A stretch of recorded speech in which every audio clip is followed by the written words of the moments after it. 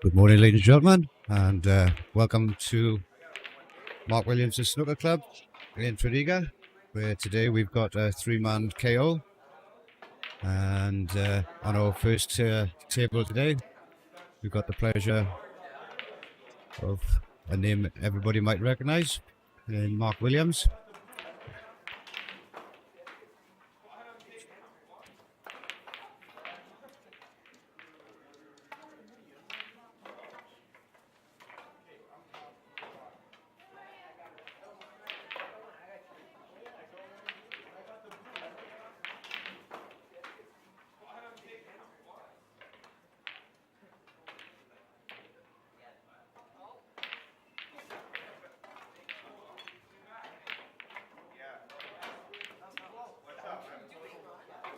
So kicking off, we've got Team Mark Williams against Team Jeremy Hill. And at the table at the moment is Master Williams, Mark Williams' son. Mark is playing with his father and his son today. The lag has just gone off. It's like Team Jeremy has won the lag, so they'll continue.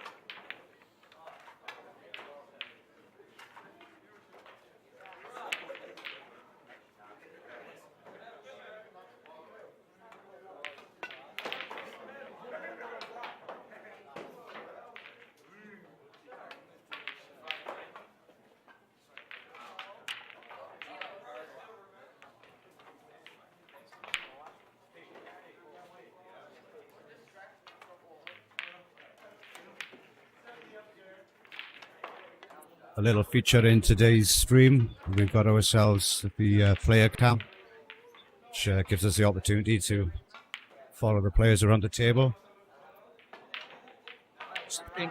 giving us a bit of an insight into how they feel.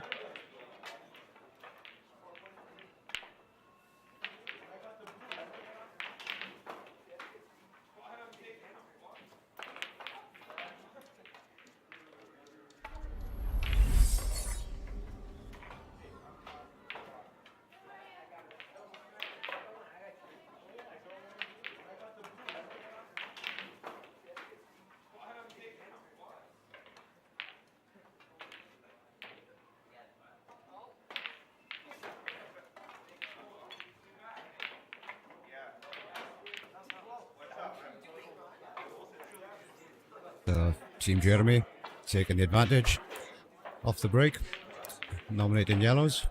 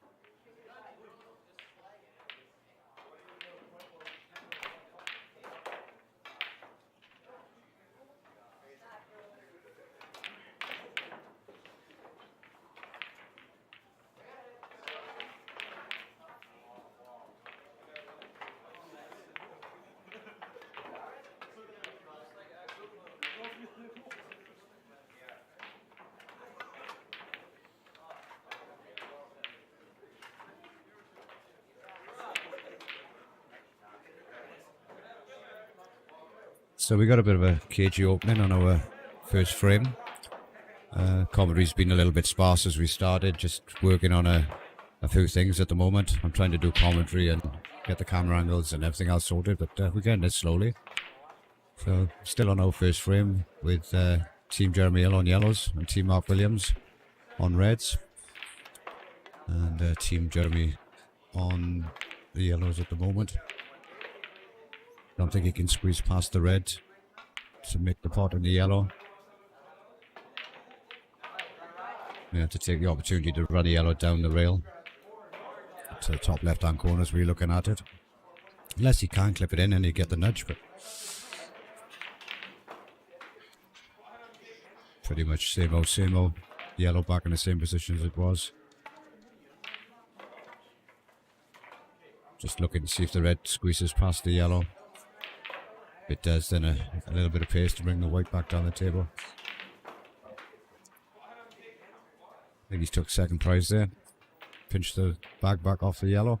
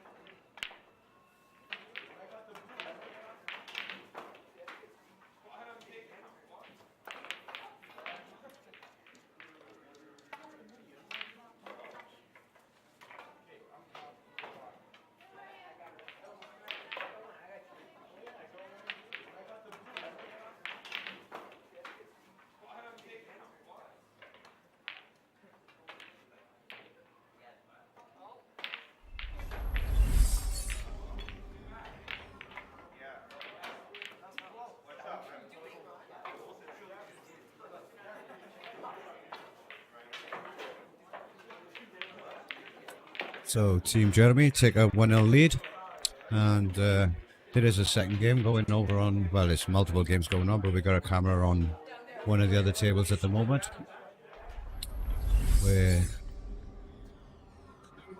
we've got Team Sean Davis against Team Darren Sheehan.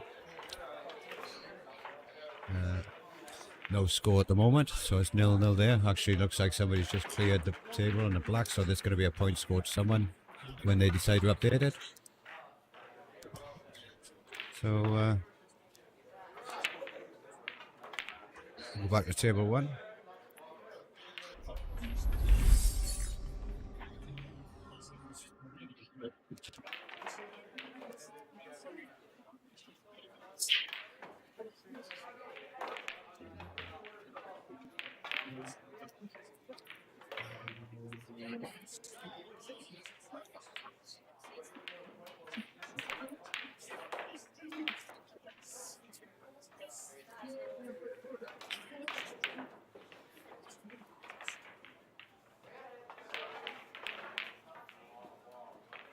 There we go. We've got Mark Williams playing, in his own words, his first tournament in pool for 33 years, breaking off in his own club.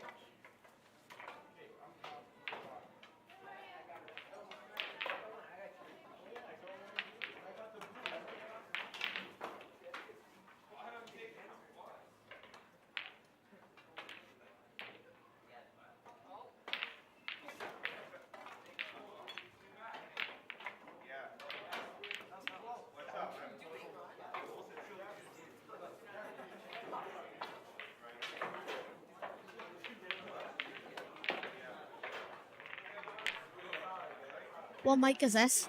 It's on. Team Mark Williams. 1-0 down as Jeremy Hill ported the black in the last frame. And Team Jeremy Hill here have got a chance if they can take these reds out and then the black. They'll go 2-0 up and have the first frame.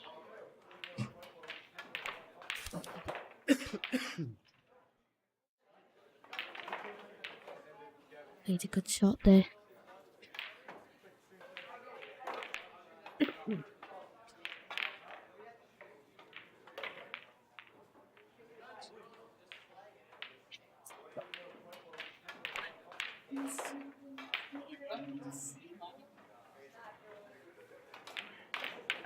We don't know what he's played there. He's nearly got the red in the middle bag. And opportunity again for Jeremy Hill's team. The black's in a nice position now. So Mark Williams could have a chance if Team Jeremy Hill mess up in this situation.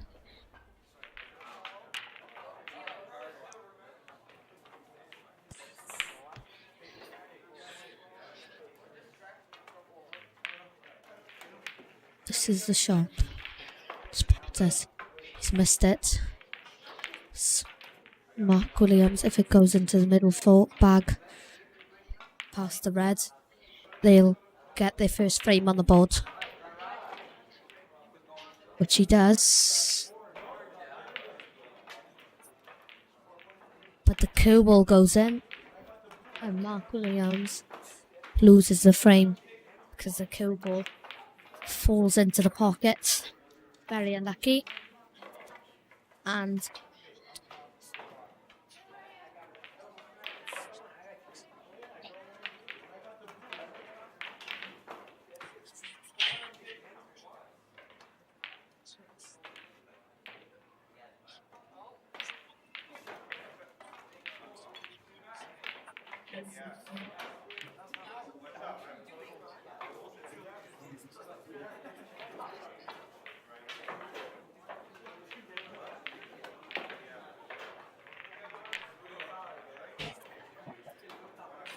Mark Williams pots the black but goes in off. And Mark Williams' team are now 2-0 down against Team Jeremy Hill. And now Jeremy Hill Cannon will be playing against Mark Williams' son, Cian Williams, in the final games of the of the singles, before the Scotch doubles begin.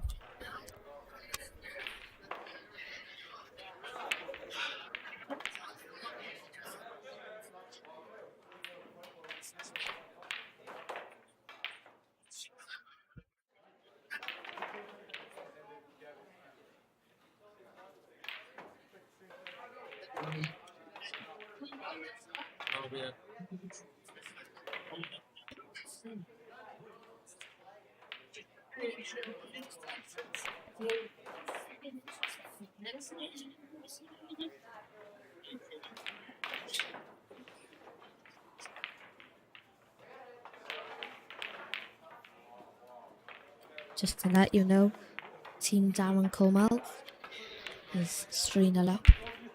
Or Team Sean Davis on table 4.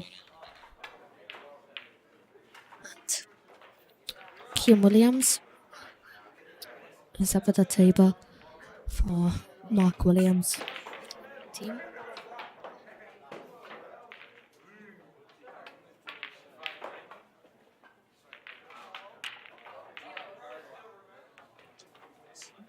The reds for this frame.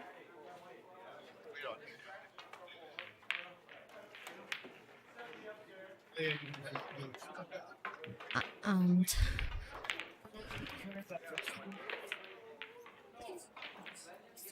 bit of a scrappy frame going on here in the third frame, and just winning off on the black.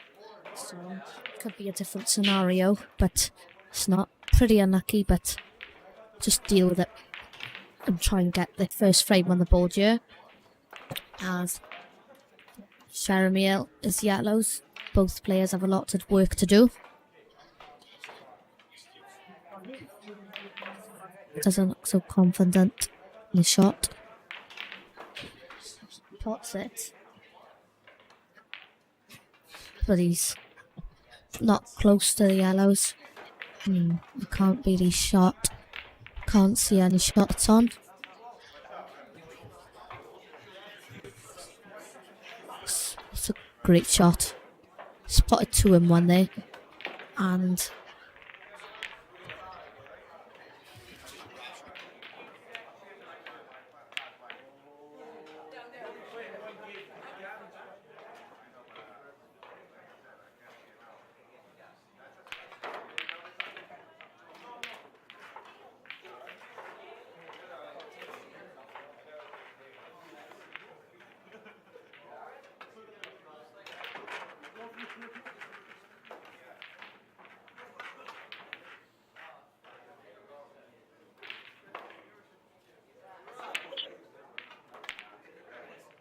Kian Williams at the table. It's a little bit of screw back there. The red screws. Still got a red that goes past the yellow into the top right hand corner, which not executed. Jeremy can come back to the table now and maybe take them 3-0 up. Got to develop a red.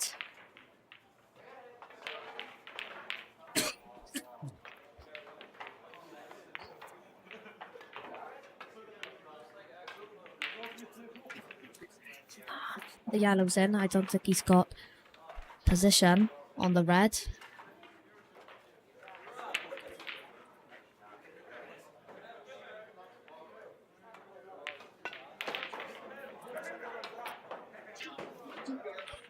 It's a great shot from Jeremy Hill, and he's left the yellow now. Getting on the black may be an issue. Of course, they want to go 3-0 up.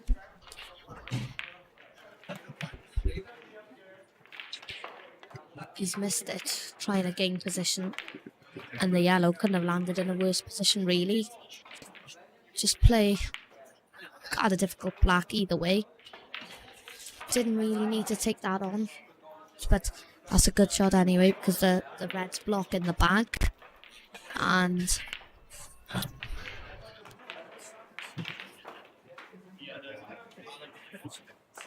could be.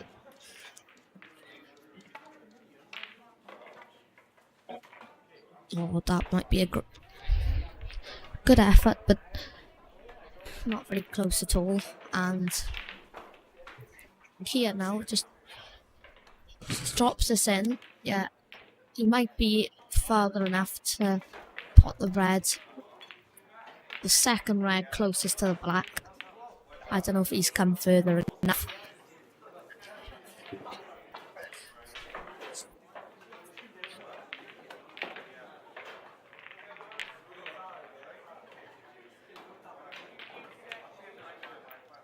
Don't know what he's tried there, and Jeremy can pot the yellow, and because of where the yellow lands, might be on the black. Yeah, difficult black, but pots this, and Team Jeremy goes 3-0 up.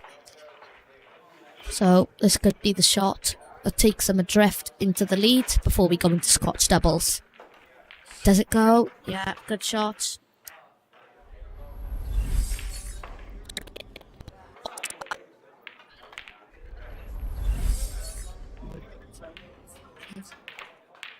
They win.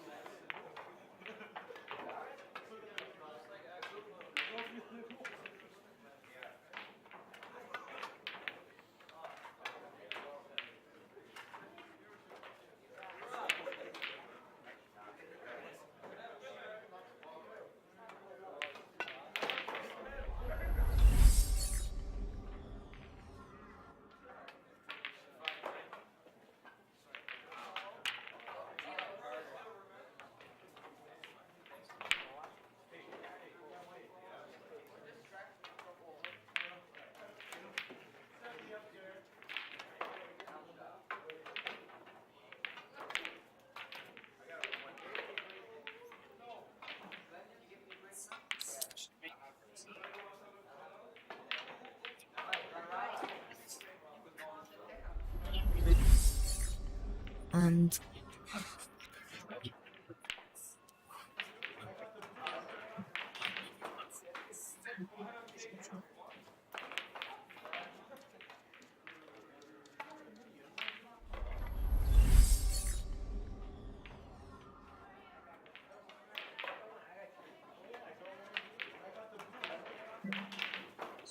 the start of Scotch doubles here, going into frame 4 between David Sharp.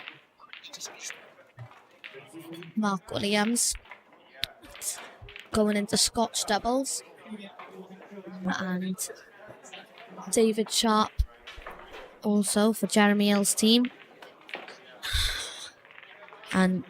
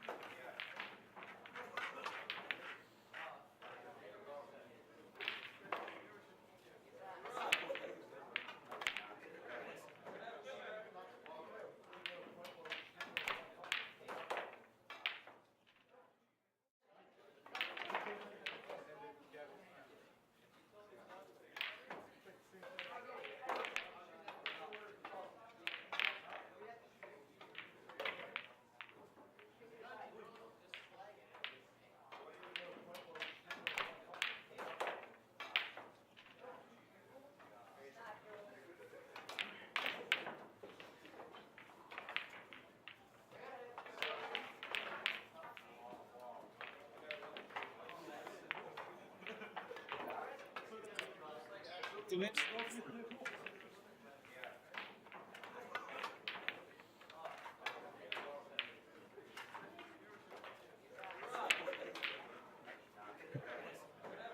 right, sorry about that, the mic was just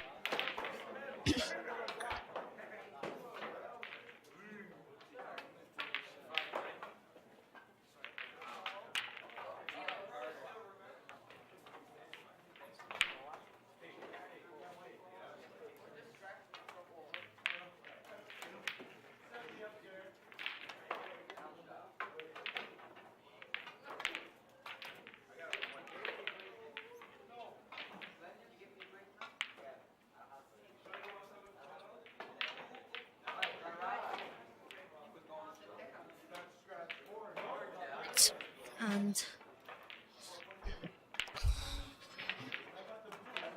team Jeremy Hill, a red. It's the red to the bag, and as he apologised, opponent Mark Williams looks fierce into the shot he's going to play next. Of course, this is his first weekend tournament. His boy has played in a couple of Black Ball Tuesdays, and he played on his first on Tuesday, and he lost to the eventual winner, Alan Stokes. But I'm sure that didn't take much of an effect on him, and him and his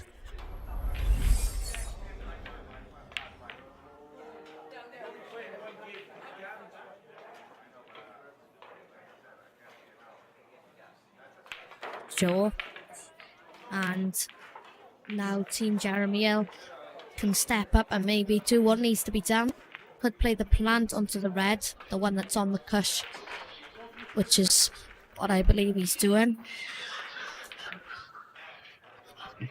It's a good shot. Can leave the red to the middle bag. Just get these ones down near to the bulk cushion away first.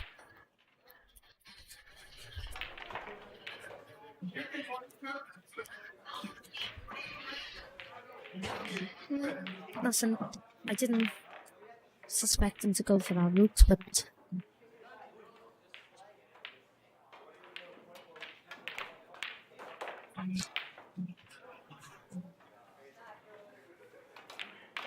come and pot the red now, just drop on the red for the cushion. Yeah, stunned them both into trouble. I don't really know if the red did go, but they've put themselves into a bit of trouble now unless he can play the double past the yellow nearest to the black, which is what I think he's doing. He'd get the red out in doing so. He's tried it. Not close, and I don't think he's tied the black up either way. And that's a great shot. Any touch harder, the black would fall in. And Mark Williams now and his team have got a good chance if they concentrate here and take the balls. They've got a good chance they could get their first frame on the board here. And that'd be a start.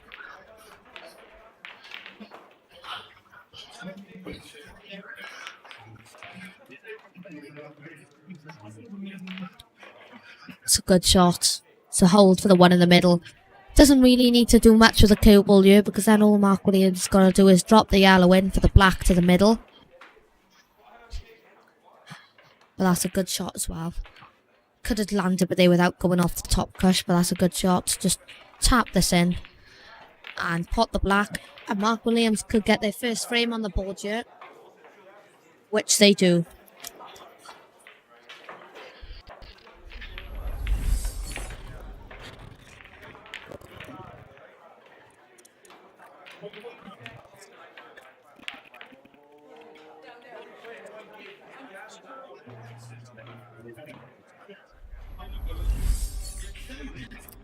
They take a good bunch of yellows.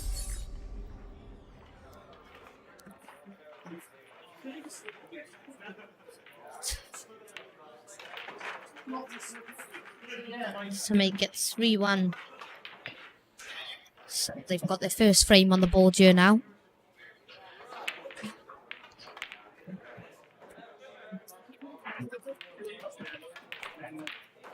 Team Sean Murphy is 5-0 down against Team Darren Coleman. And Sean is yellows and could put Darren into a little bit of trouble here. And that game is not going the way that Team Sean would have probably hoped. But they can just keep their concentration mode on and keep trying to win to potentially get some frames back. And sorry, I'll correct myself. Team Sean are reds.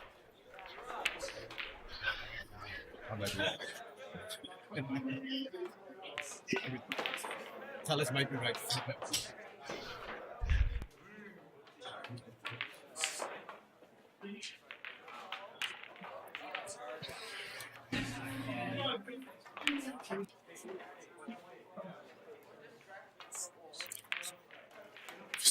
Looking, I think, if the white can pass the yellow on the cushion.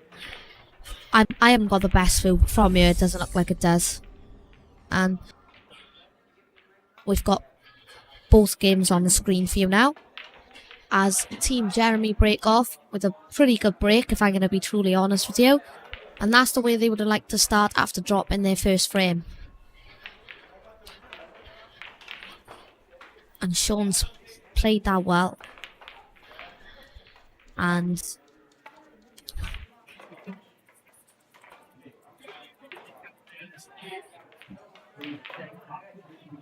I can't see an easy yellow. And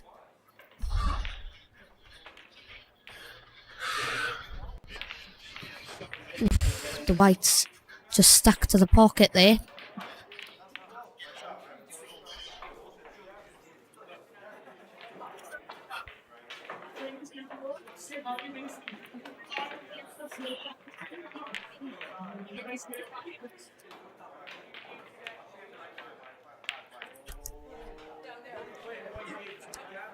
Two very good games on the TV table here. And both Team Mark Williams and Team Sean Davis could have a little bit, need to do a little bit more fighting to get back into the game. But if Mark Williams wins this frame, they're easily back in it because it'll be 3-2. Oh, that's a great shot from Darren Coleman as he blocks the red off, which was the idea, of course, and that's a well executed shot. Team Sean Davis are in a bit of trouble here.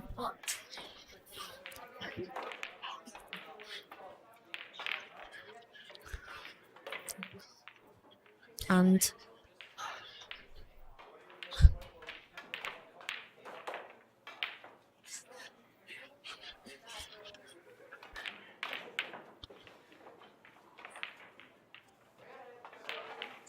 Sean, oh, the red comes a bit close.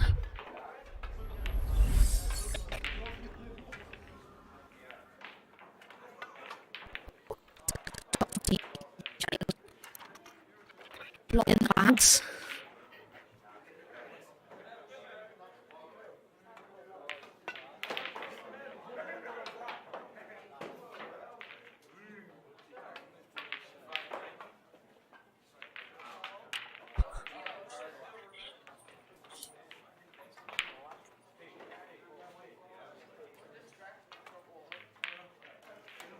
Team Darren Coleman will be going for the take now, and then they'll be one frame away from being the first team to go into the quarterfinals here at Mark Williams' club. These are all takeable yellows. And a couple of good shots from Mark Williams gives them a chance for this frame. If they can both,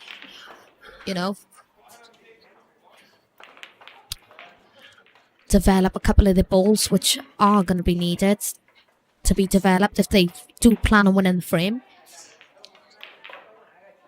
I think there's only one red that's... Well, two now. Two reds that are tied up.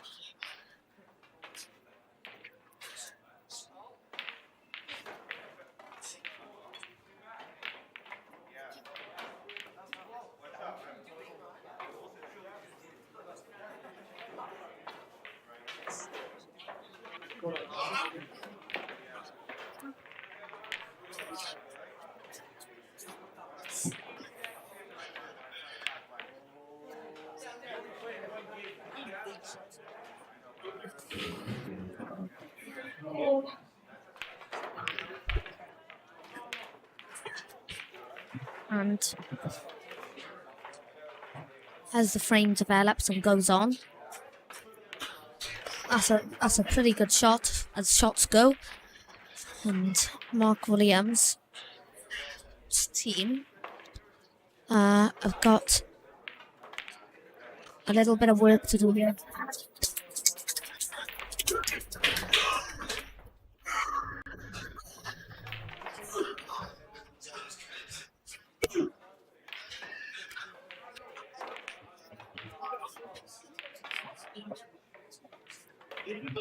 Lovely to see so much fun and pool going on. It's what everybody wants, really. And this is going pretty good, and the way that Team Jeremy have developed this frame is incredible, really.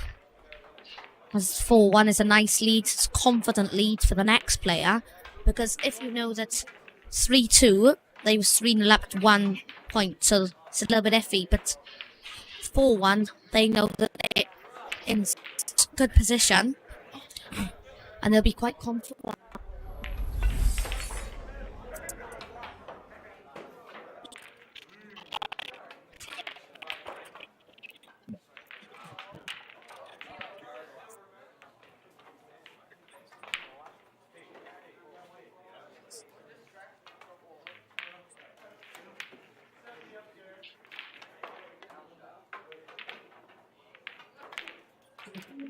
Lots of nice reds now.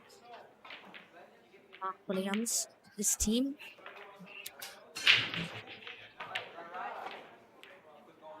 I meant for Jeremy L's team, but that's a Oh, an unlucky shot.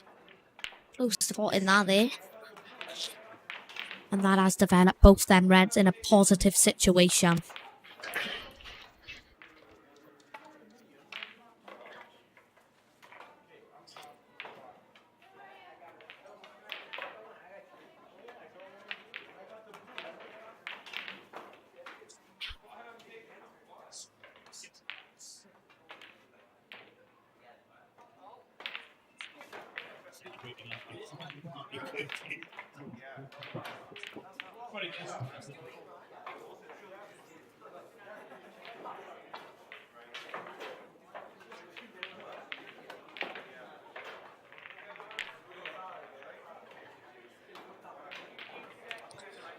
Go off the cuss here and pop the red, which is what he's tried. It's a bit off, but that's still a positive, unique shot.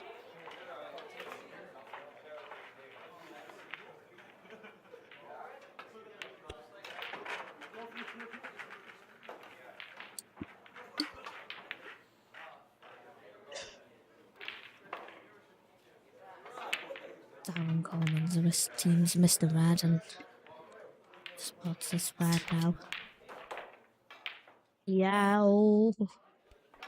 Wobbled and maybe not the easiest shots when you're 5-0 down. The yellow. And that looks potable from this angle as well. Which it is. Pot the black and they'll be one frame away from going 6-0 up in this match against Team Sean Davis. Which they do. That's a great shot on the yellow.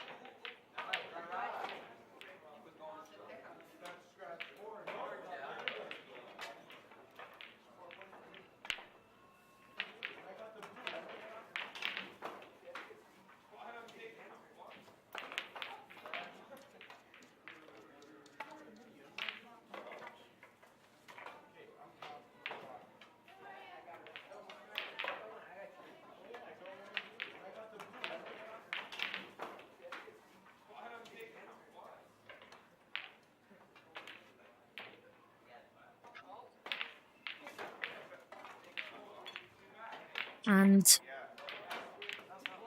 pots the black. Team Jeremy got 4-1 up.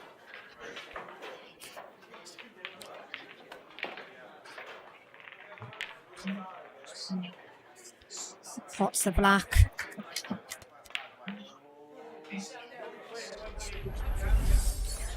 And they play a good frame.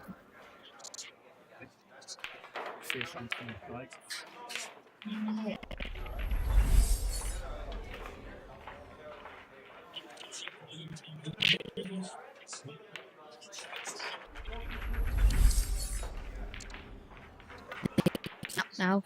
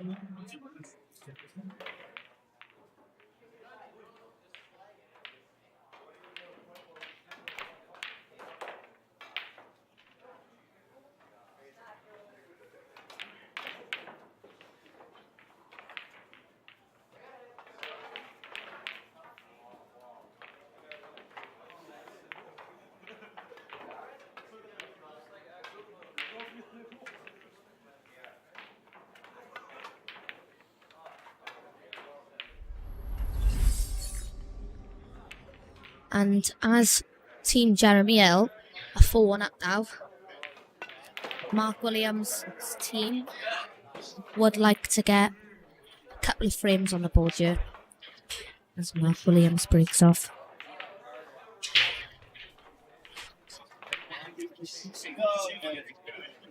Pops the black. So now Mark Williams breaks off again. It's not like the ultimate pool rules or anything, it's just normal rules. Black, the re-wrapped frame. Mark Williams breaks again. Score stays at 4-1.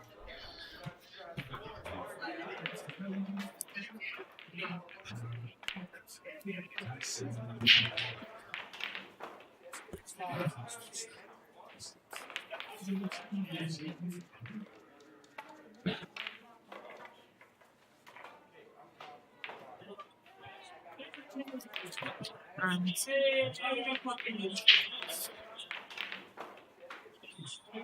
seeing Mark Williams breaks off again. But this time, his drive. Again, Jeremy looks like he's going to be involved in a scrappy frame. Well, not really if he takes reds, but the yellows, that does have a little bit of developing to do. Yeah, reds is the colour. Only have to develop one ball really.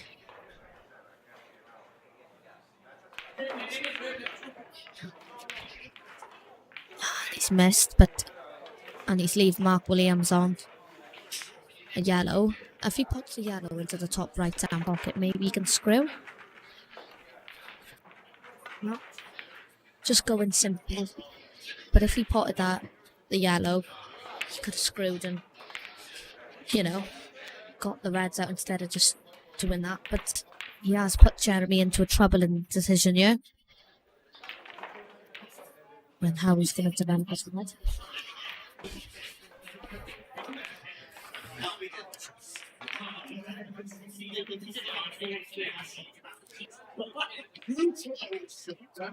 As we go into frame 6 now.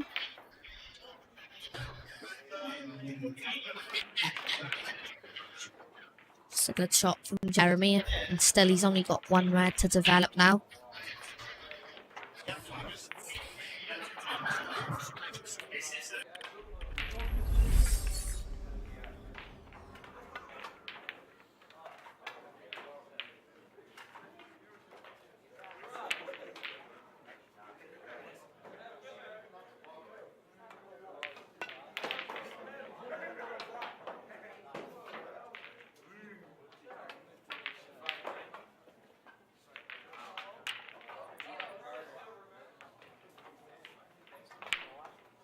And Team Sean Davis have got to win 6 frames on the trot to go in,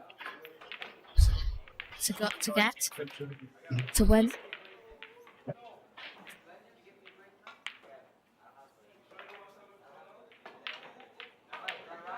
And Jeremy tried to develop a red there, and instead he's missed the red, come on and off down the cushion, and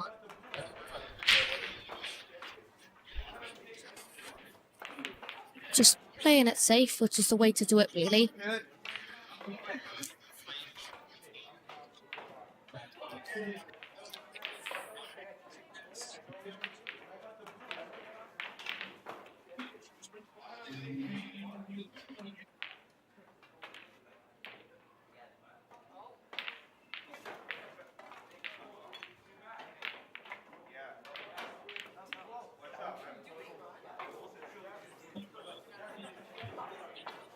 Get a job from this.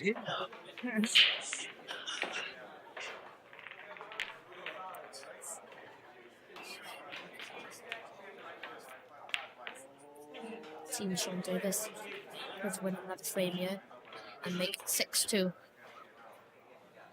in their game Scotch, which they do. Oh, sorry.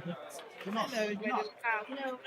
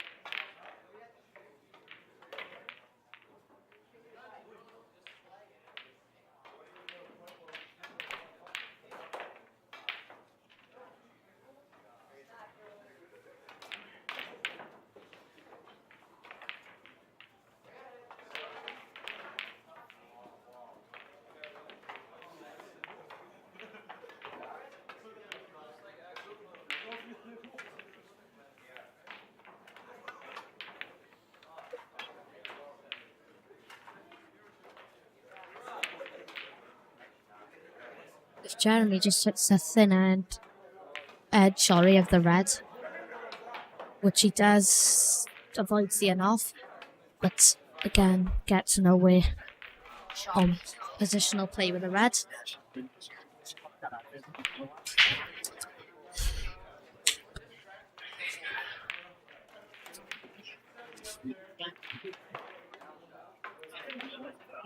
And as it's 6-2 to Darren Foreman on Sean Davis's table.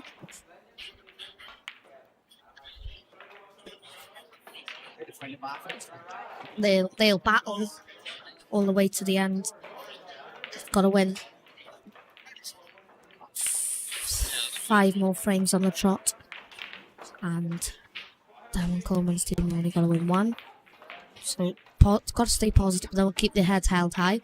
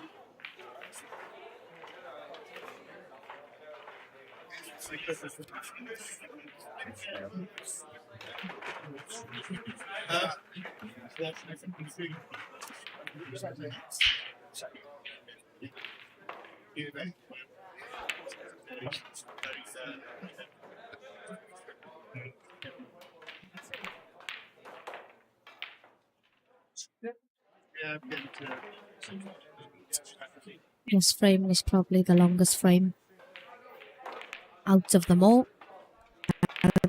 There to go on and off up the table. He's now put 2 reds in a nice position compared to what they were before he played that shot.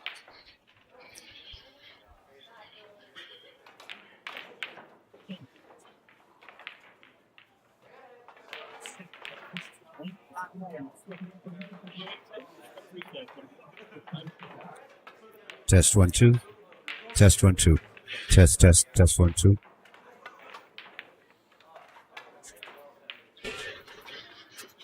Test. Test 1 2. Test 1 2. And Test. just to update you, Test. Curtis Lee's team have won 7-1 in their first game.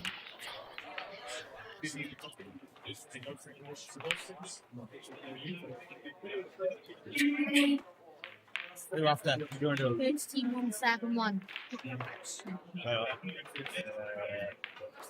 They'll update a bit.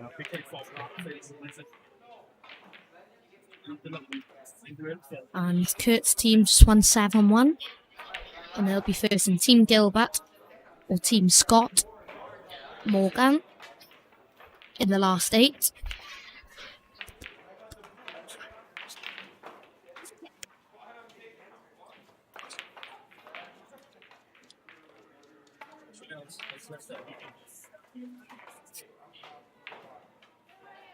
Jeremy will just pots this red now. It's the red.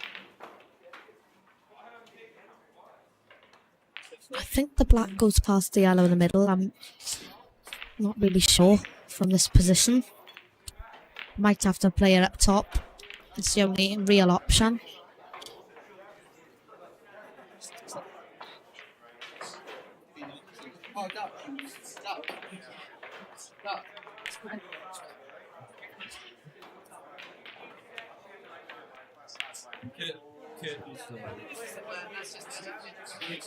And he pots the black. And that's a good shot from Jeremy.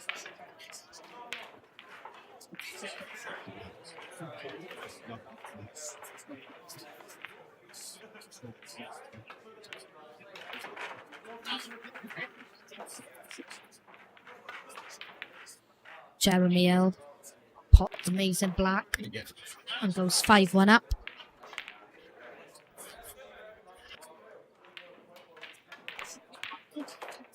Mark Williams now needs 6 frames on the trot,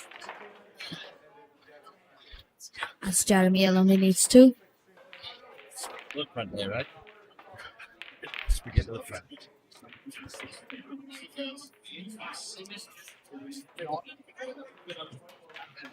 We're going to have a result.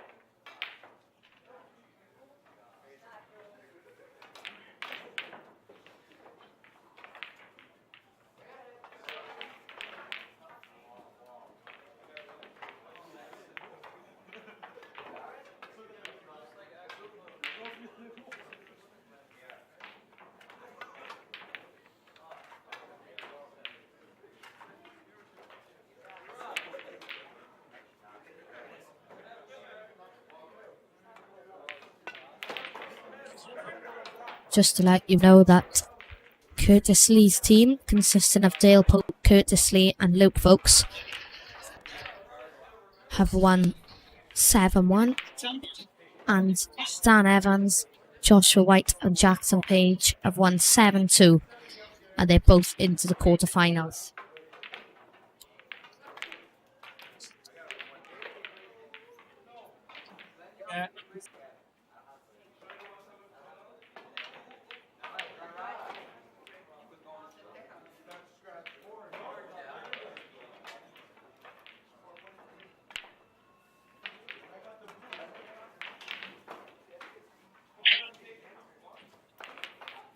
Team Jeremy will break off. Win this frame, they'll be the favourite.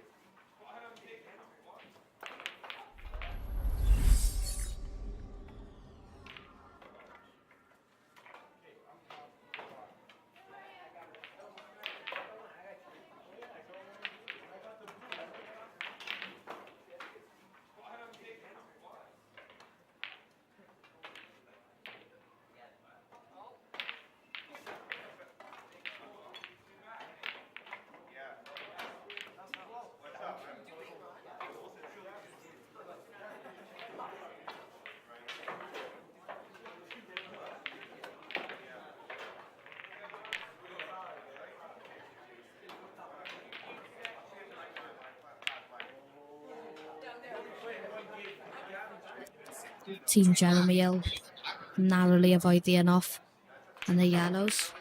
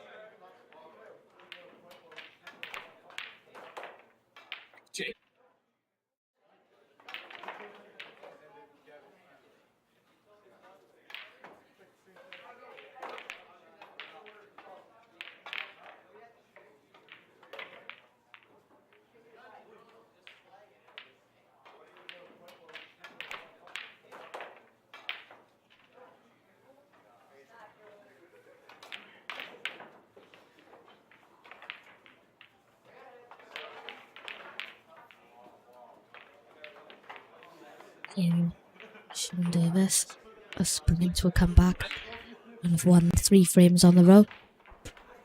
And they're now only 3 frames away from Team Darren Coleman.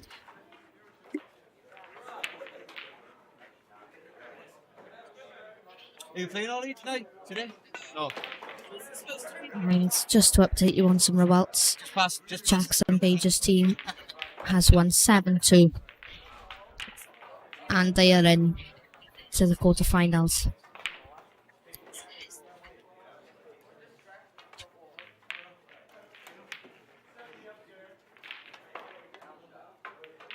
Jeremy Elliott.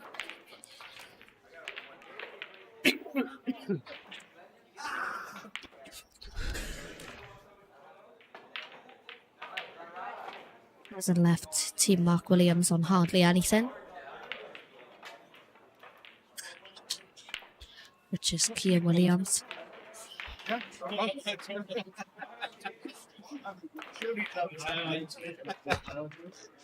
Team Darren Coleman.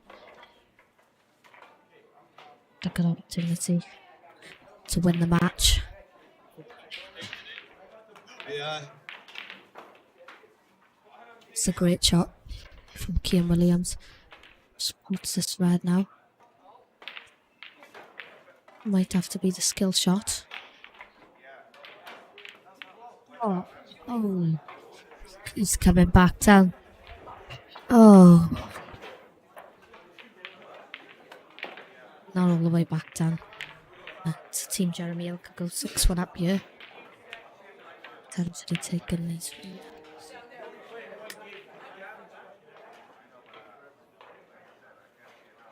I know.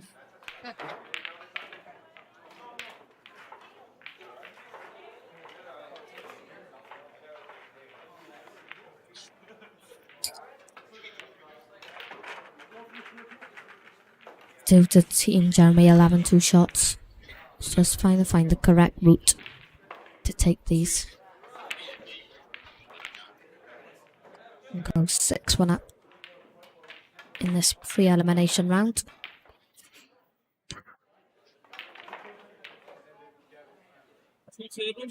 The winner of this will be playing Team Connor Caniff in the round 16.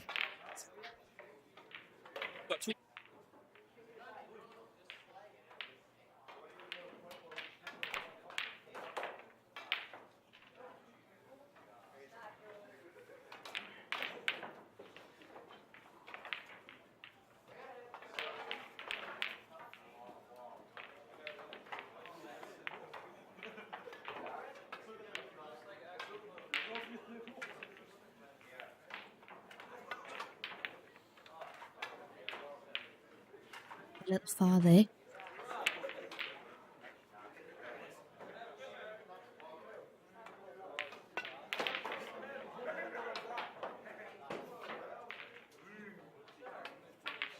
Okay, staff, we're going to go today.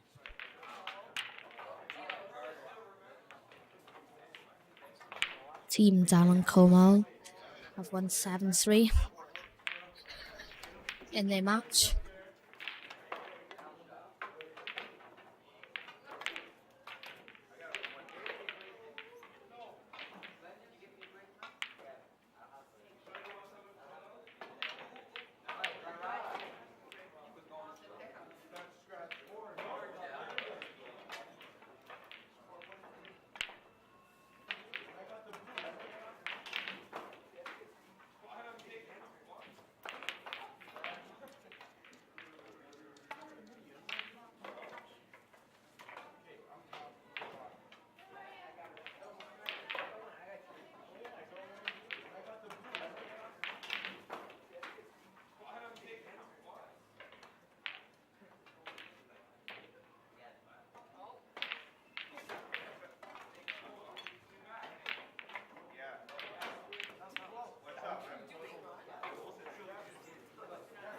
Just to update you. Team Darren Coleman have won 7-3 against Team Sean Davis. Into the next team. Into the quarterfinals. And they'll be playing Team Lee Loftus or Team Mark Leyland.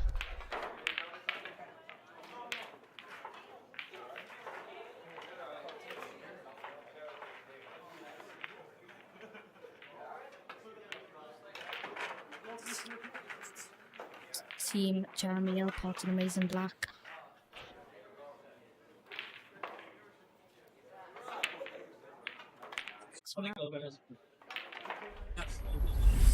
Buzz.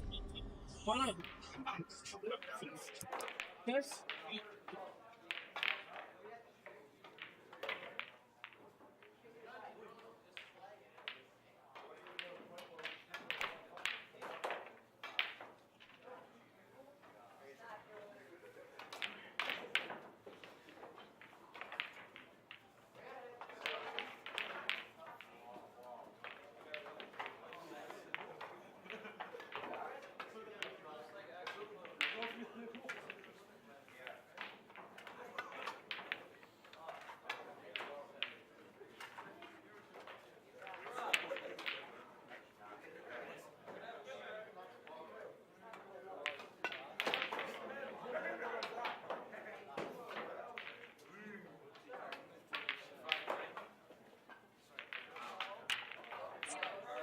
Team Jeremy Hill will have the break to potentially win 7-1.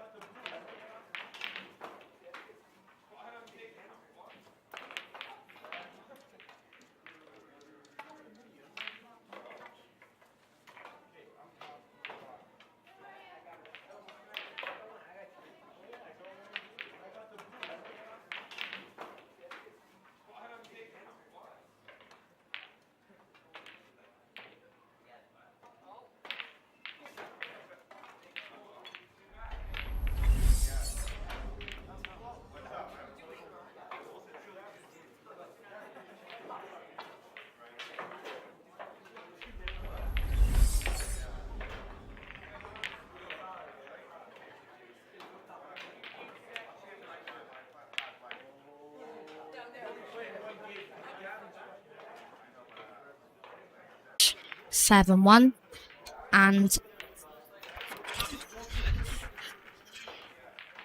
go into the quarterfinals. Sorry, they'll be going into the round of 16 as this is a pre-elimination match.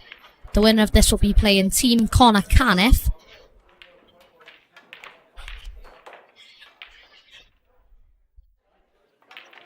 And as this is Scots, it'll be a nice way to end a good team pull way.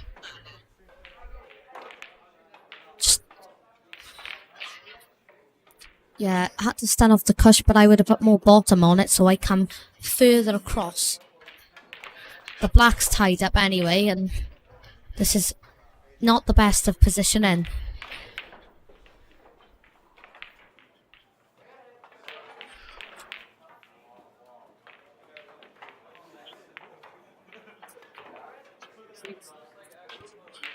Just panicking about getting on the black.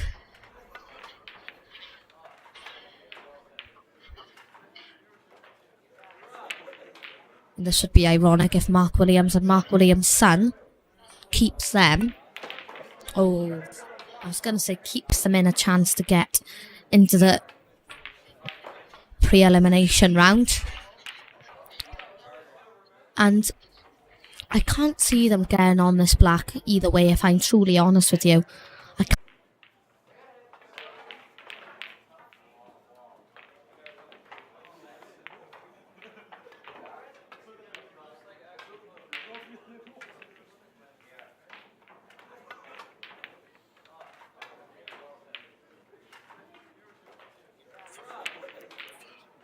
And 6-2. Still 5 frames required for Team Mark Williams and only 1 frame required for Jeremy Hill's team. And it's Jeremy Hill.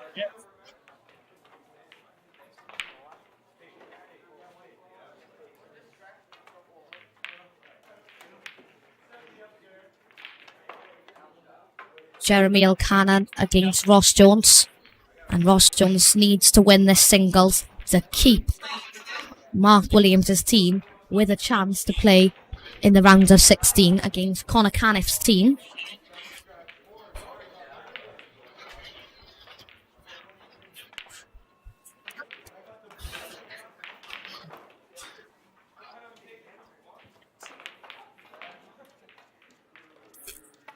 And just an apology for our viewers at home. Unfortunately, we're having a few internet issues, which is out of our control. We keep dropping out the signal, so hopefully it'll rectify itself as the day goes on, but we'll just deal with what we can deal with for now.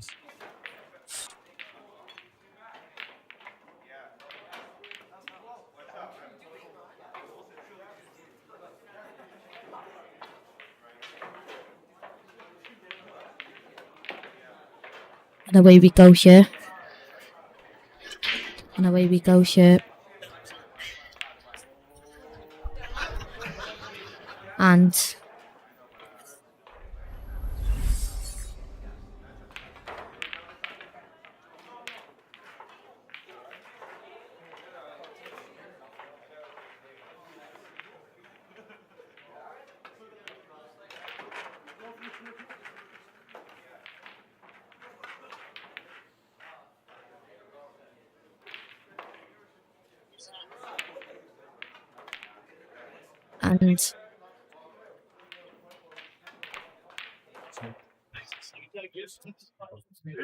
Team Jeremy will take this opportunity and they could win 7-2. That's dragged a mile.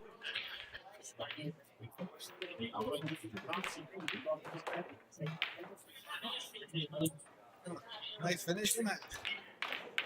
It's finished. Voss. I think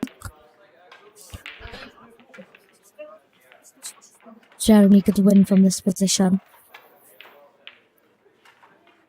but it has to be a little bit of hard work in order to do that, and maybe not playing shots like that, because they're just giving the other opponent a chance. And 6-3, you never know what could happen.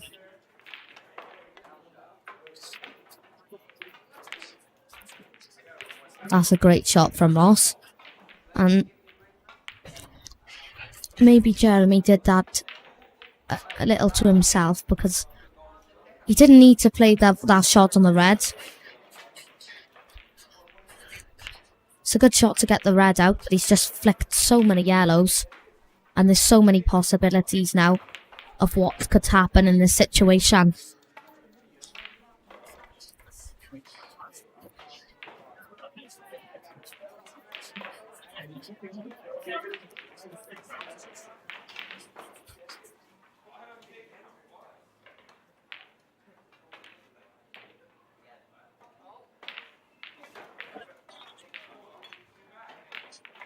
And everybody's drawn to this game now.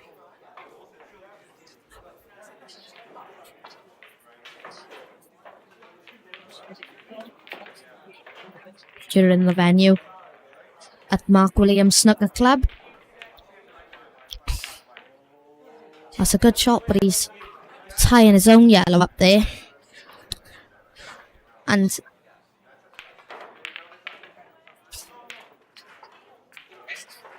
there's so many different things that could happen in this frame. Yeah, it was out. Jeremy slowly. His reds, or in other words, getting them away from where they need to be. That's a good shot. Because he doesn't have to do it, but Jeremy will taunt hit his red, which is exactly what he's doing here.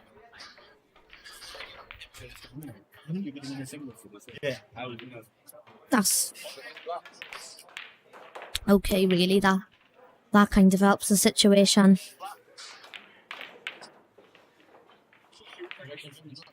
Great shot on the yellow there.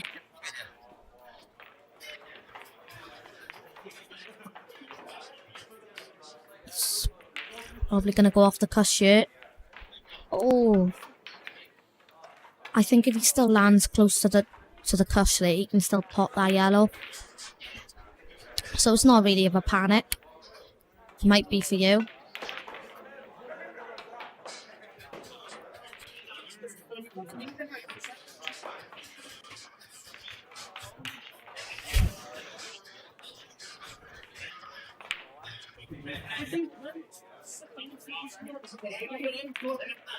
Snipping this to the middle, I believe. Trying to flick the yellow away. That's a great shot. That's a really good shot, and because not only has he potted the red, he's got the red away from where his red was in trouble, which was by the yellow, and he's just made the situation now a match-winning chance for Team Jeremy L.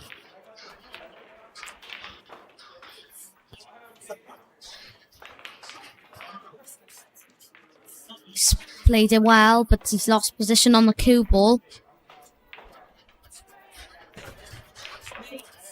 Kind of did that to himself. Of course, he obviously wanted the plant, but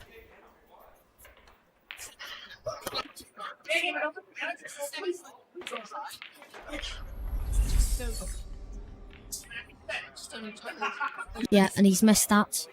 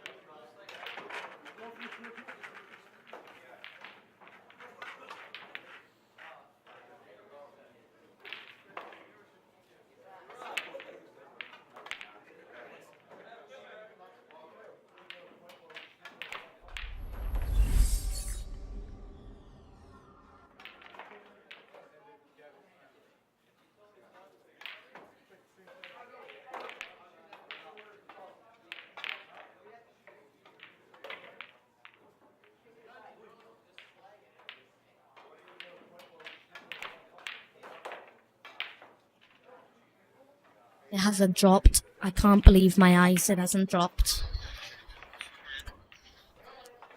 The question is, what does Jeremy L do in this situation?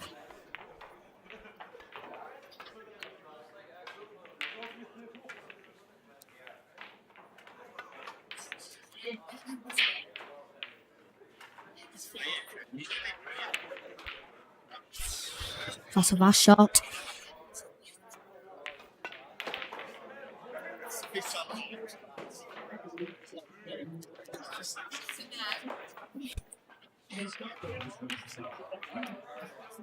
And the question is,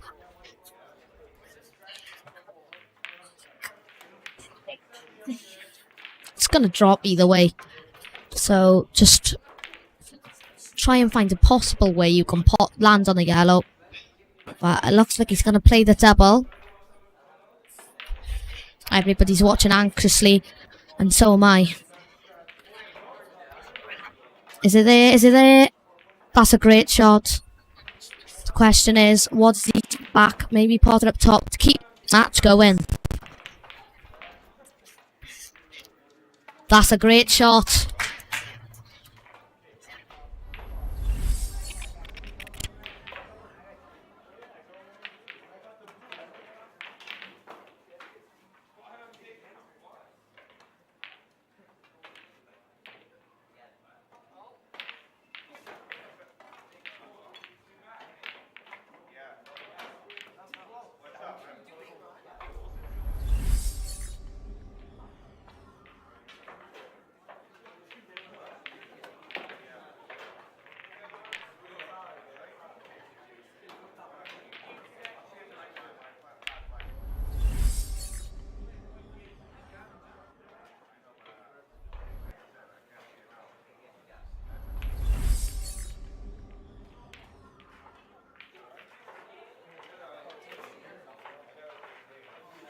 Well, a great frame. Amazing black was potted from Ross Jones.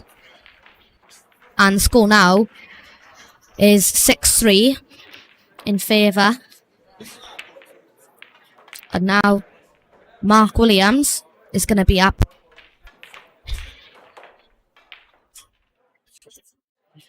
Team Jeremy Hill are going to be breaking off here now.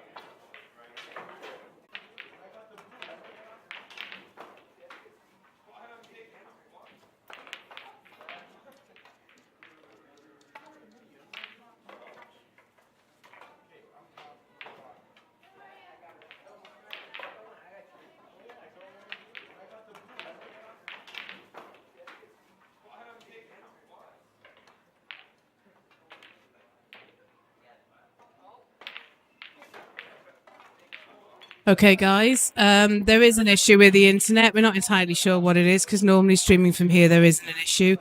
But Scott, once he's finished his current match, he will come back and have a little look at it and see what he can do.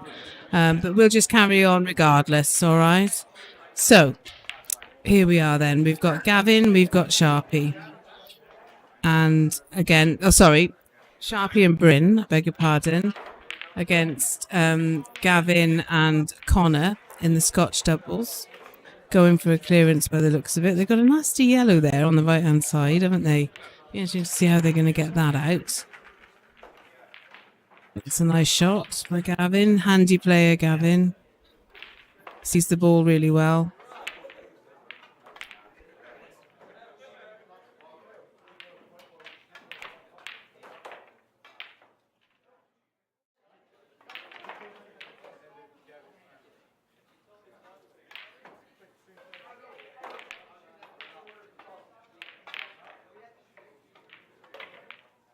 Okay. Joe, that's probably not a bad thing because of the yellow on the right-hand side. Buy themselves a bit of time to try and move it, get on it. So, Bryn and Sharpie, let's see what they can do with these reds then. Again, they've got two difficult balls there, haven't they? Or three, arguably, with the one on the top cush. Depends what you perceive to be a difficult ball.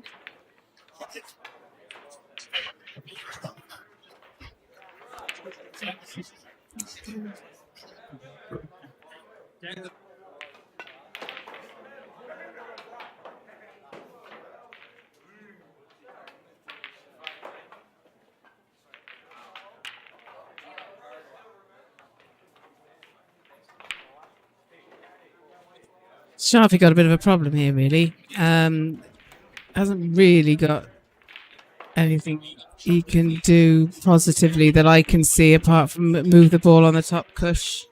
And again, try and lay a snooker if possible. Also, but the thing is, what he doesn't want to do is leave them the option to move that yellow on the right hand side.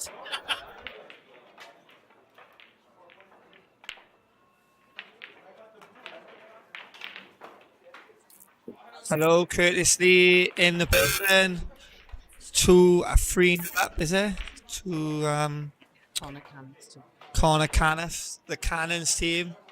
Curtis Again, Lee in the building. Jeremy Hill. Okay, guys, I've got no control of the commentary now. Curtis Lee has turned up. I've no idea what's going to be said or not said or anything at all. So let's see.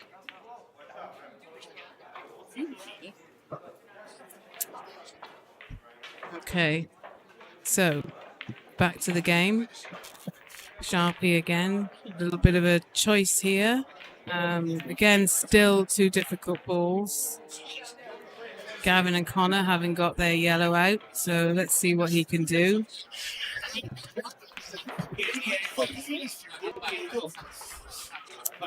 Okay, well, he's got Brenner's shot on it. Better than not a shot on it.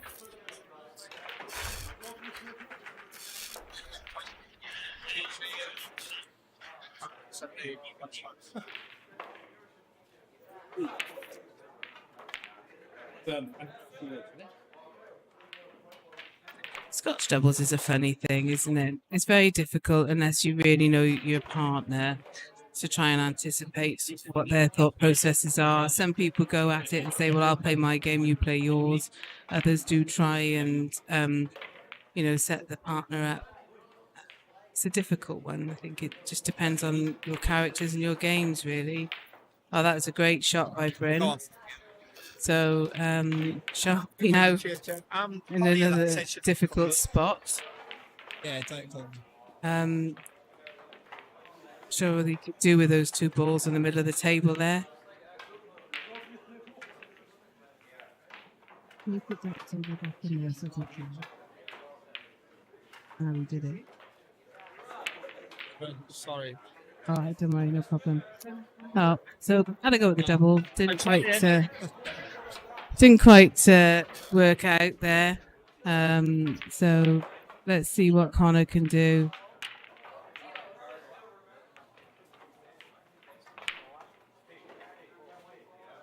Right, okay. Is he going to come too far? Or is he in? No, I think he's left having a shot. Tight into the middle. Shot.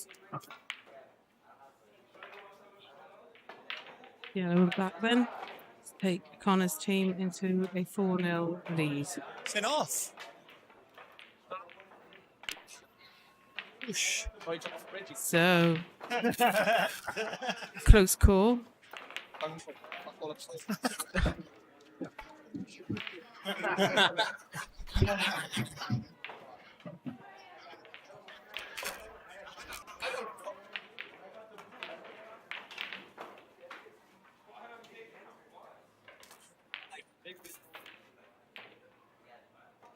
Nasty queuing that was, to be fair. So, last bite of the cherry you'd suggest for Bryn and Sharpie. See what they can do with this opportunity.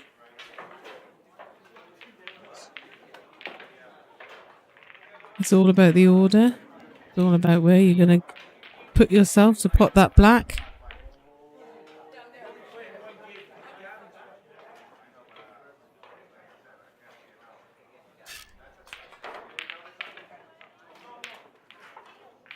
Okay, so I believe Connor can see that black. Not sure what he can do with it though. How much of it he can see to do anything with. But we'll soon find out. Oh. Oh dear, right. Okay, so. Thank you. Okay, so 2 shots. Sharpie's visit. How would you approach this, guys? I think for me, and I'm sure Sean will correct me even, because he's on his way back from the bar with a handful of pints. I would probably get that bottom red off the cushion and leave myself for the middle bag, just to make life a little bit easier. And hopefully then it's just a couple of drop-ins without making it too complicated.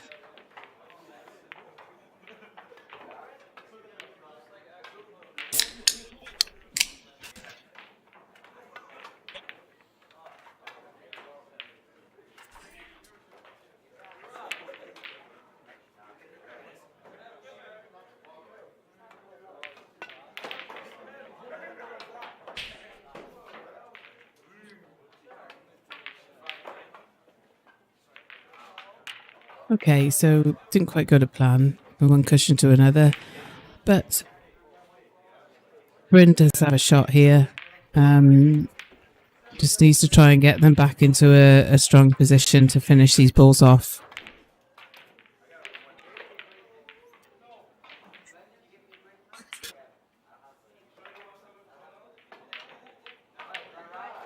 Sorry guys, I just realised that Kurt's got up and walked off and left his mic on, so sorry if there was a lot of noise going on there.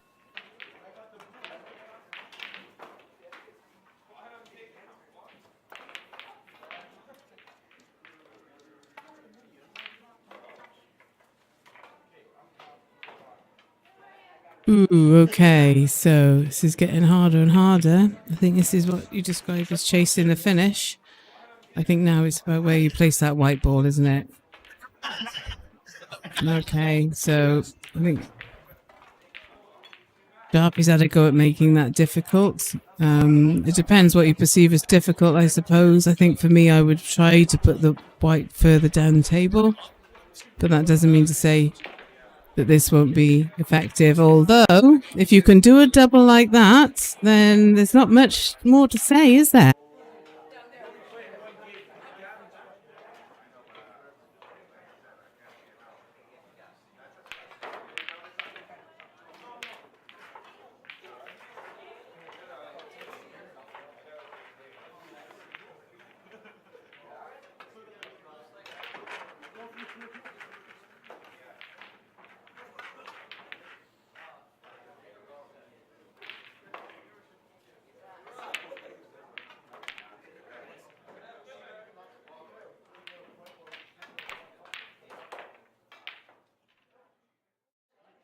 Okay, guys, coming up next, I think we've got Sharpie and then we've got Gavin.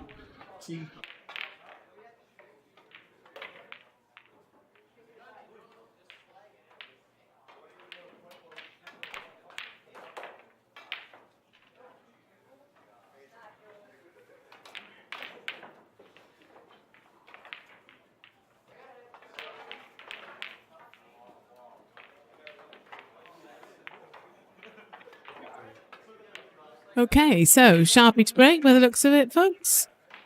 Let's see what he do. He's had some entertainment from him already today with in-offs and balls bouncing out of pockets and all sorts of things. So let's see what his break's going to show us, shall we? Okay, well, he definitely meant that. But he's gone dry.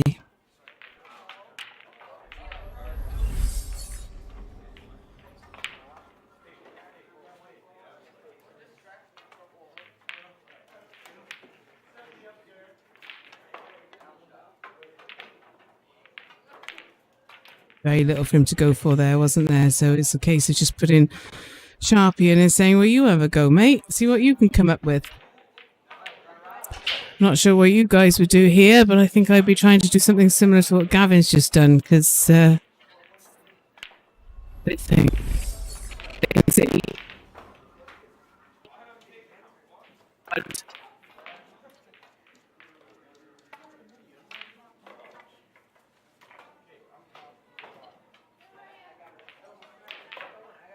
okay. Yeah, so I think Sharpie tried to do a similar thing, although I do think now we've got a chance here for Gavin to go for. He's going to have a go at this red. And then these are here for a player of his caliber. These are here for him to take out, and I'd be very surprised if he didn't take them, to be honest with you. Very strong team, this team Connor, Cannon, whatever they're calling themselves. Very strong. Very capable. See them regularly playing around in the different tournaments that run in this area. Well-known players.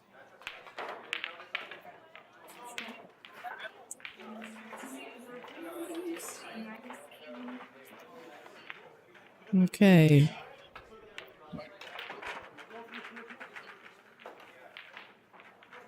I think that the red that's with the yellow will cut into the middle.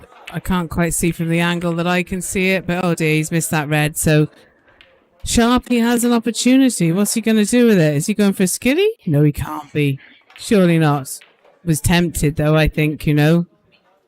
I think he looked at that then and thought, you know what, I could get that. And then he changed his mind.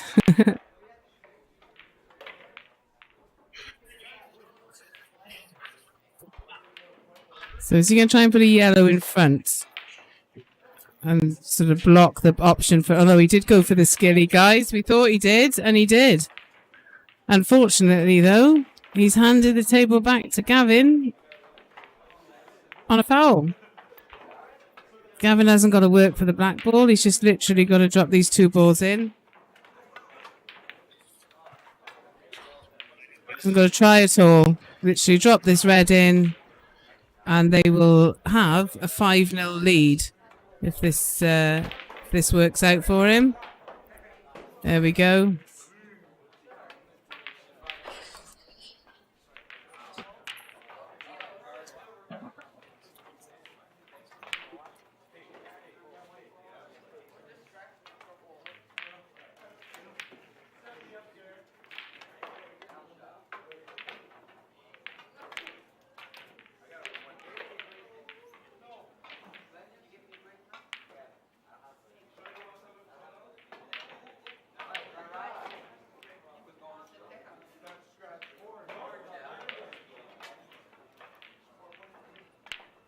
Okay, guys, so Mr. Hill Cannon, the name of our team for this Abergavenny side, supporting autism awareness with their wonderful shirts. I'm not entirely sure who his opponent is yet. We will soon find out, because at the moment, Team Connor Cannon sat having a natter and a laugh. So we'll see. Right, I've just found out that it's Connor going on now. So he will be playing Jeremy. Jeremy's break.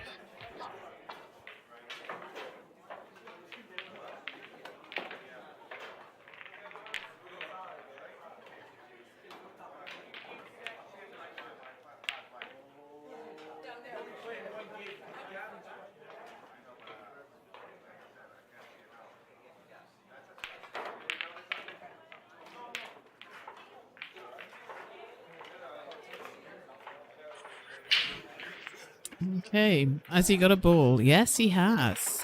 Yes, he has. Let's see what... I'm not sure what went down there, guys. But, oh, it was a yellow. Okay. So, he has got a choice, although the opportunity on yellows is easier to start with, but not necessarily the right colour set. So, he's got a problem there on the left-hand table with that red and that yellow. Something would have to happen there. Okay, so he's dropped his first yellow in. Yellow's in play. What's he going to do with this?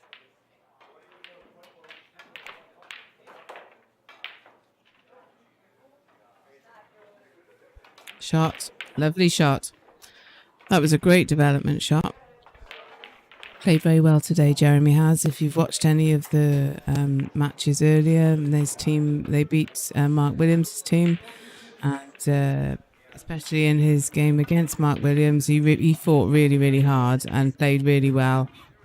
And he's looking good here as well, isn't he? He can come back off this yellow now. This could be a break dish. Should be a really nice thing for them to happen, considering these... Oh, no. Oh, it's just... I think that was commentator's curse. Could have been. So they're 5-0 down, and I thought he was going to get a break dish then, guys, and turn the tide. Okay, so what's Connor doing with the reds?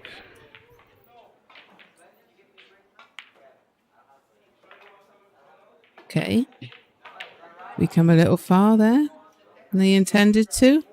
First shot, so sometimes that bit of adrenaline can take over, can't it? Put you in a little bit of trouble. Do it all by yourself. That's a nice shot. Right, okay, so back in position now. Now off this red down the table.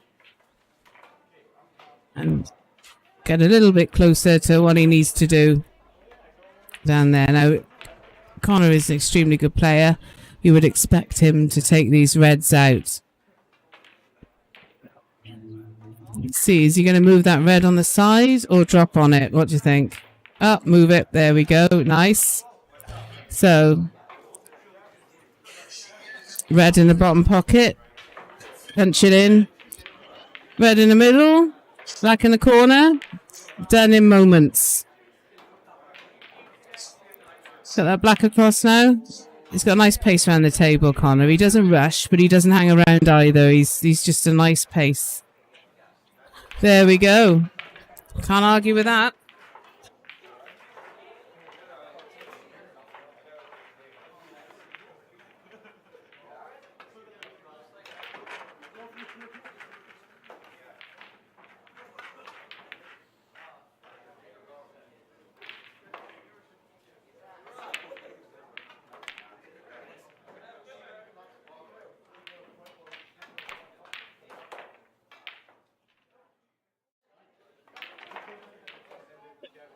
Okay, so we've got our unorthodox Kieran and Bryn Rowland.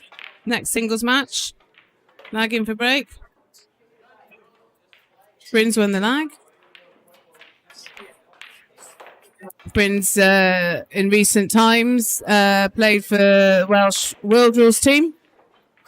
He went and trialled, put himself out there, had a go, did well, got a place. So he takes his pool seriously, works really hard. He also crafts cue cases, like proper carpentry made cue cases, no cheap stuff, proper oak. And does a lovely job. I think that it's Dexter and Oscar cases, it's called. If you've friends have been on Facebook, I'm sure you've probably seen that.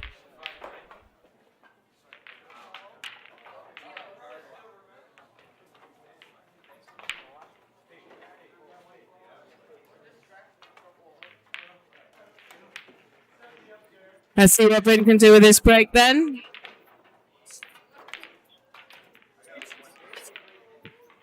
Using a break cue.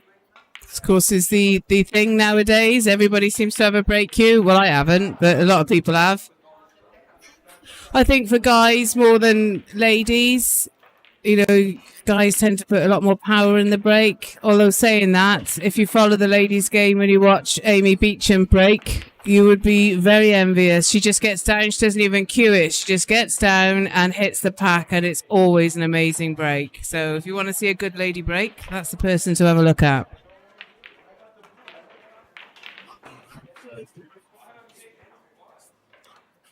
Okay, red's in play for Kieran. Let's see what he can do. He had a bit of a funny frame earlier, didn't he, against Jeremy with quite a few missed balls, and then oh, here we go again. And then he potted a black and almost went in off, but didn't quite. So back to Bryn then. Bryn's on yellows.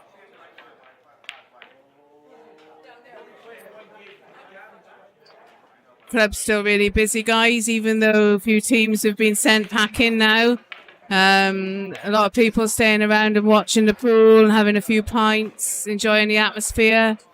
Nice bit of music. It's really nice atmosphere here. Come and join us if you're not too far away.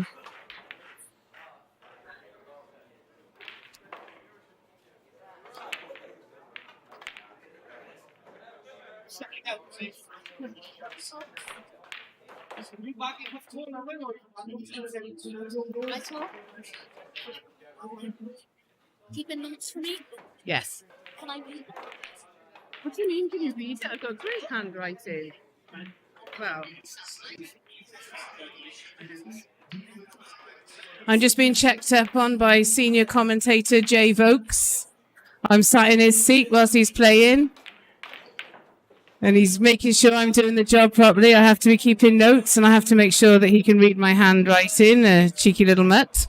But Jay is just a delight, as I'm sure you know. Very confident and able lad who comes on Tuesday evenings, Blackball Tuesdays, and his game has improved tenfold. His dad is obviously Luke Vokes, IPA pro. And he just loves his pool, and he's just a great addition to everything that's being done here. And he's confident. He'll commentate. He helps run Tuesday nights. Gives Curtis a hand. Always does a football card. He's an absolute delight. And he's a credit to his mum and dad, to be fair. Right then, so back to Brinley. On yellows. Is he going to try and screw across?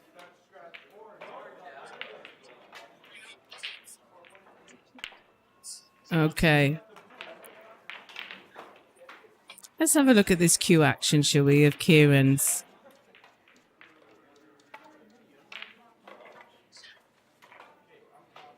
Oh, I can't see it. Typical. Let's have a look next time.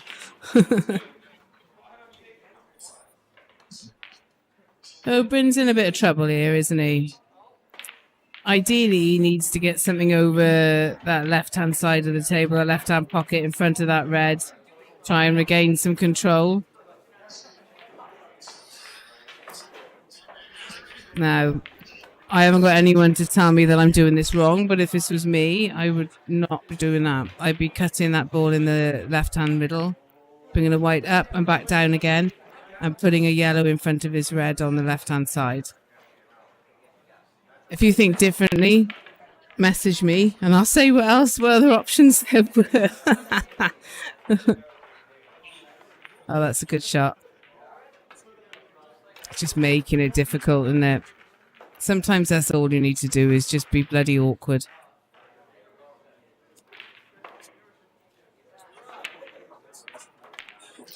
Right, okay. Serious stuff now. That ball's covered. Well, partially covered, I think. I think maybe you could probably get to the far side of that red, looking at it.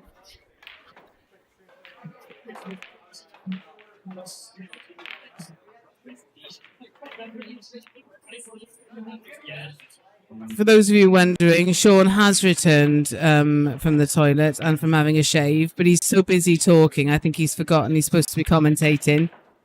He's, Sean, if you know Sean, he loves a natter. So, yeah.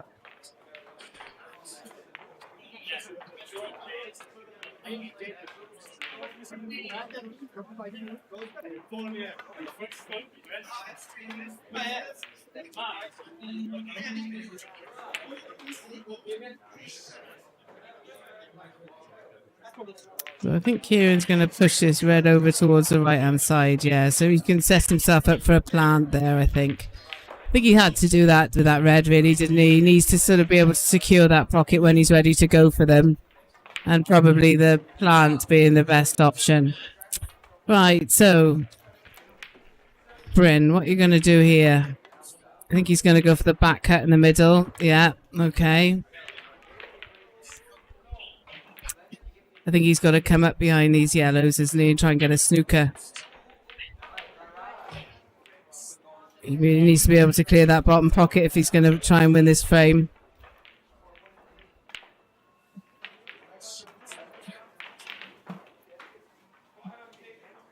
Is he going to clip off the one yellow and try and come behind the... No, oh, called that wrong, guys, sorry. I think I would have snookered, but he was feeling bold and decided to go for it. That's fair enough. So, Kieran, what you got? Okay. I wonder if that yellow will go past those bottom reds. This is where it's frustrating and you can't see, isn't it? Hang on, I'm going to have a look. Do you know, I think it might do. Played rightly. If Britain could take that pocket, that would turn this game around, really.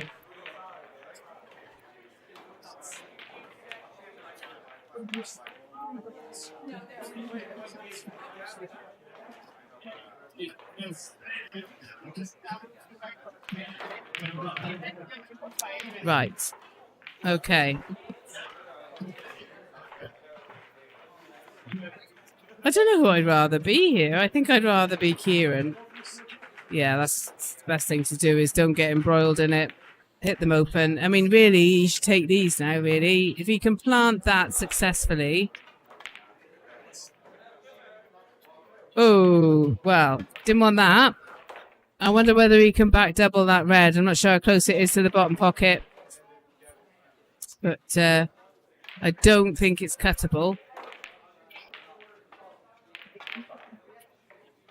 And of course, with that yellow staying on that bottom right-hand pocket, the black at the moment is not in the best position either.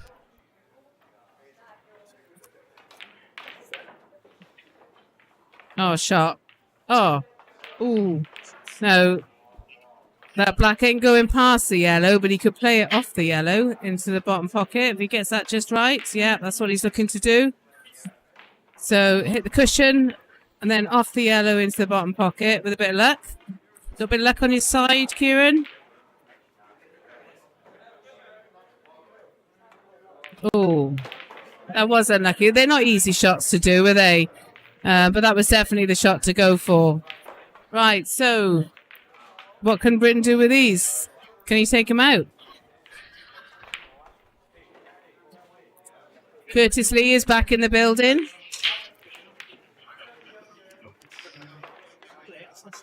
He said Curtis Lee is back in the building. Number one, Chair.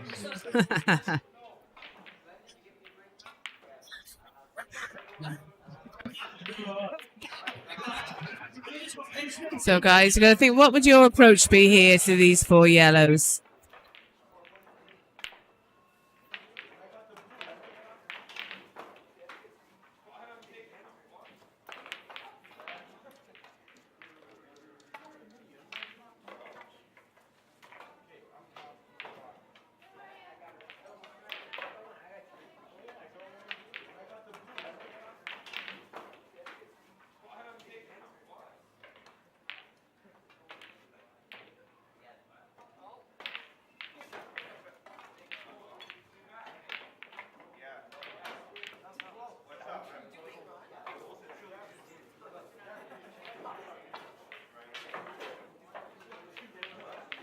Okay, so Britain's committed himself here.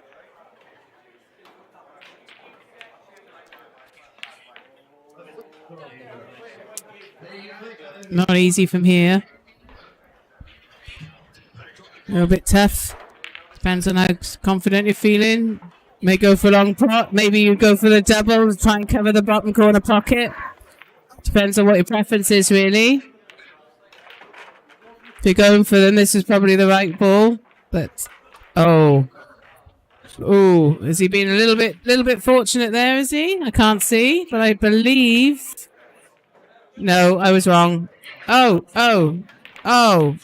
right. So it's an in-off black.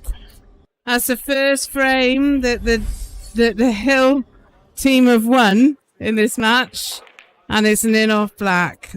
Dear, poor Kieran. I bet he's kicking himself. He hit that so hard.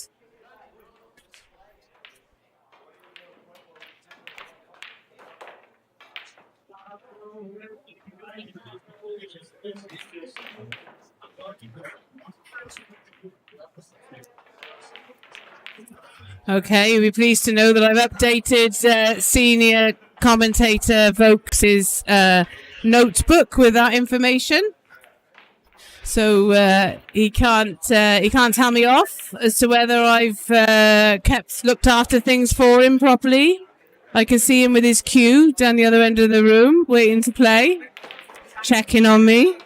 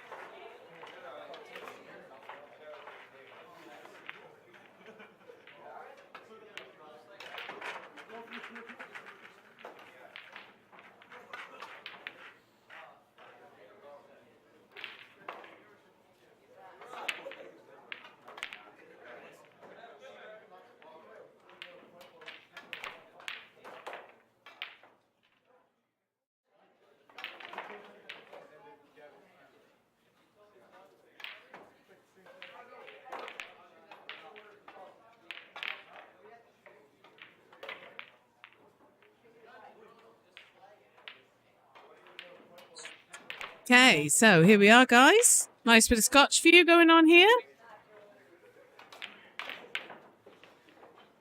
Try to move that black then. I'm not quite sure what his plan is. Is he going to try and go off? Or is he trying to put it in the middle? I don't know. I'm not the one to ask on that one. Oh, right. Okay. Oh, I see what he was doing now. Cocked tap. Okay, so Sharpie and Jeremy are the opponents here. Let's see what they can do with these reds. I mean, to be fair, they are, all right, there's a few covering each other, but they're in a nice place for a bit of snookering and a bit of clearing. Oh, I think maybe a little bit more oomph in that one, because I'm not sure whether, I think that Sharpie's just walked away feeling that it needed a little bit more weight behind it. I think they've left the very edge of the black. We'll soon see now if Cannon Connor can cut that over. He's bound to be having a go at it. Oh, he overcut it by loads there, didn't he, folks? Wow. Okay, so black's in a safe place. Time to take advantage, I'd say.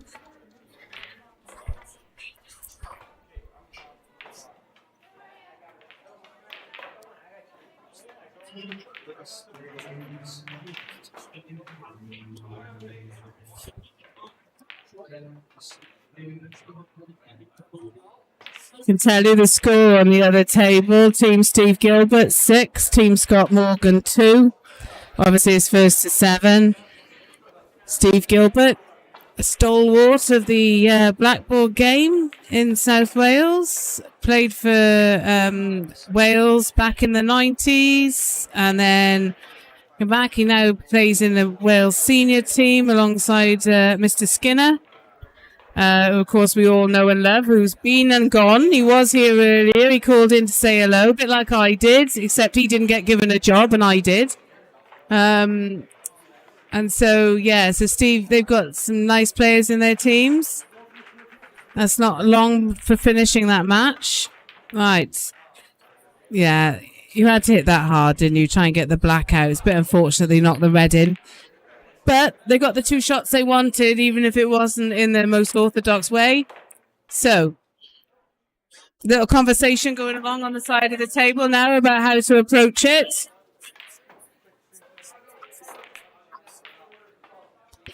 Mark Probin on the other table, great player.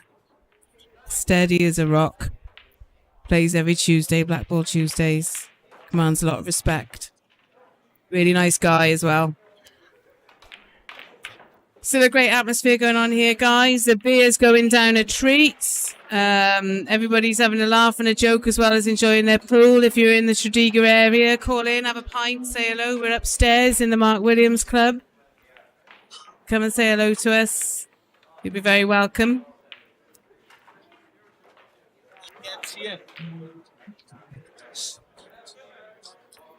Right, okay, so there goes the first ball. They've obviously worked their pattern out between them as to what they want to do. Okay.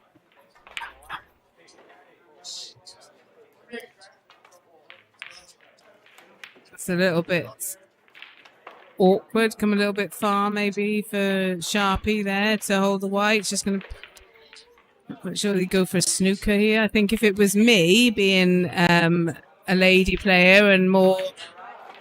what's the word? Tactical than attacking. I'd probably go for the snooker. Although I think I'm not as tactical as I used to be. To me, that's the ideal shot. Buy yourself some time. Make it hard. Make sure.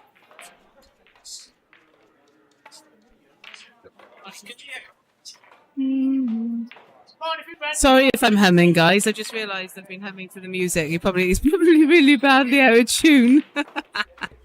We've probably got no listeners now because of my singing. All right, let's see what happens here. Going for the swerve shot. Oh, good hit. Right. This is awkward. I think all three are covering each other. And the black is this side of the middle bag. So Mark Probin's just cleared up that last black on the other table. Lots of handshakes and fist bumps going on to my right-hand side. And that makes Team Steve Gilbert through 7 frames to 2. Nice win for them. I'm not sure who's next. It'll come up on Q Score, I'm sure, but I'm not driving that bit. I'm just doing the chatting because that's what I'm best at. Right, what have we got here now? So we've got Sharpie having a go at this outer red. Right, okay. Whoa. Oh, I thought for a moment that white was going behind the black, guys. Right, so just a simple cut then for Jeremy. He's just got to cut it in, not worry about the white ball, just play it confidently and hope that it's... Sean Davis has now decided to dance. I'm a bit traumatized. Is the vision in yellow today? Okay, so the next match on the other stream table... I'll tell you now whilst I decide it. So, Egan! Open bucket, table 1. Free transfer. Oh, is anybody hurt, Gav? Anybody hurt over there? Back on to table 1. Back on the bucket, table 1. Oh, Kira, if it makes you feel any better, the stream is on. Right, so the next game on the other stream table is Darren Coleman's team and Sharky Mark Leyland's team.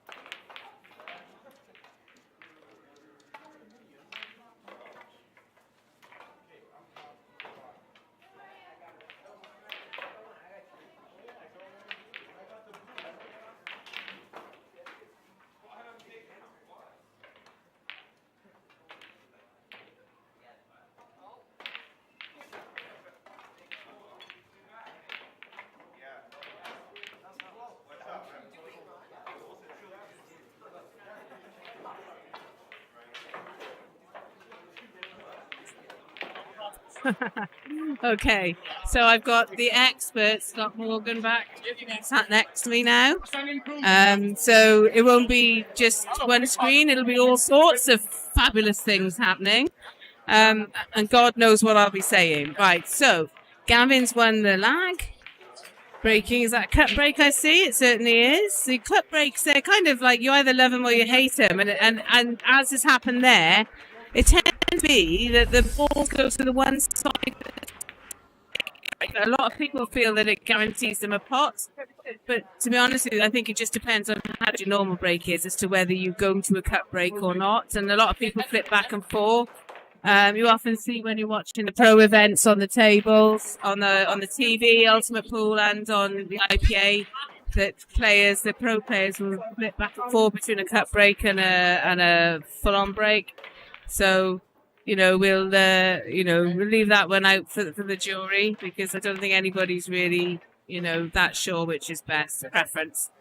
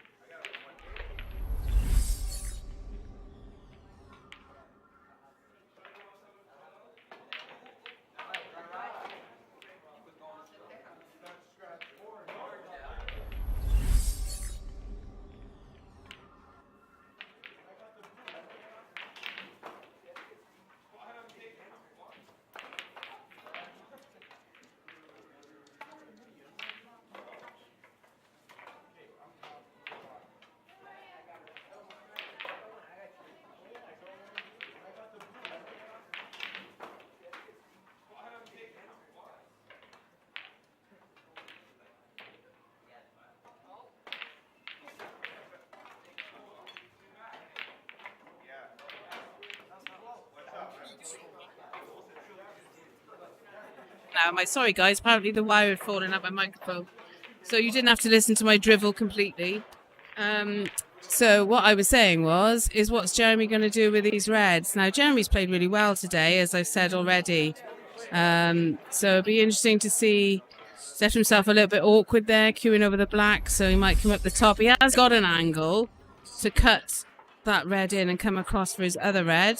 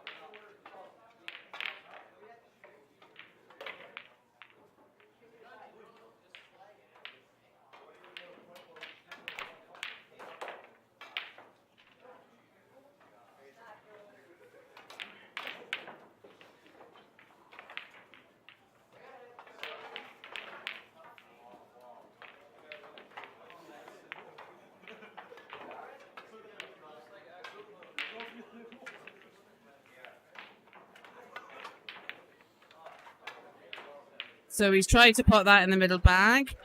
So Jeremy comes to the table. He's got another go. Let's see if he can do something with it this time.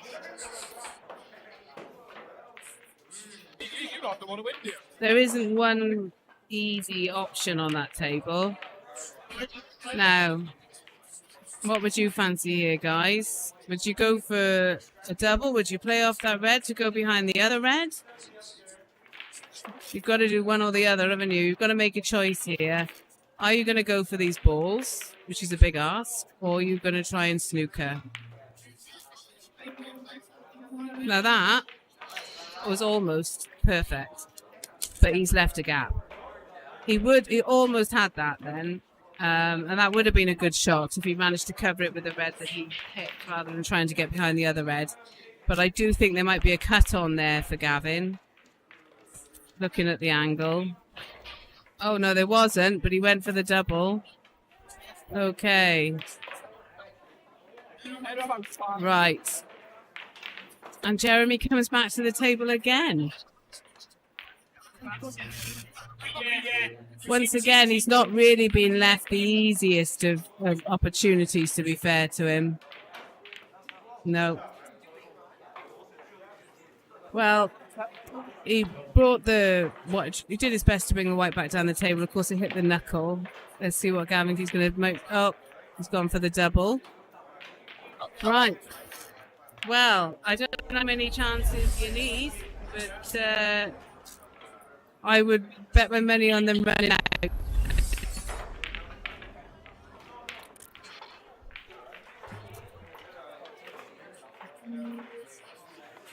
Okay. Where's this going to be? Right. Okay, that's fine. So, these really should just be drop-ins now for Jeremy.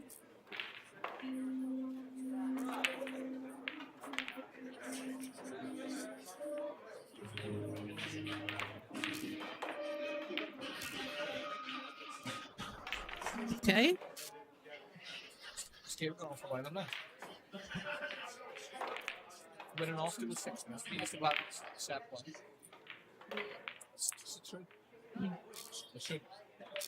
Ooh, okay, that's all right. It's still there. Still take it. It's matter much it looks different that angle. Yeah. Just hold on to that white, yep, and he's done it. So they live on. They live on to the next. And we'll see who that's going to be shortly.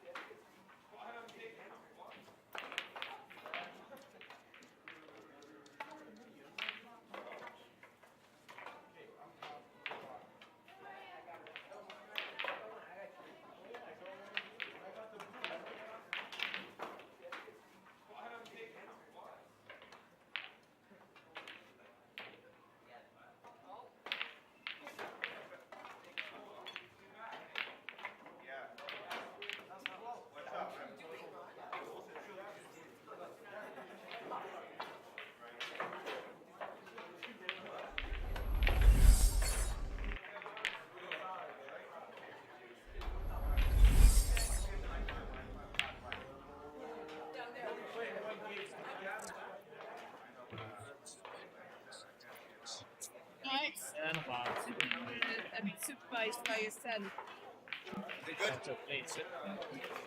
And 6-3 to Team Corner Cap.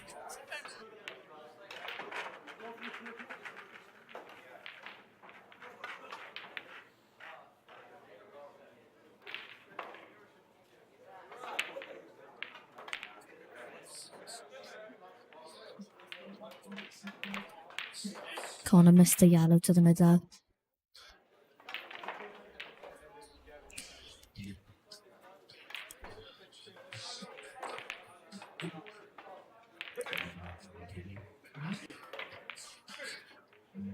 Team Jeremy have won 3 frames on the trot.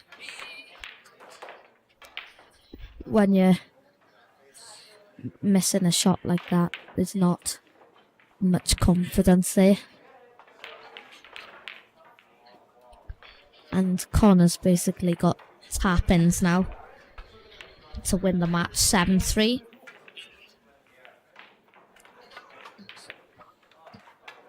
Just play every shot perfectly and they'll be in the quarterfinals.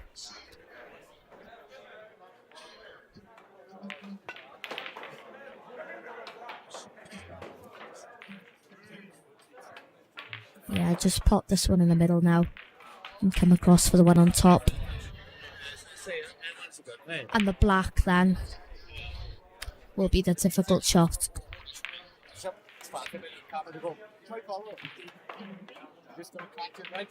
Go to camera 4.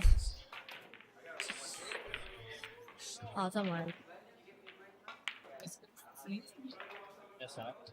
Difficult black. He spotted it. And Team Connor Canuck go through and win 7-3.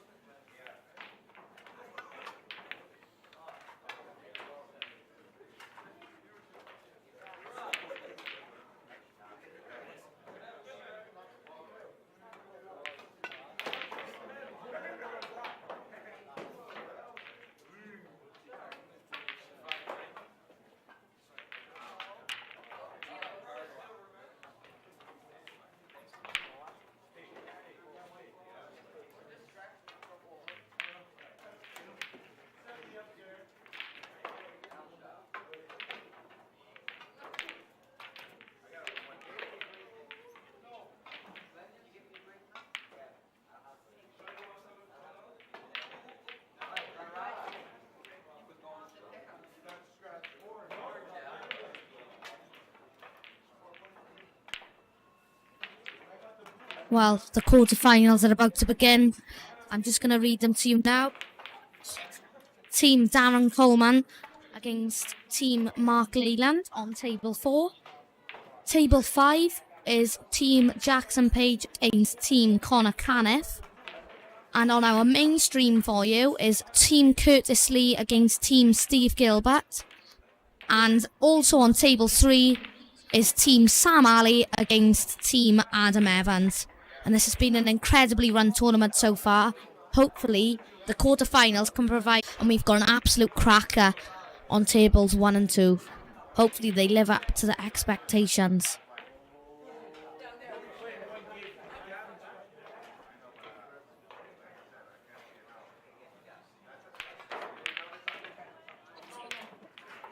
Team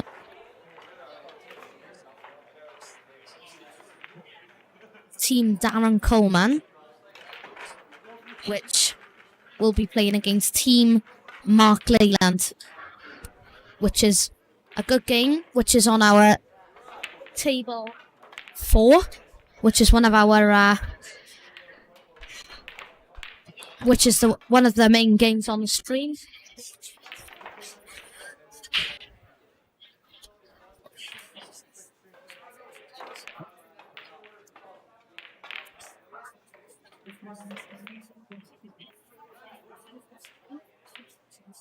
And also on Table 1, we have Team Curtis Lee against Team Steve Gilbert.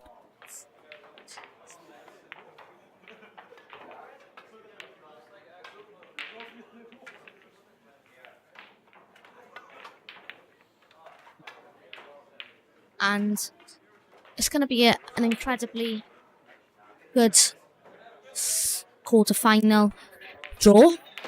I'd just like to thank you to all of the viewers that have been tuning in since the last 16. And we're now just going to start Team Curtis Lee against Team Steve Gilbert.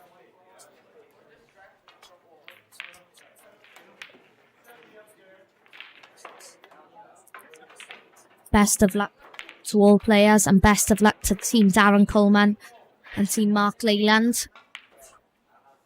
I don't want to talk. No, I think.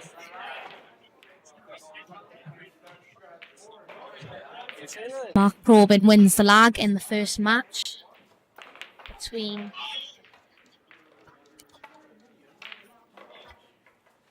Team Curtis Lee. Good. How can I see who's left in?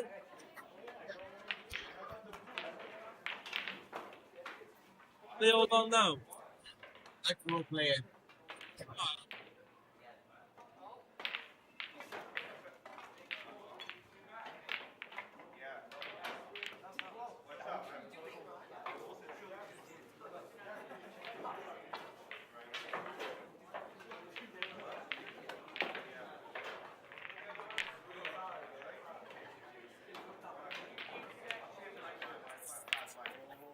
And our first single matchup for you is Mark Probin against Curtis Lee. And they're very good buddies, but today they'll be nemesis. And I'll give predictions for most of these matches, because this is probably the best quarterfinal game. So I think, because Mark's got a big break, because I practice with him very often. I think that break, if he gets a good break and the ball's landed nicely, Mark will win the frame. But if Mark lets Curtis have a chance, we could see Curtis take the first frame for Team Curtis Lee.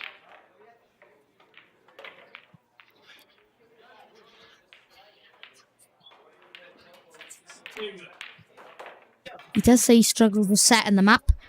This one, yeah, a couple of them are stick. Let's have a look at the replay.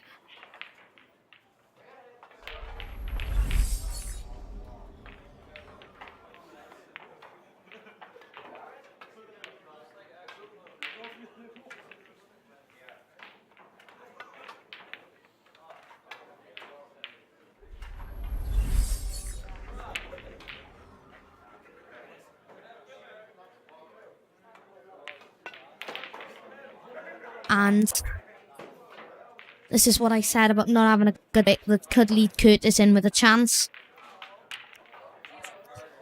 And if I'm going to be truly honest with you, this is one of the nice, calm, relaxed matches. And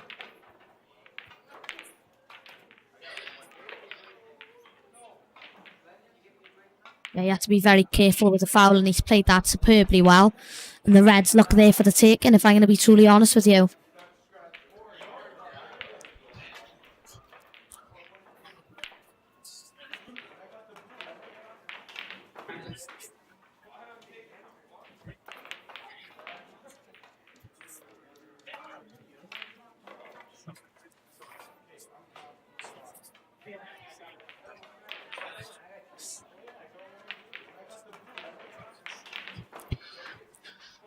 Just having a... I think he's having a look if that red does pass the yellow up into the top bag. And I don't think it does, but I haven't got the best angle.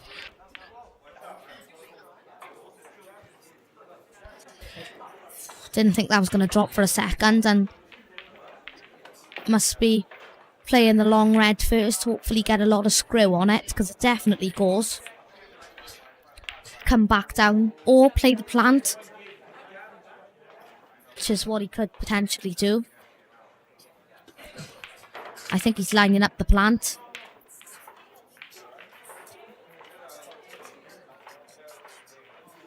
He's going to hit that red into the red that just had a white circle around it. He's played a good shot there. And this could be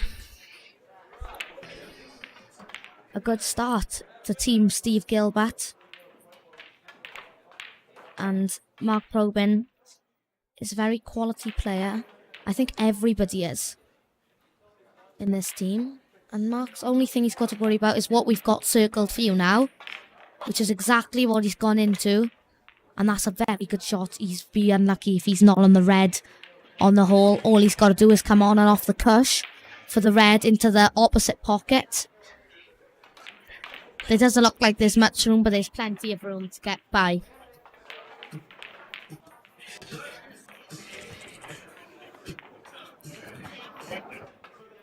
The thing is, he needs to get this red out of the hole first, I think.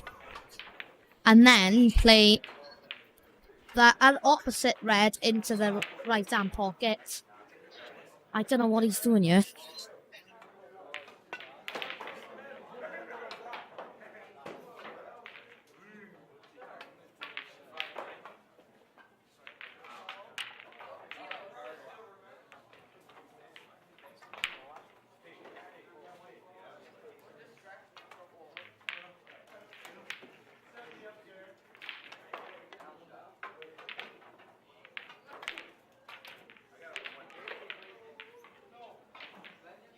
And Mark's taking some time. I think he is on that red by the pocket. He surely must be on it. I'm not sure if he is.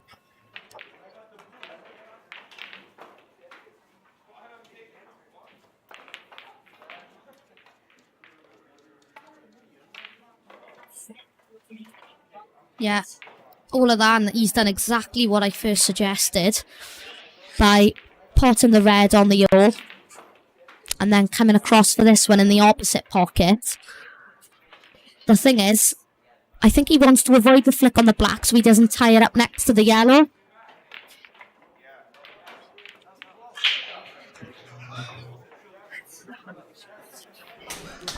He wants to land in that area. He's just come a tiny bit short. But that's okay. He'll take that, and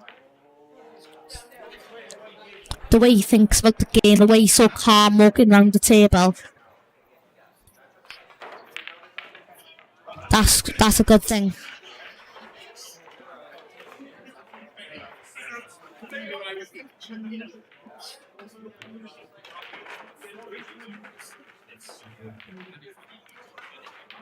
He's got to avoid the flick on the yellow, or he can flick it purposely and land on the black. What?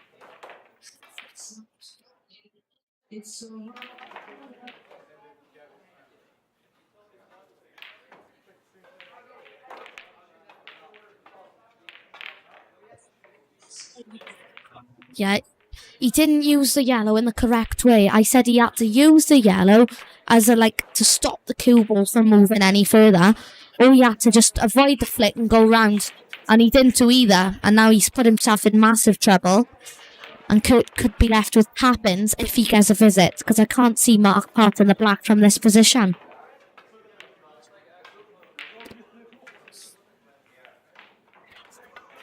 Unless he goes off near to the middle bag.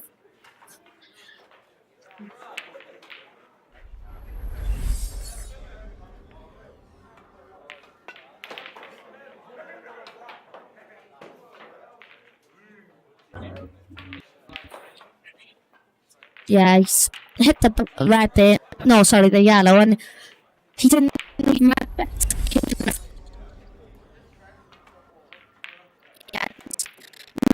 the yellow first, and could have avoided that by purposely playing the yellow. It's it's a rock in the table to just stop it from moving, and then he would have perfectly had the black.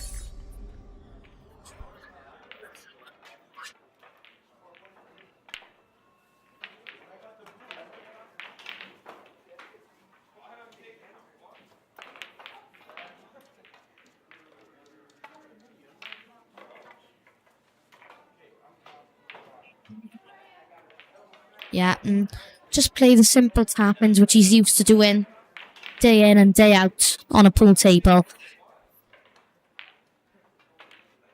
It's been a good day so far. Kurt won't want that to stop today. You want to keep, right now, you want it to keep going. Yeah. Ow. He nearly come too close there. Goodness me. And Mark Leyland breaks off. And I don't...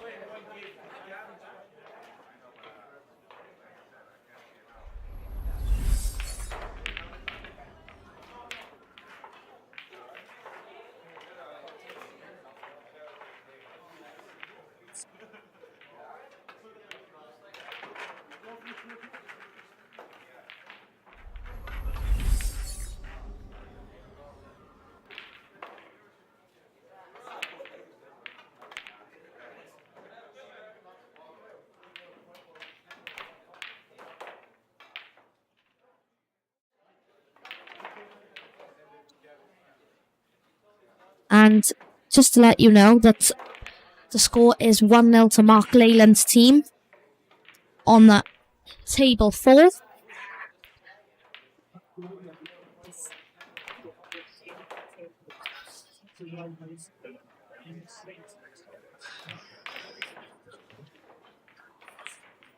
I'm not sure what he's playing yet. Oh, I didn't think that was going to drop at first. I didn't know that was on from the angle.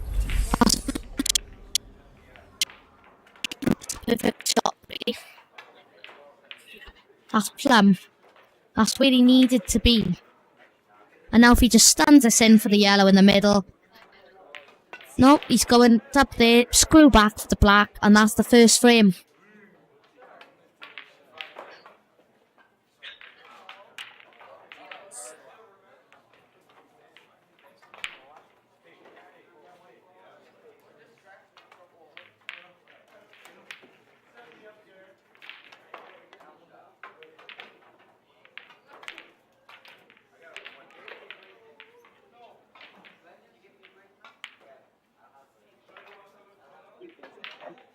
And he's landed absolutely perfect on the black. And he's probably going to go 1-0 up here. Yeah, never in a million years is he missing that. Good frame. And 1-0.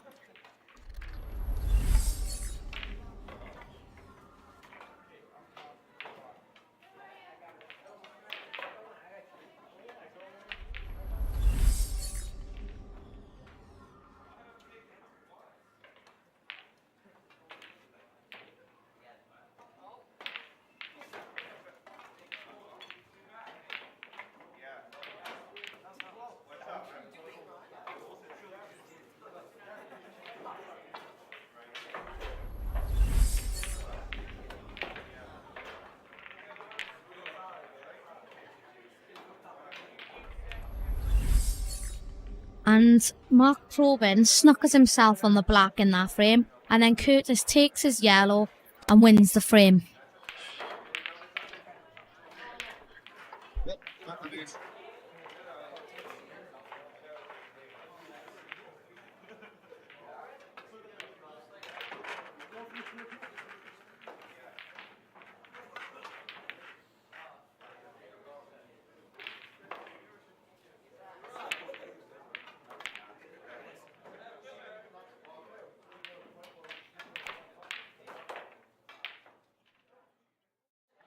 Well, again,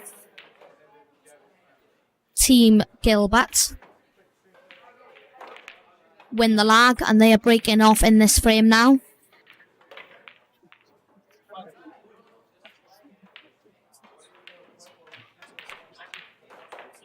Here we go.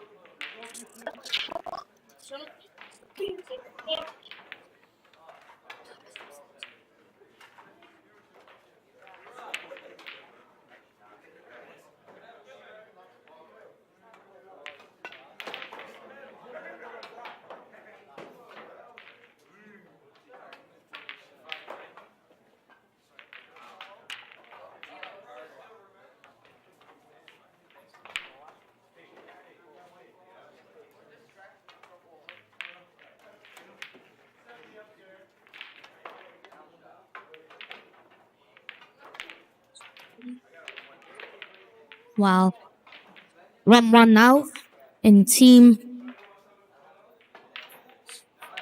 Darren Coleman and Team Mark Leyland.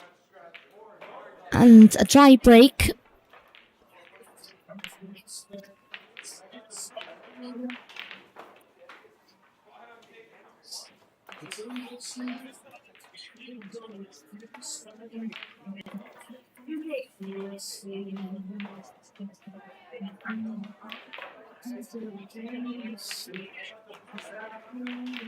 Mama.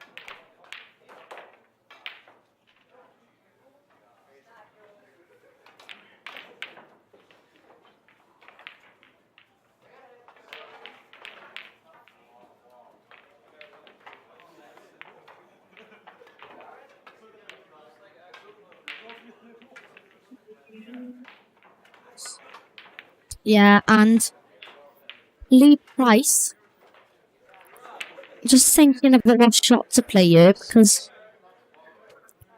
he is yellows and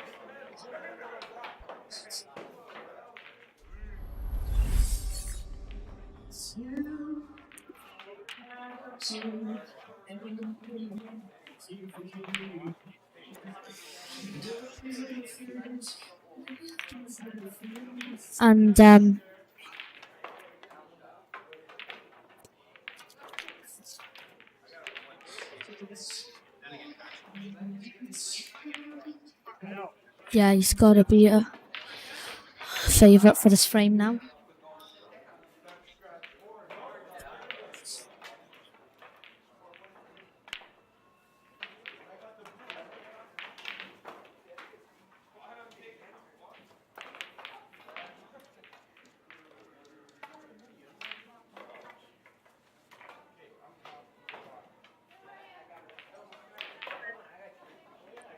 If he can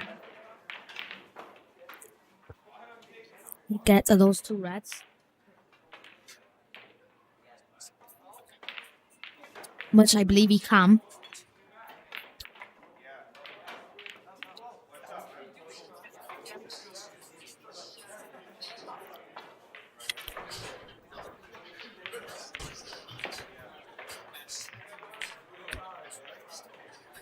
Yeah, that's a great shot.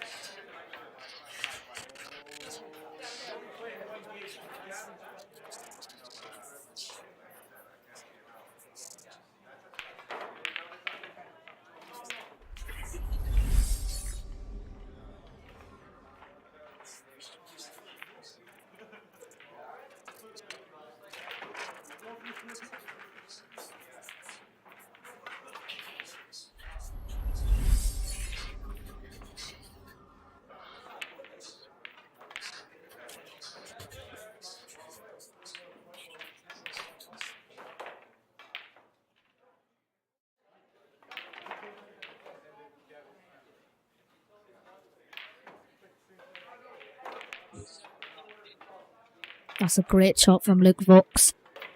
And these reds are takeable now.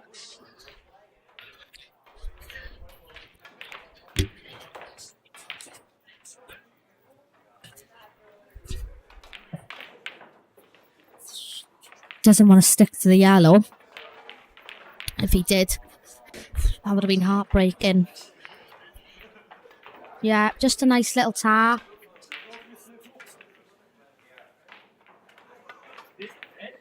Bloody hell, man. That was really dodgy playing that like that. I would have maybe clipped round the back of it in that situation. But I still think he's confident that he can land on the black.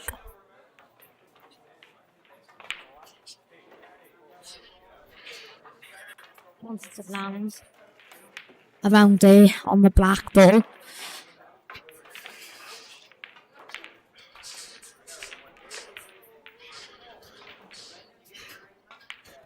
Same area. If he pots this, he'll then put Team Courteously 2-0 up.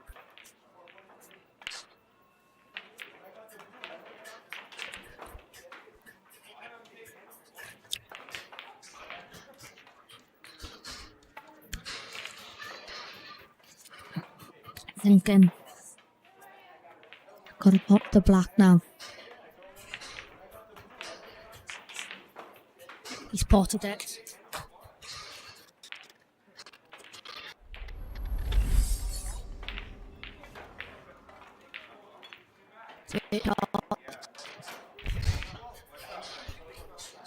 And Team Courteously go 2-0 up.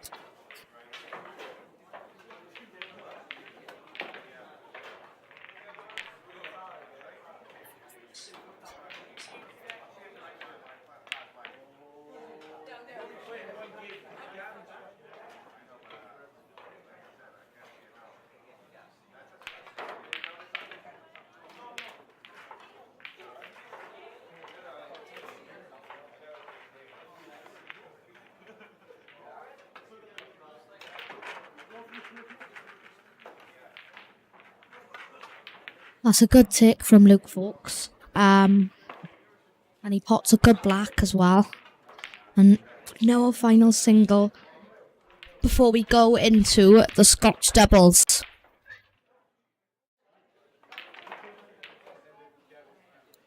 Dale Pope against Steve Gilbert.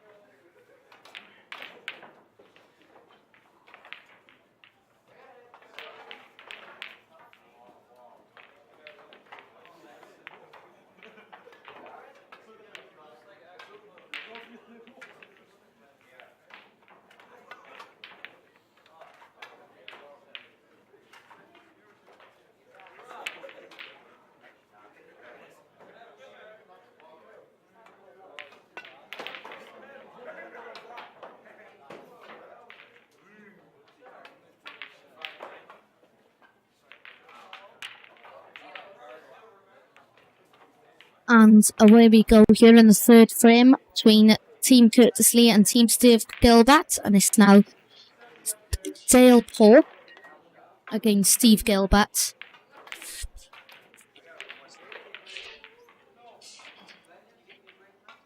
Yeah.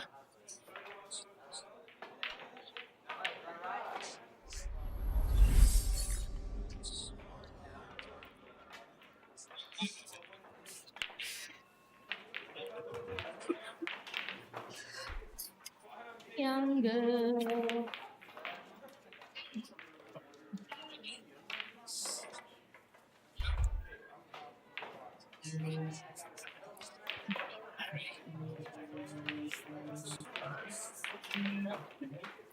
And Team Curtis Lee are reds, which is Dale Pope.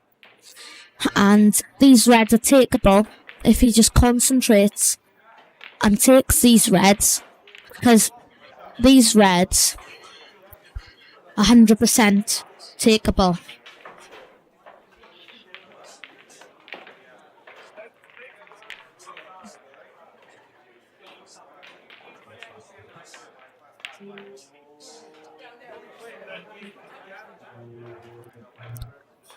And he's just thinking what to do here, because he has put himself in a little bit of trouble there.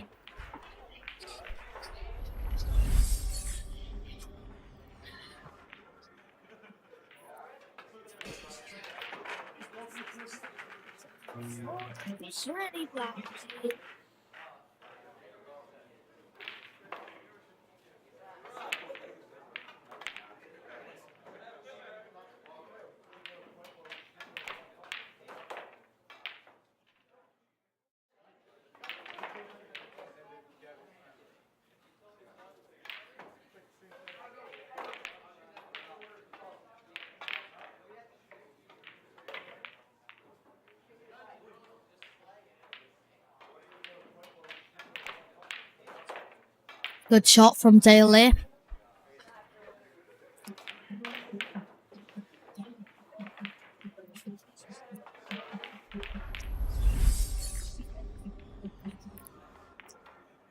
And it'd be good if they won 3 out of 3 single matches. That's all the type of confidence they need.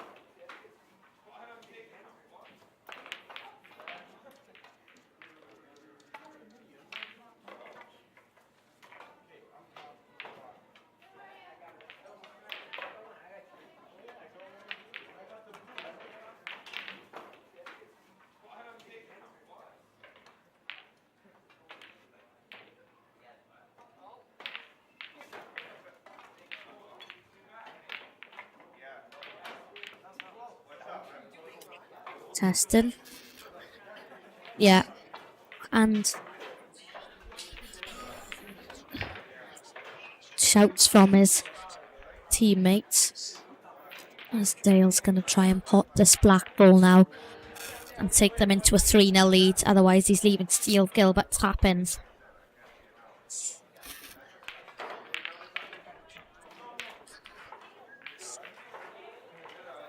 Here we go. This is the shot. He needs to think about it. Just play the double. That's the shot.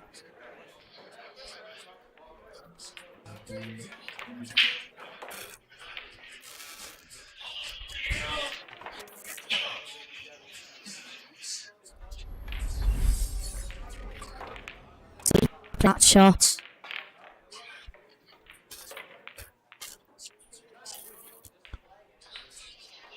That's a great shot. So to survive, no matter what you go with.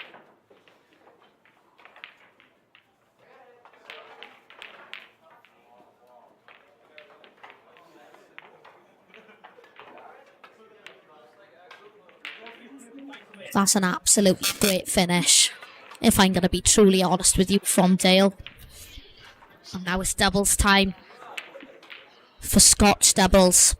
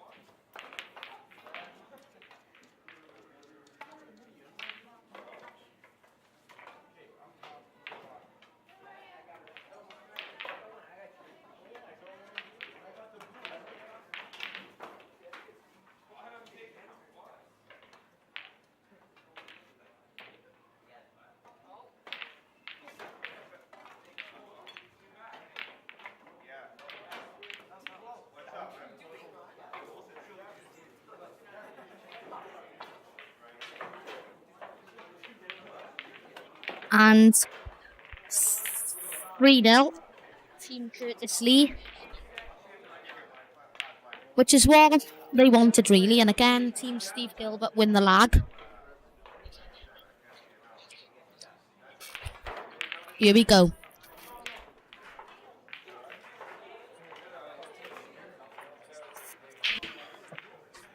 It's good set to play on.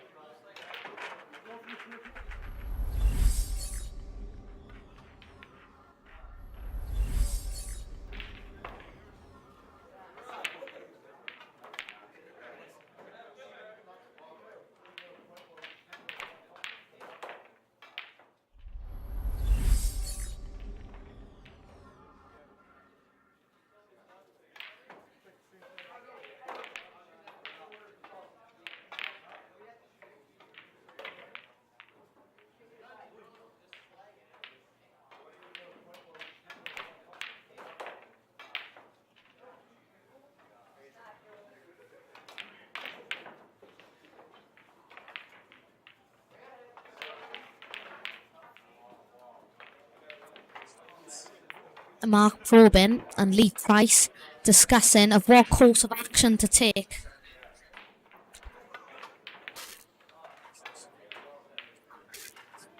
And up race to 7 all the way through, by the way. And it's 3-1 to Team Mark Leyland against Team Darren Coleman. And, of course, we know that Curtis Lee is 3-0 up. And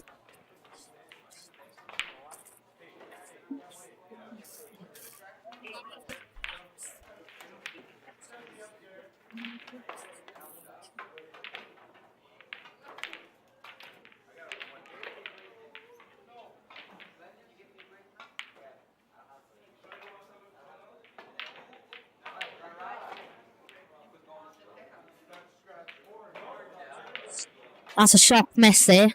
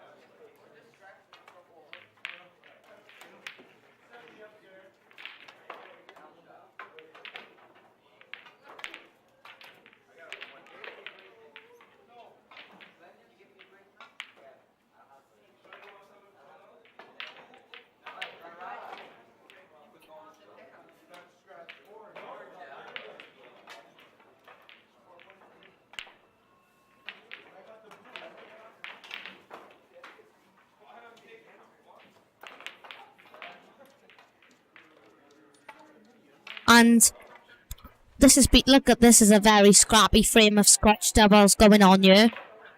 And if I'm going to be truly honest with you, even if he stands across and gets these out, I think it remains scrappy. Yeah, you're not getting much in that situation there.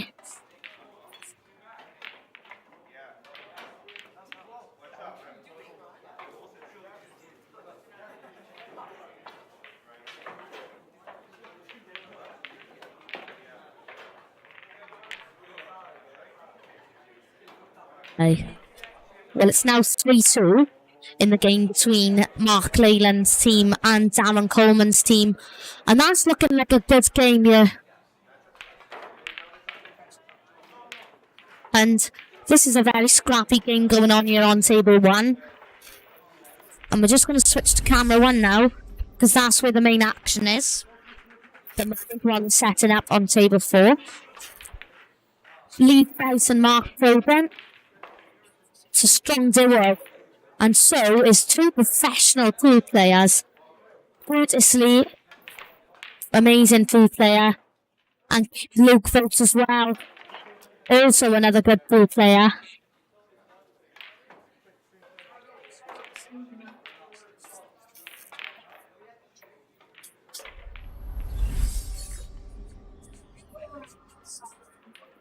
And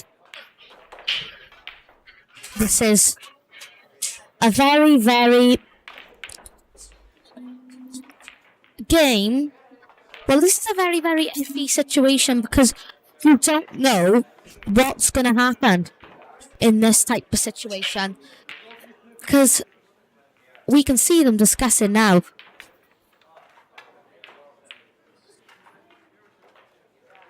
They need to discuss what to do because every shot makes a difference. They're 3-0 down. They need this frame, I think, in my opinion, to have some sort of confidence going into the next round of single matches. Because if they lose this, they can lose in the next round of single matches if they lose 3-0, which is a possibility if both players play superb pool.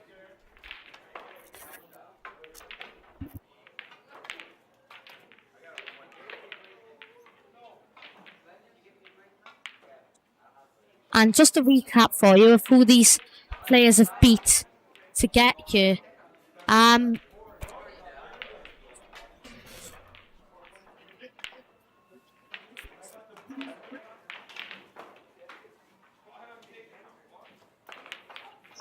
Team Curtis Lee beat Team Neil Jones 7-1.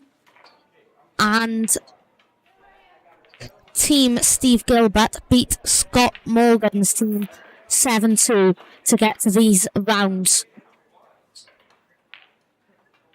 And a superb shot played from Curtis Lee there. Excellent shot. Well done.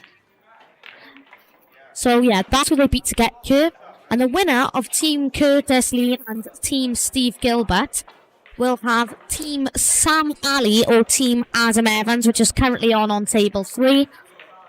And also, in the other semi-final will consist of Team Darren Coleman or Team Mark Leyland. And right now there is 3-2 to Team Mark Leyland, or it will be Team Jackson Page or Team Connor Caniff in the playing against Darren Coleman or Mark Leyland's sides. So this is a very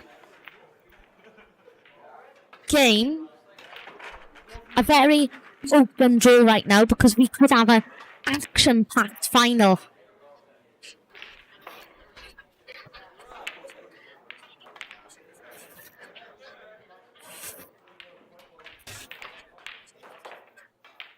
And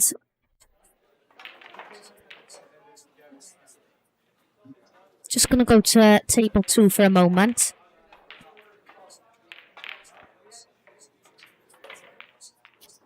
Mark Leyland goes down on the reds, and that's a good shot. He has one to the middle now. He's got to follow through enough because I don't know if the red goes... Well, there is no... The red closest to the black is not in a nice position.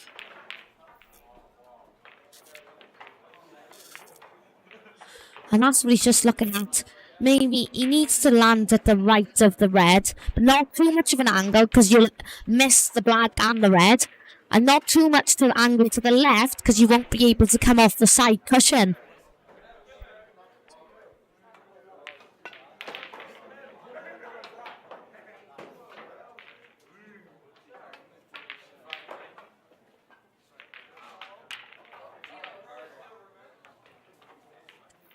Yeah, and this is a big shot now for Mark Leyland on what he's going to do here, because it's a pretty important visit to the table.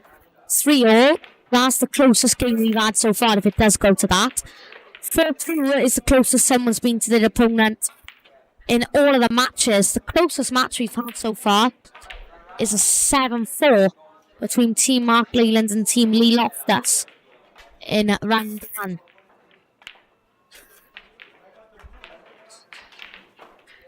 So that's the closest game we've had, and don't forget, if it does go to a deciding frame, then the captain decides a player to play against an opposition player, and the winner of that, of course, wins the tournament. Or, no, not the tournament, it's the final match, sorry.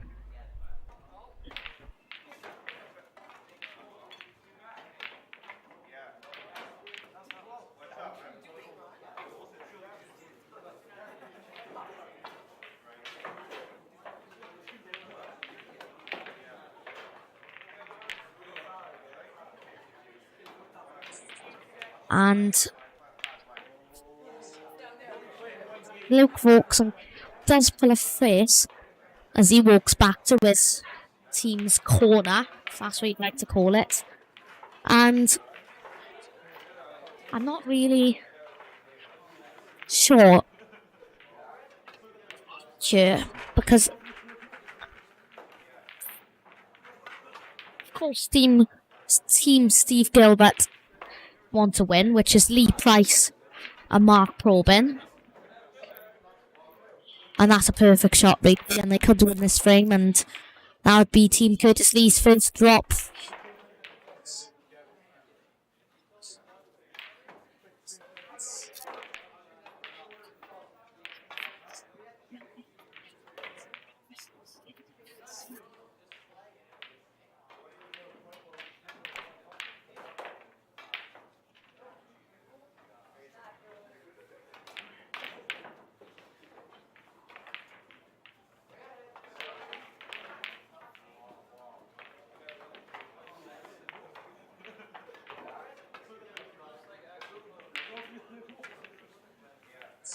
That's a great shot from Probin. Just to flick the red out of the way and onto the other red. And now all you got to do is drop this in. Up the red.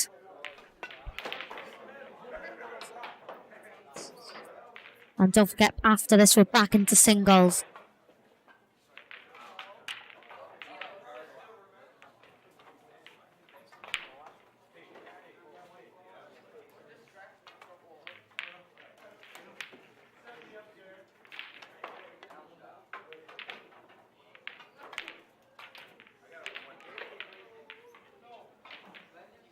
And if any of you are just wondering the format we've been doing today, we've been doing 3 single matches, then a Scotch dub pair, then it's 3 singles, and then a Scotch double, then 3 singles again, and another Scotch double. And if scores are 6 each, the captains pick for the deciding rack. And they fold the sheet in half before writing the name, of course, so it's a fair outcome and a fair result, and everybody gets to play everyone. They also lag for every break. And, yeah.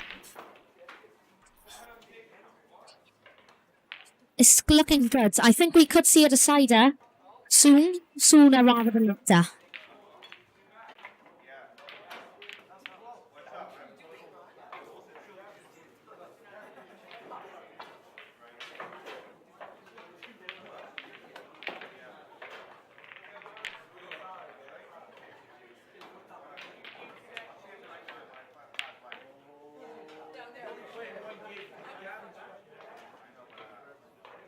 And after a long frame,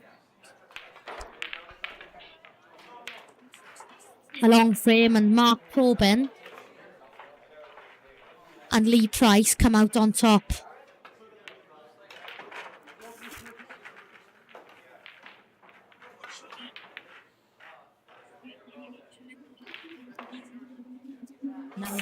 Now we've got Mark Tobin against Luke Folks, and that's another good friendship. Come in the same car as each other every Black Bull Tuesday, and if you're interested in those, get in contact with Curtis Lee. £6 an entry every Tuesday. The good run tournament's down to 24 now, and it's pretty good.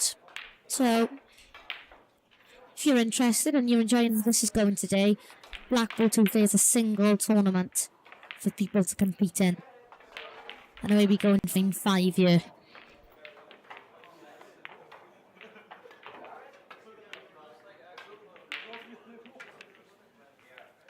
That's a big, massive break from Luke Folks.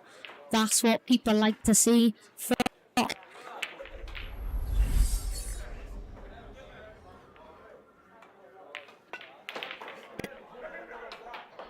And 3-1 to Curtis Lee. In this, it will then go to 3-2. And that's when it can become nerve-wracking tight for everybody. Well, especially the team in front, because they don't want to lose a 3-0 lead after winning 3 singles. And we are now back onto into the single matches.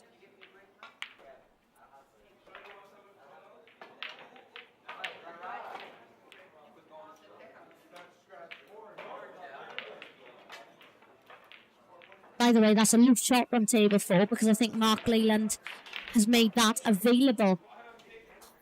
That yellow available to team Darren Coleman.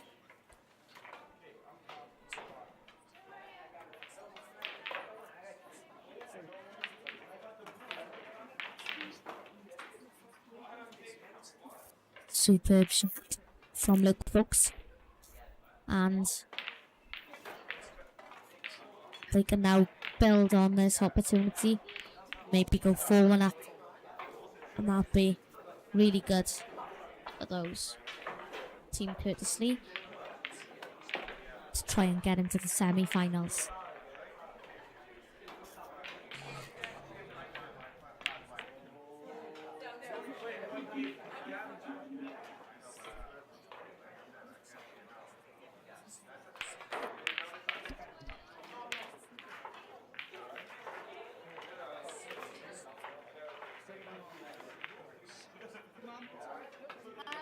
I don't know, brother.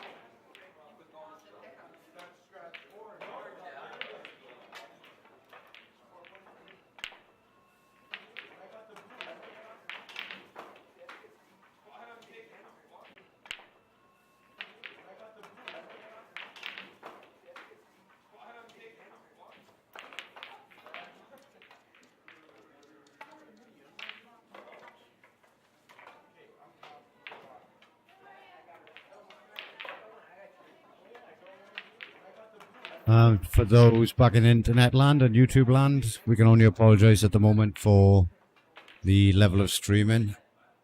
We can assure you it's nothing on our end. Unfortunately, the internet in the area at the moment is really playing up. We are doing our best to try and keep the live stream running, but it does drop in and out quite rapidly, so that's all we can do at this point is apologize. And when it's up, it's working great, and when it's down, it's not a great deal we can do about it. And when it is up, hopefully everybody can enjoy it. But in the meantime, we are on 2 tables with Curtis Lee's team. On table 1,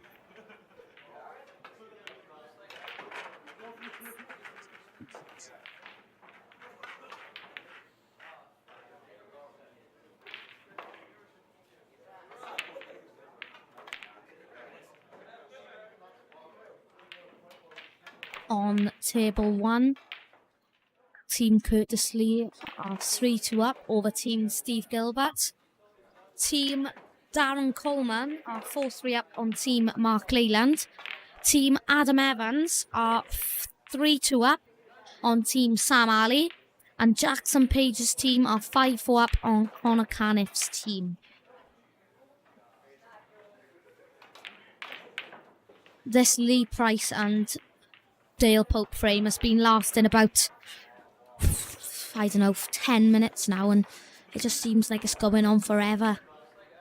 And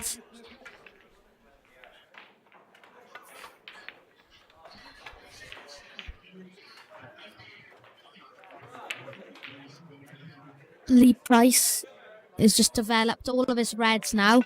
I think he only has one to worry about, really, because it doesn't go past the yellow. I think he has one to worry about in the middle bag.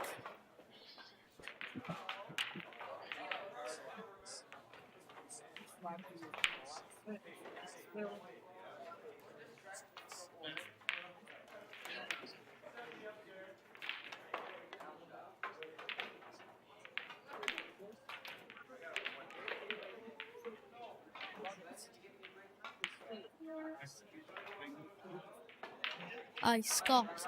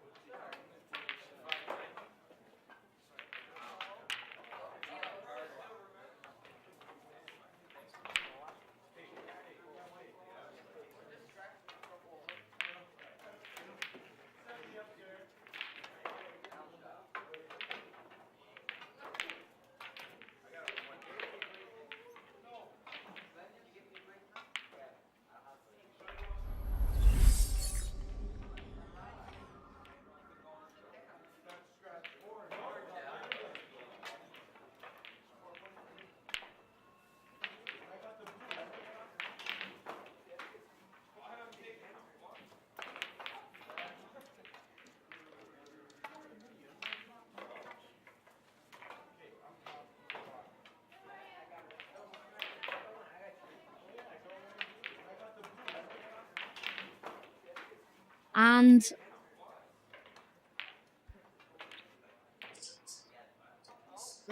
on table 1 is Steve Gilbert against Curtis Lee. And whoever wins that frame goes in front. Let's begin the action on the 2 tables.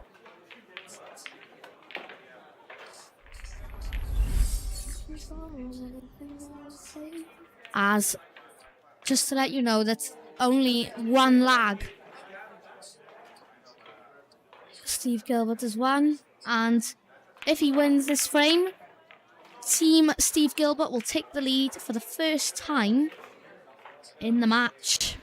So this is a spicy little moment.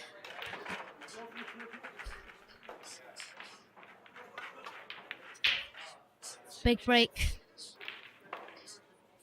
Let's see a replay of that break.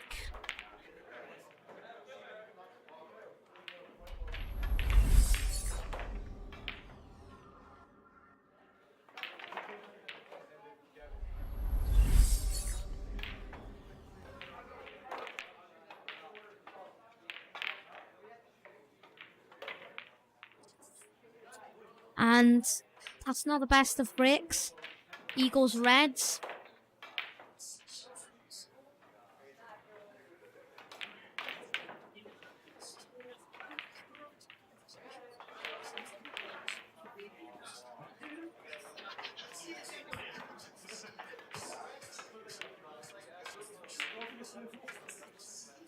Yeah, and this Steve Gilbert's a very quick player at the office.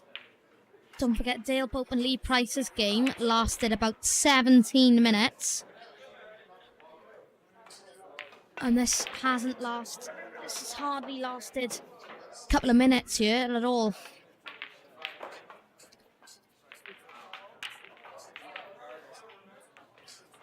And a total's called. And maybe if he didn't play so quick, because I've seen sometimes he lose some sitters and things like that. Not like sitters, like he misses some balls that we'd expect him to pot because of the decency of the player. 2 shots for Curtis Lee. Develop your yellows, take them out, go 4-3 up, feel confident. Yeah, as you can see there, that's the yellow he needs to develop.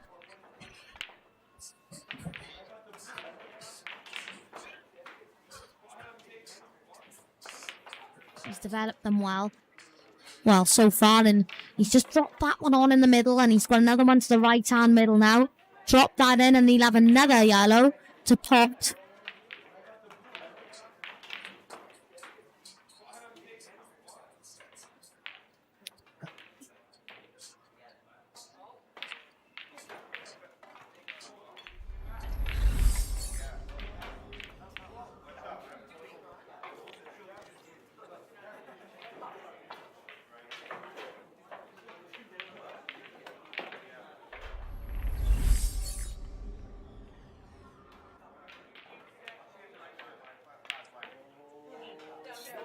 Well, just to update you, it is now 5-4 to Mark Leyland's team.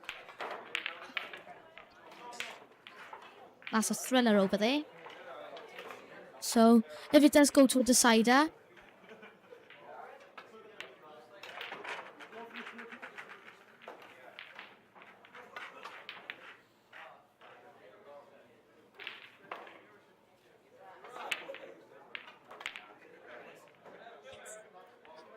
if we go to a decider on table 4, we will bring you that action. But right now, we're just going to concentrate because Curtis Lee's got virtually tap-ins to take. He's got 1 difficult shot, and then he's won the frame, and he's going to make it 4-3. They haven't been losing, if you know what I mean. They haven't been in a losing position yet. We're just going to keep you to the 1 table a sec until this shot. Perfect stand. Absolutely great shot from Curtis Lee. And he's left the exact yellow he needed to leave. If he stands it back now, then he'll be on the next yellow. And to make it 4-3.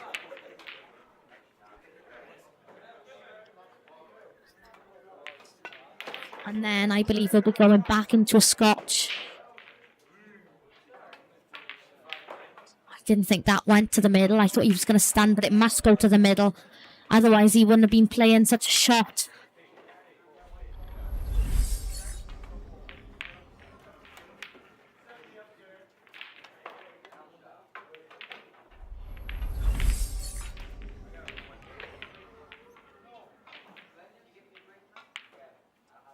Five all on Jackson Page and Connor Caniff team.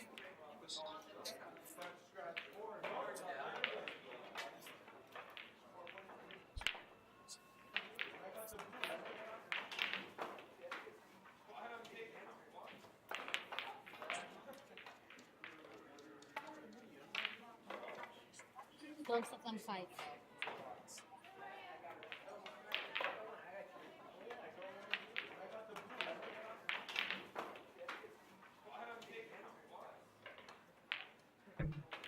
Big, massive shot coming up here now. If he gets this, Curtis Lee's team go 4-3 up. Absolutely astonishing if he pots this. Let's get ready. Might see a fist pump after this as well.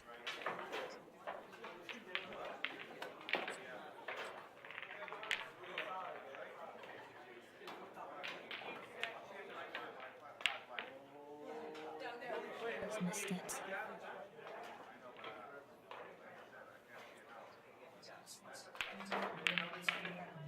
He's missed it. It's a howler. And no, he's going to get away with it. Wow, he's gotten away with it. I think it goes off the red. Bloody hell, that's unbelievable. Wow, Mark Leyland's missed a shot. Tension in the air as well on that table. Wow, this is the closest group of quarterfinals that I've seen being this close. Oh, he's missed it by a mile.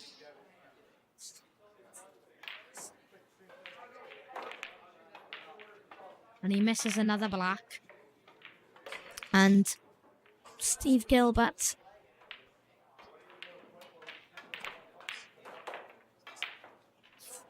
Just gotta get these two shots right. If he pots this red in the top left-hand bulk area, where you can see a white mark, and now... Wow, why has he played that shot first? Why is that? Why has he played that shot?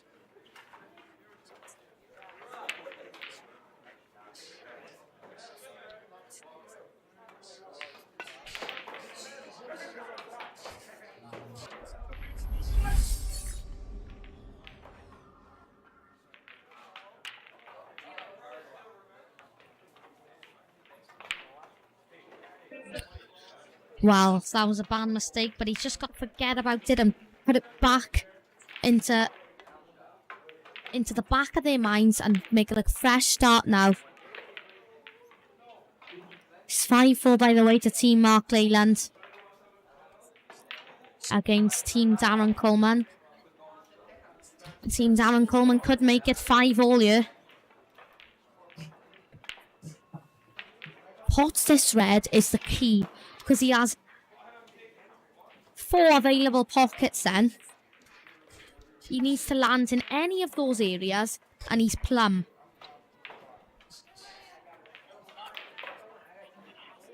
Ah, he's missed the red.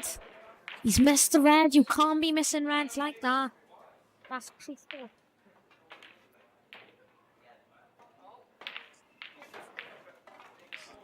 It's Lee Price and Steve Gilbert now. Back to Scotch. And that will be against Luke Vokes against Dale Pope.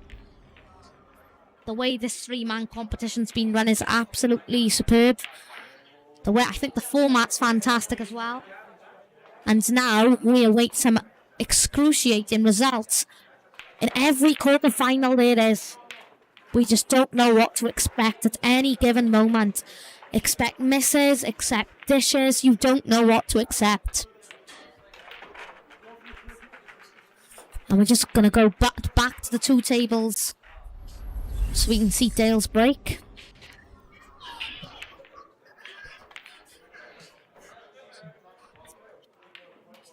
He's done it.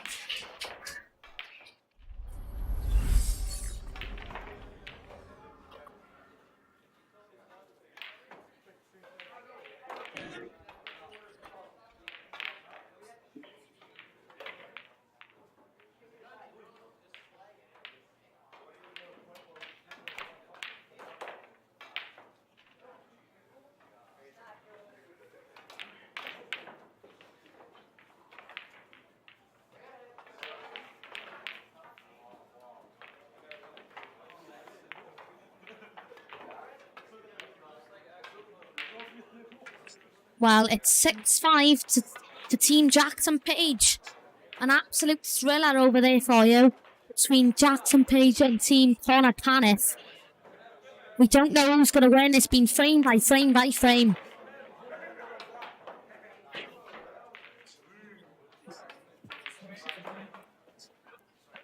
And they're now playing Scotch, and Jackson Page is playing alongside Dan. And if they win, those three will go through to the semi-finals. And they'll be playing Team Mark Leyland or Team Darren Coleman.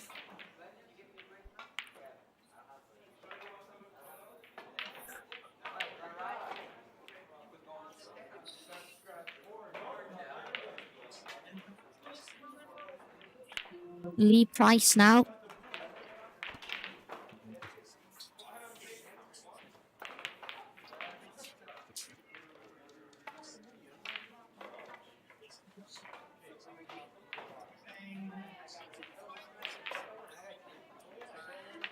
Oh, Saber Gilbert. Not potted, it hasn't dropped.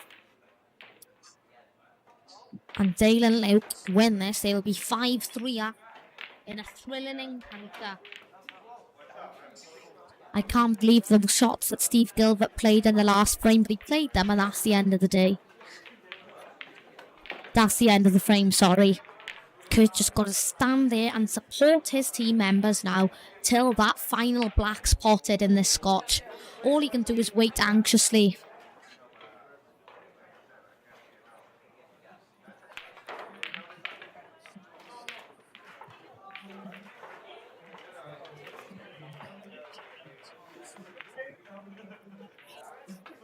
The red has to come back up.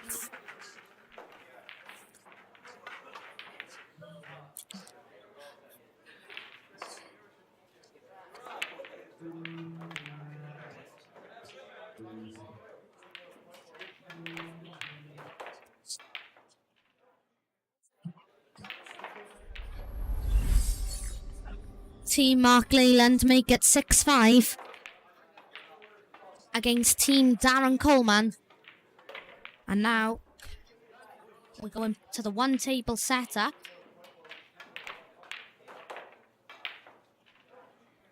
It's a good shot. One knows the bunch there. Wow. I don't know what's going to happen here.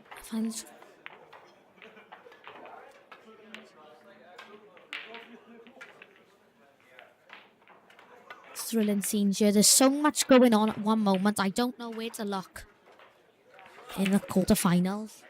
Thanks to all the 9 viewers right now. Don't forget, if you've got any questions about the results or anything, just pop them in the chat and then I'll respond either via the chat or just saying it. And now, big shot from Lee Price. Lee Price is having a bit of a rant maybe at himself, but he's gone away with it. He could have landed a lot worse, and he's tried to pot it, he says, but he's far away.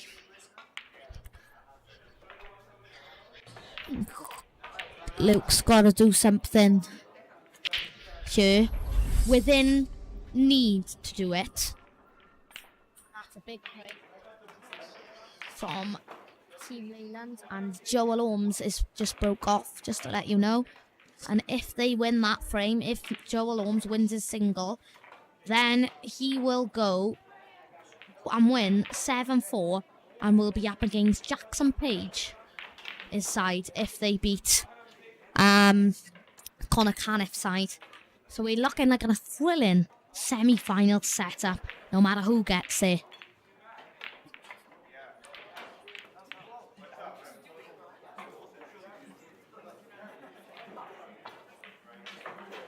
This match has been going on for a while now.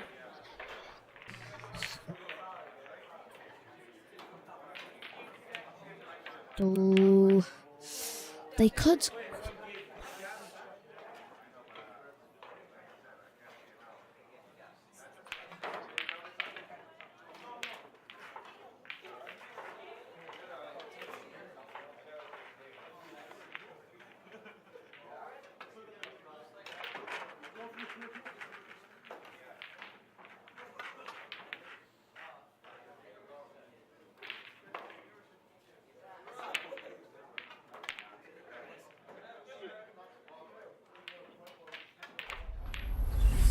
We're just gonna switch to camera 2 to give this a little bit time, because this could be the frame that makes it winnable for Joel Holmes and Mark Leyland's team.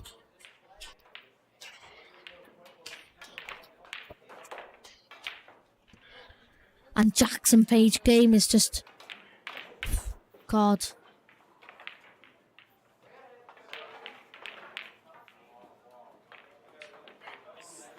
Oh, Joel Holmes has got a lucky flick, but he's put his hand up. Surely he's not complaining inside his head. Good sportsmanship, but maybe that's giving him the edge to go on and win 7-4.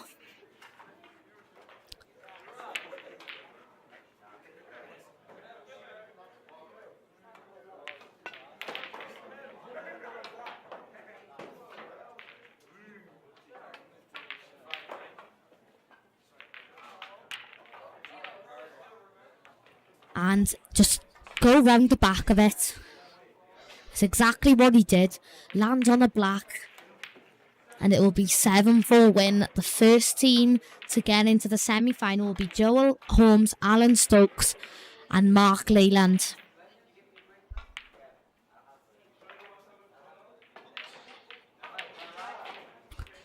He's tried to come down. He's flicked the yellow. I can't believe my eyes here of what's happening. He's flicked the yellow. He's going to play the double into the pocket that's circled. Or marked. He's there. That's absolutely incredible.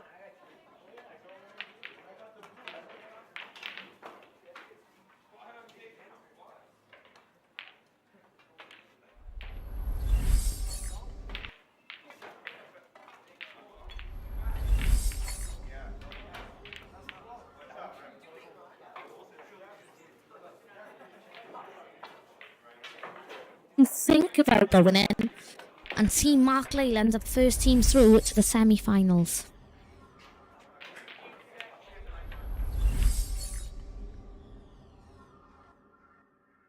And now this is Jackson Page against Team Connor Caniff. That's the best view we could get for you.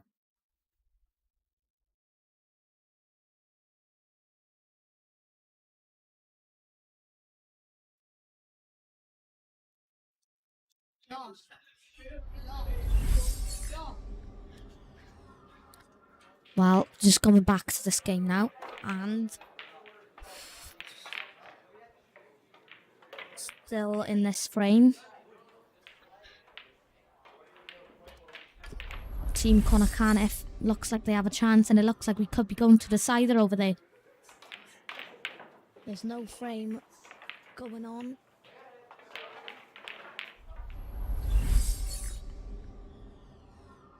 It's a great shot there. Wow. If Team Connor Caniff can pop this, which they do, where's the Kubo?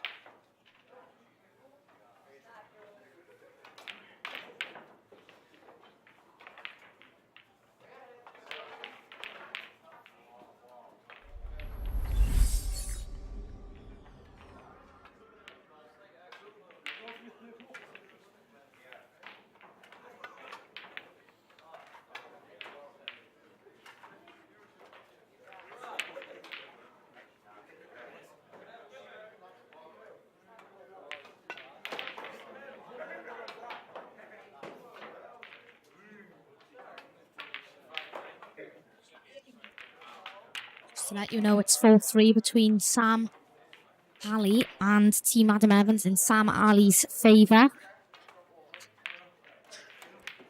And it's 6-all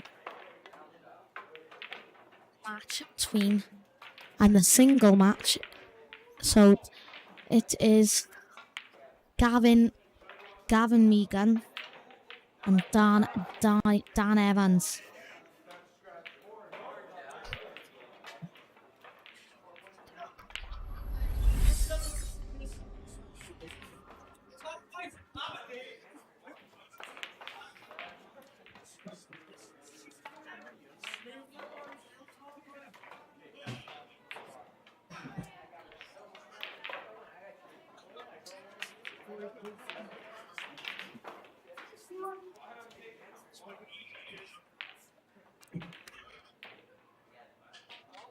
And team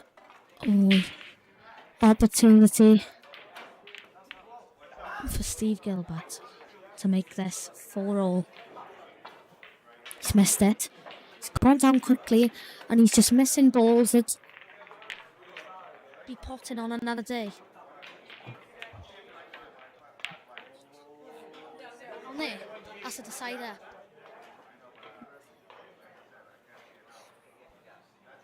And on table,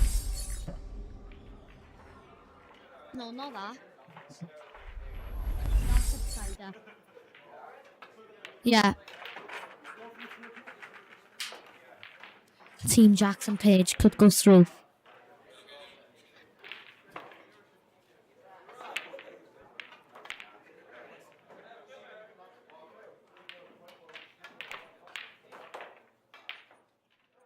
And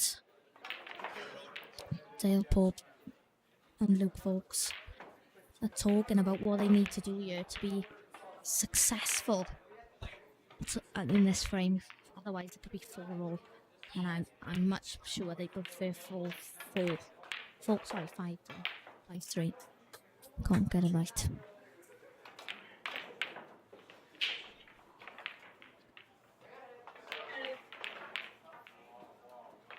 And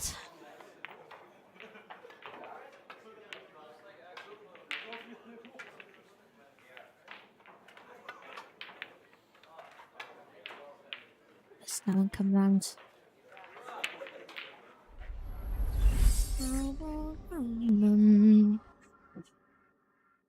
Right, and here's the decider. And Team Jackson Page has missed. And I'm actually surprised that Jackson wouldn't back himself, you know. I thought he was that type of gotta be a team player in these matches. And if you know, in the top right hand corner of the screen is the deciding frame. That's the best we can do, really.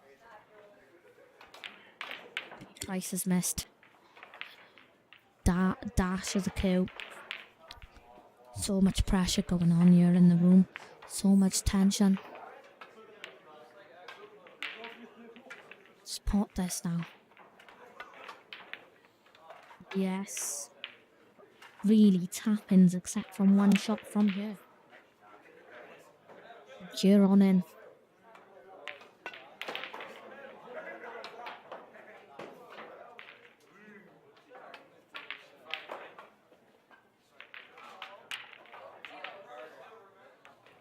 And sorry if you can't see the decider that good, but this is the best we can do because people will walk in front of the camera. Concentrating on this action now. That's a great shot from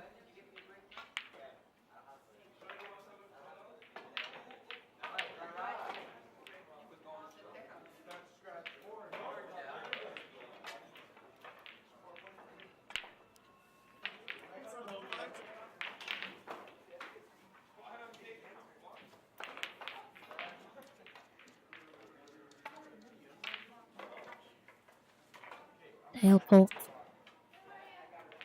Hot sets. Could have left Luke in a better position, but just pot the yellow, come across to the left-hand side of the table. Dale pots the yellow, and you come back down. After that, then we'll only have 2 games well, 1 frame and another couple of frames remaining in the Adam Evans game and Sam Ali.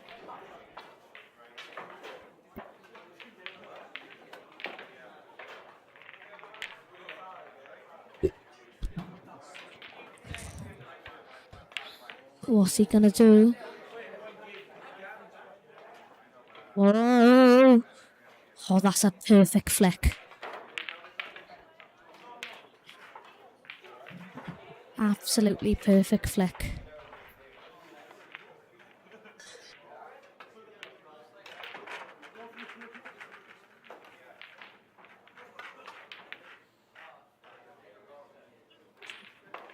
This is the moment. Luke Folks pots this. It's 5-3.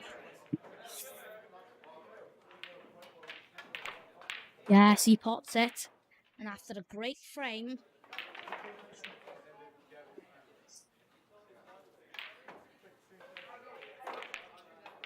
great play by Luke and Dale. And it's 5-3 now.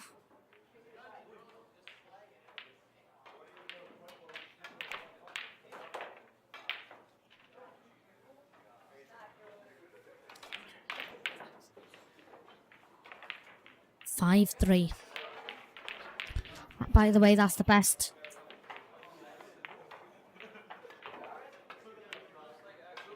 And it would have been a miracle if Luke didn't land on the yellow. Let's be truly honest about that situation.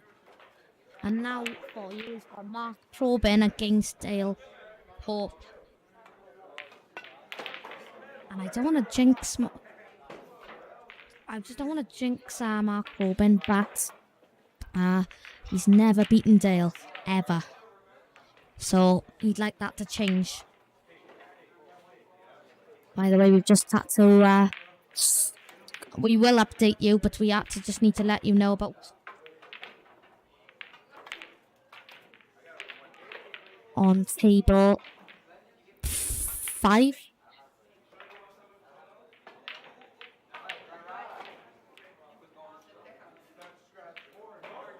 And got action for you on table 1.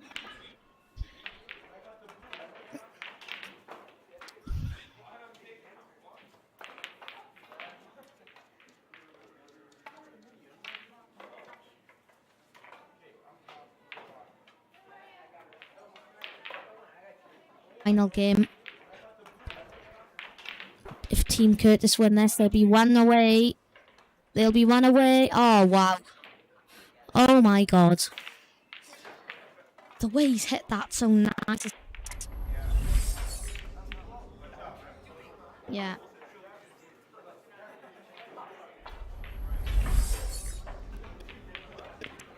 Don Evans, a good red.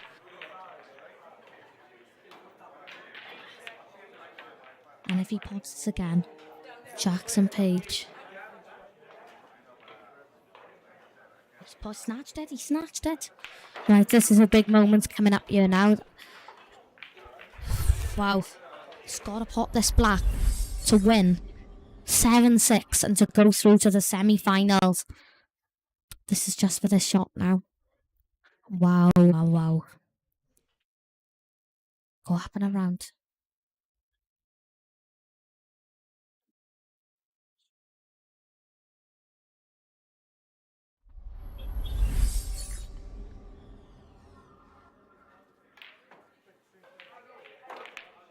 I don't understand what he's done there. And coming back to the action here now is Team Steve Gilbert, or in other words, playing right now is Mark Probin. And after so much work put in by Jackson Page and Joshua White, and they could lose here. Gavin Megan, I've seen him take better clearances than this. Oh, he spotted it. And that's a quality shot, but I just stand back here because the yellow's on the cut doesn't really affect his play at all.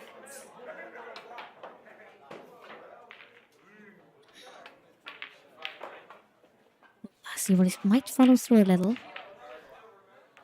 Yeah, he's missed that. And now if Dale comes at the table, it'll be 6-3. And then he'll need to win one frame. Think about it. If you snip the red in the middle, you can come back round for the table.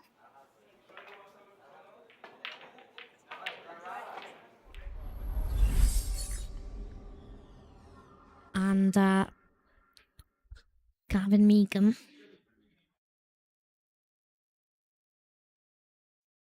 Take his chance and his time here to take these two yellows and the black.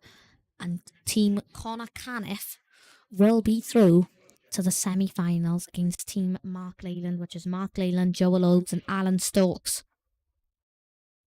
It's a bad shot.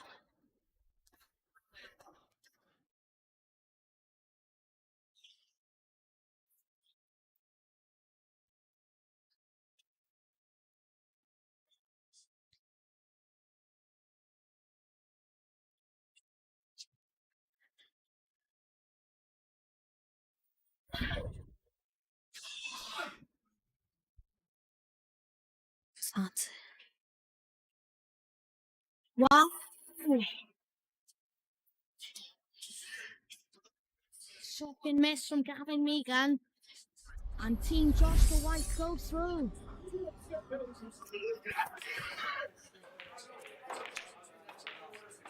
Team Jackson Page go through to the semi-finals and we'll be playing Mark Leyland. Absolute amazing scenes here. I can't believe the yellow hasn't dropped. 7-6 and our first decider here. Hopefully it isn't our last. Team Mark Leyland against Team Jackson Page will be one of the matches of the semi-finals.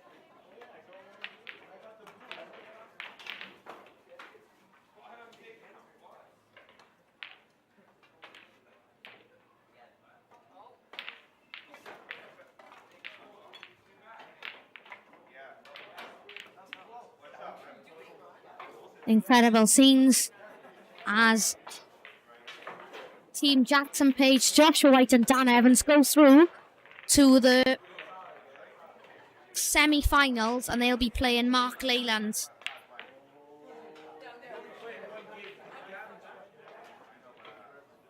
So it's Joshua White, Jackson Page and Dan Evans against Mark Leyland, Joel Holmes and Alan Stokes. That's your first semi-final.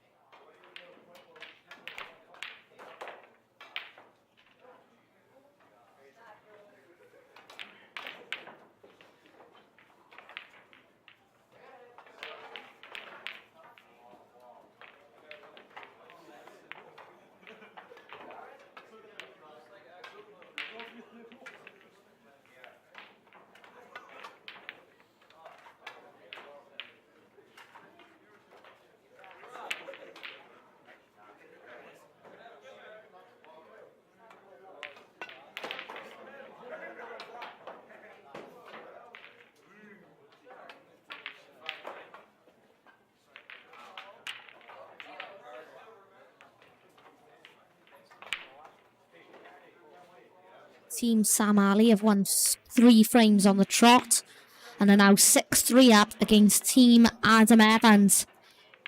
And they will play the winner of Curtis Lee and Luke Vokes and Dale Pope.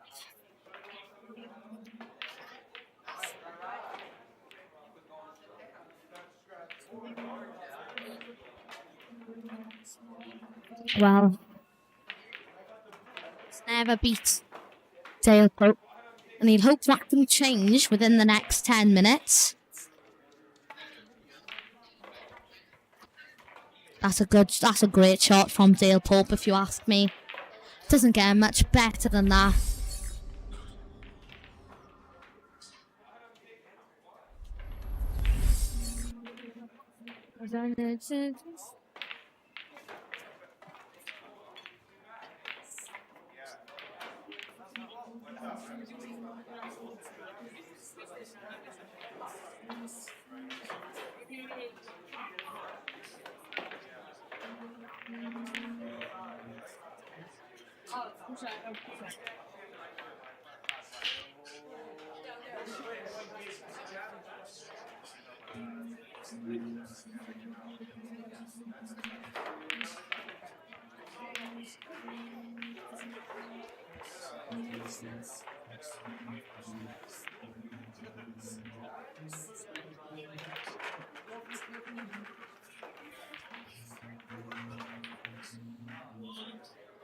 Well, they're making a big fuss, but it's clear that he can hit the edge of the yellow.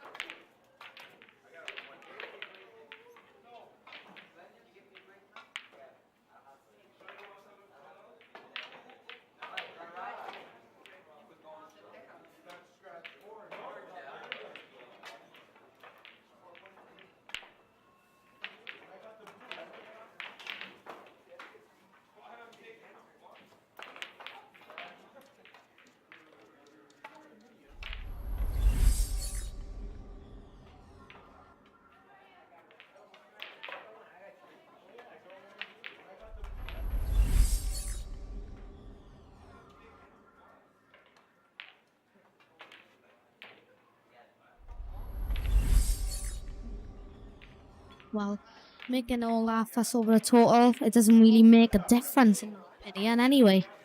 I think it was a total. It's done. 6-3. Not Adam Evans' team.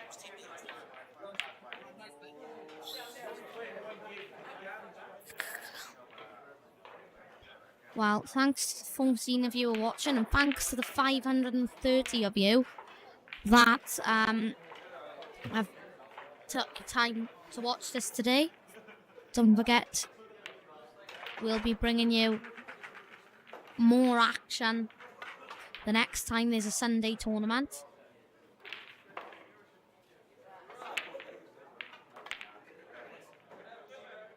And well, this is a key moment in the match because 6-3 and 5-4 is a massive difference.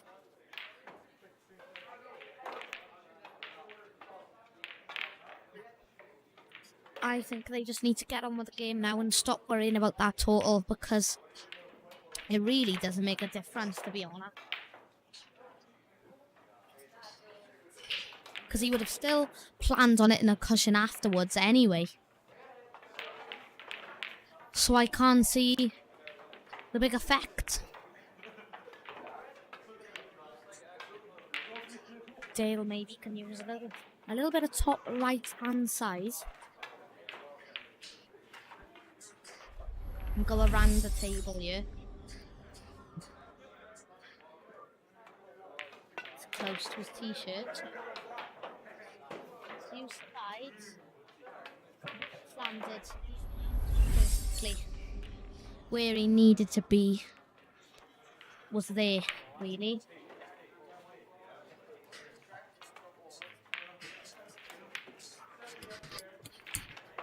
Well, this live stream's been going on now for 5.5 hours, nearly. And all I can say is this probably is one of the most entertaining matches. We've been going on for 5.5 hours and we've only had 3 matches. Jeremy Hill's team beat Mark Williams' team 7-4.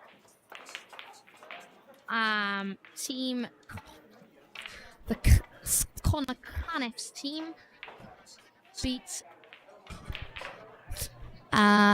Team Jeremy Hill's team 7-3, and the game that on now, of course, is Curtis Lee, Luke Vaux and Dale Pope against Mark Corbin, Steve Gilbert and Lee Price. All of the singles matches are really entertaining, and that's what we want all the way through, is entertainment. Because without it, we'd just be sat here talking about hardly anything. Oh, that's a great shot. That's an absolutely superb shot. And the way Mark Corbin has stayed composed after playing such a good shot, he didn't give it a fist bump, he didn't give it a I'm this big and I'm all that. The way he just stayed composed was... Thank you, Ben McCalmont.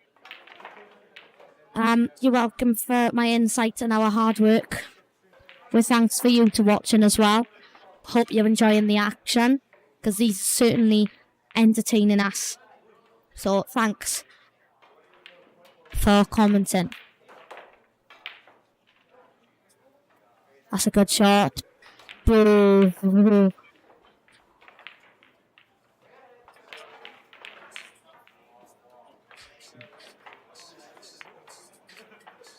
He's going to try and get it in.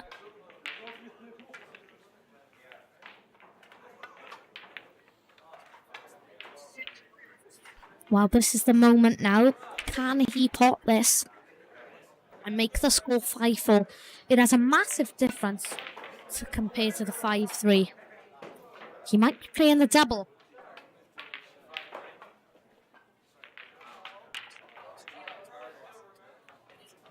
Oh.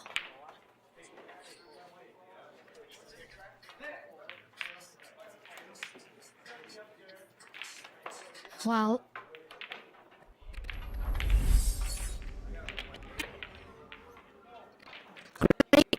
Black first.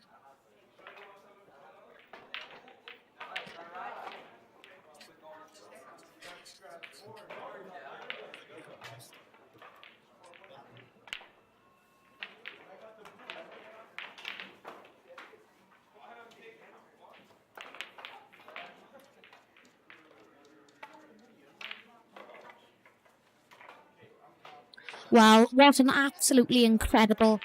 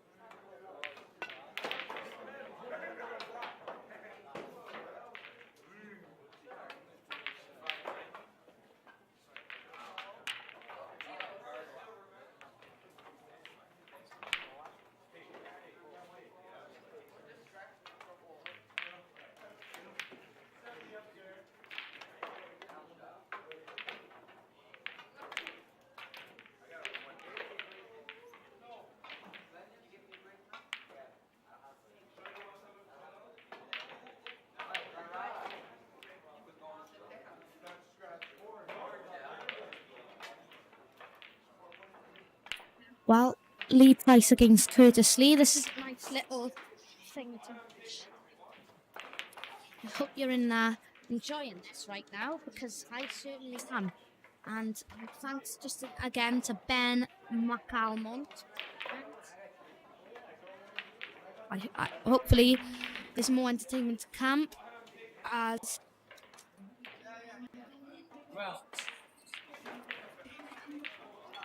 the first semi-final confirmed is Team Mark Leyland against Team Jackson Page.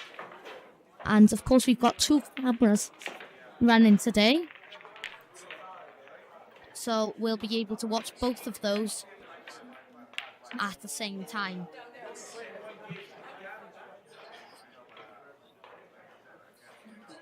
Thank you to the 14 viewers right now.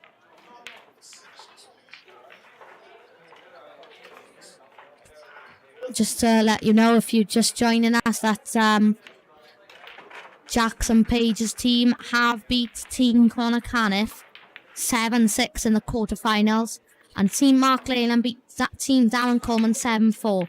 So Team Mark Leyland against Team Jackson Page will be the first semi-final.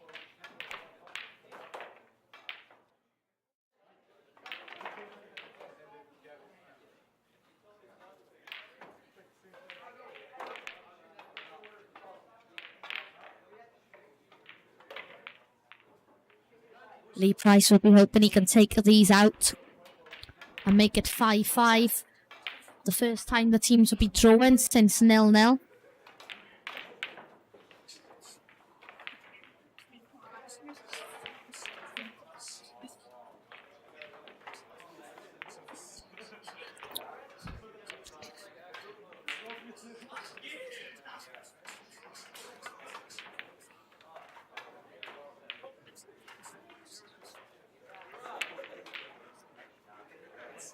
Curtis Lee's reds just touched up to it. It's a pretty good shot.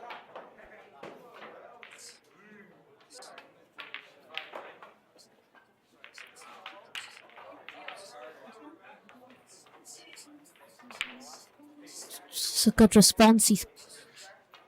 I don't know what.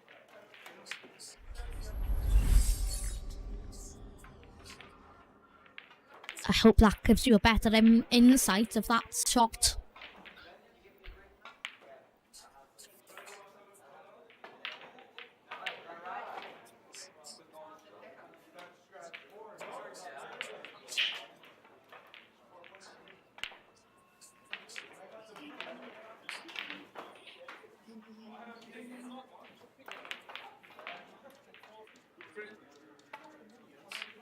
And it's now just coming up 5 o'clock, and we'll soon be starting the semi-finals after this quarter-final has finished between Curtis Lee and Lee Price. If Lee Price wins, it will be 5-5. If Curtis Lee wins, it will be 6-4. The amount of difference it is there, I can't even explain.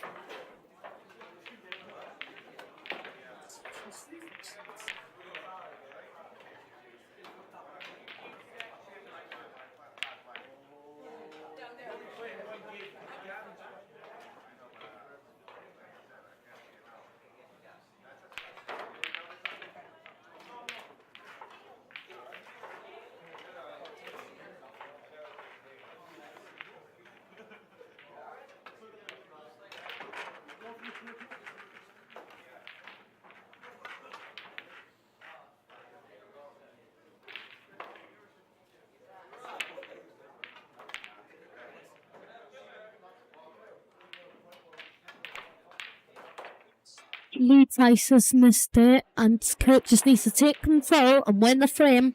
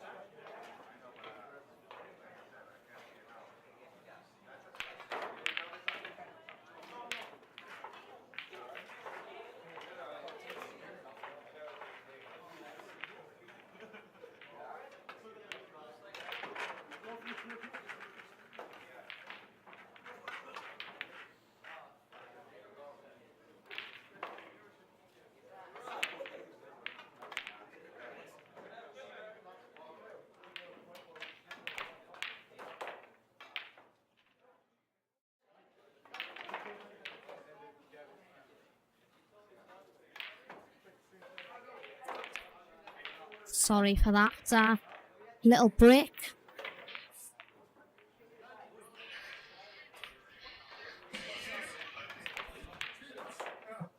Kurt wants to pop this red.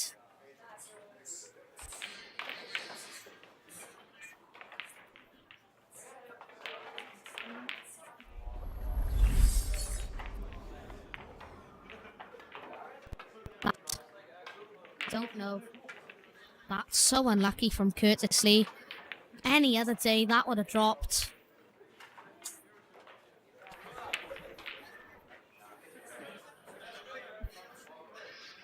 A bad shot.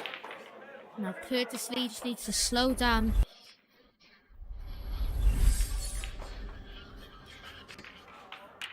As a foul was made by Lee Price. This will be massive in the fight to get through to the semi-finals and play Adam Evans or Sam Ali's teams.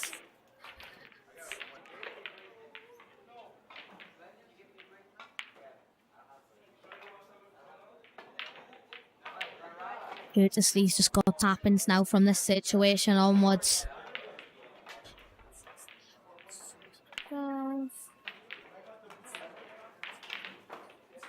Look at the coup action.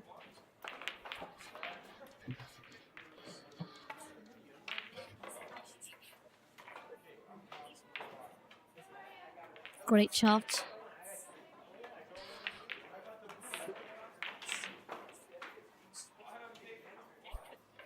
Just come on and off the top cush, back down for the black. Pot the black now. This is the shot.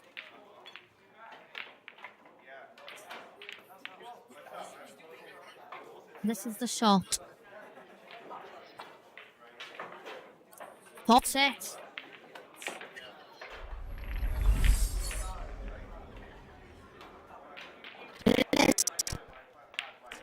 Look at the way he's killed that. He's killed it like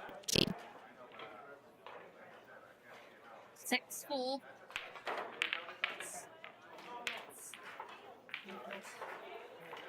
Favourites to win now.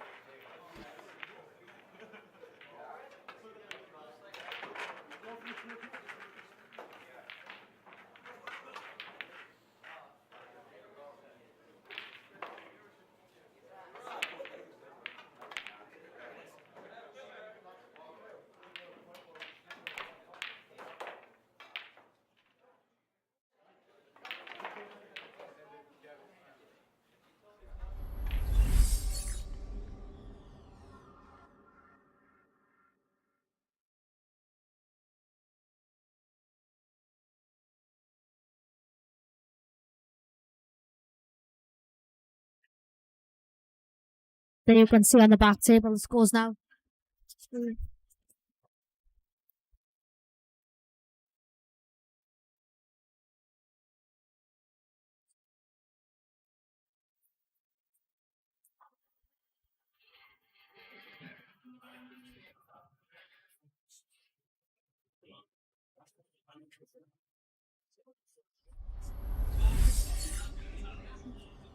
Now,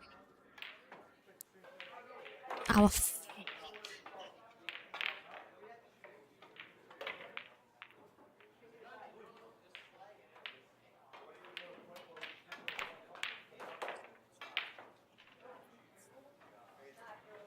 Luke Vaux against Steve Gilbert now. If Luke Vaux wins, Team Curtis Lee are into the semi-finals.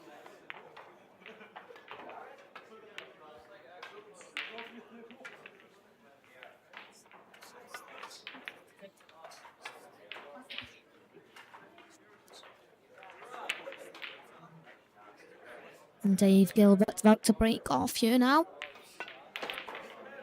Away we go.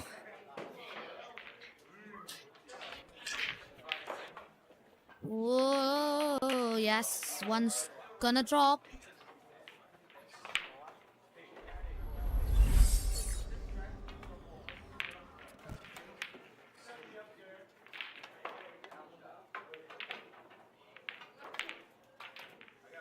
Yeah, good enough slip really.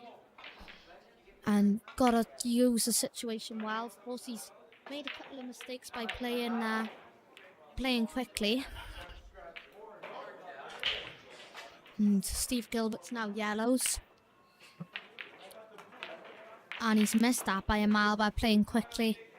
And Luke Fox is not the type of player to play quickly. He's his own self. Remember, he got to the 2016 European Open against Craig Marsh. He's a quality player. And he's very good on his day. Just think about it, do his best, and could end up being in a positive situation and going through to the semi-finals and winning 7-4. He's missed the red, but doesn't really matter. If anything's kind of out the situation. Steve Gilbert's not that type of player to do that, so I suspect that to happen.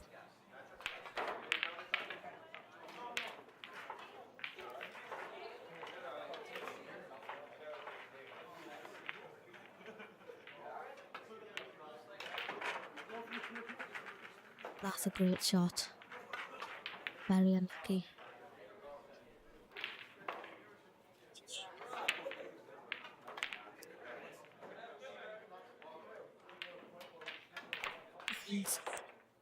There it is. That little situation there is a little bit iffy. It's just made that situation easier.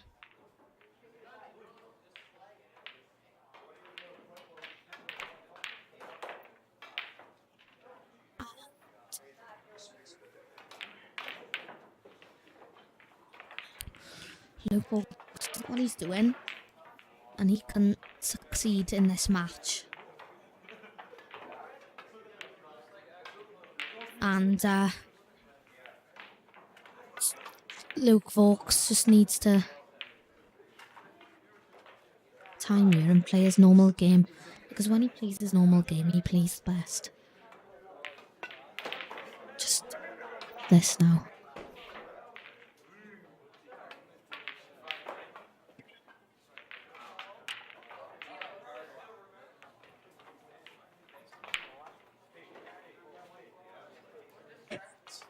Yeah, the safety is probably the way forward there. Steve Gilbert's got to concentrate. He's not just going to get away with the situation.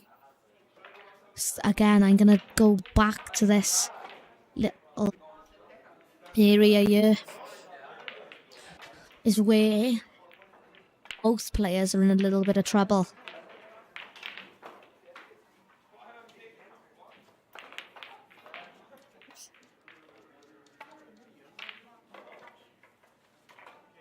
Oh, look, he's just developed that absolutely plumb.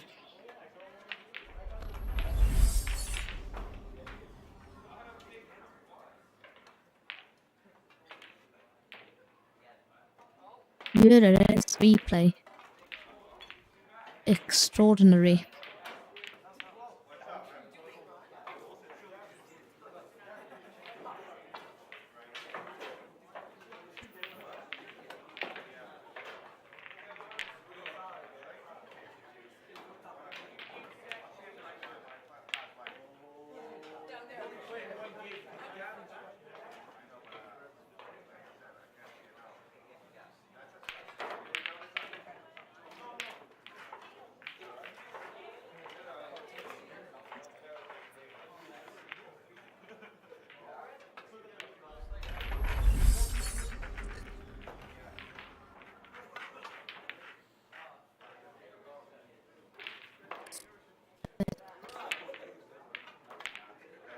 Not to go in there. It's wobble. These tables don't tend to take those anymore.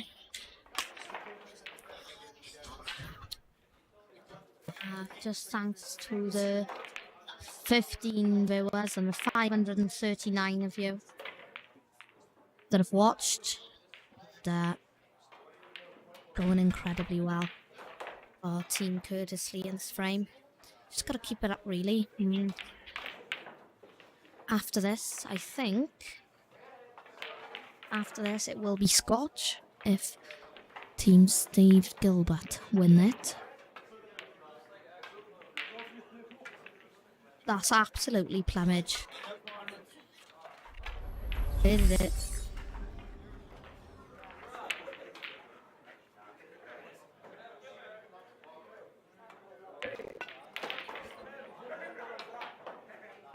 Stop replay.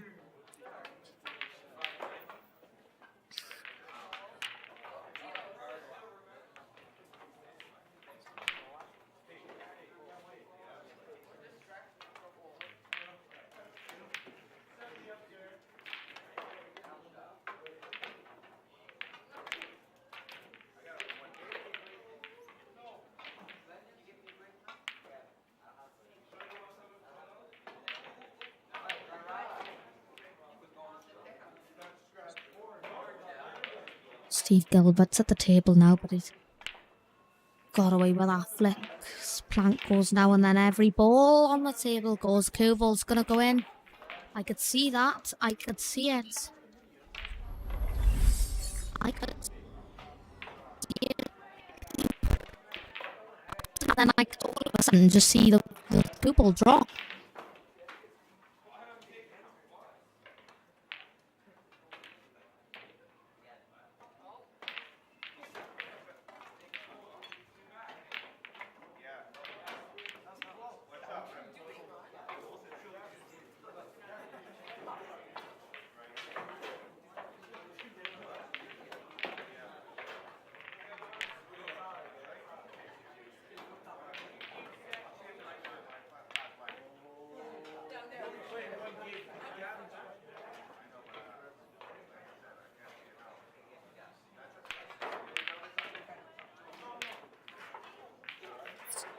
He's just thinking about what he needs to do in this situation.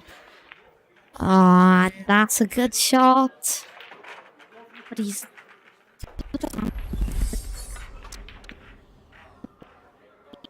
like the situation.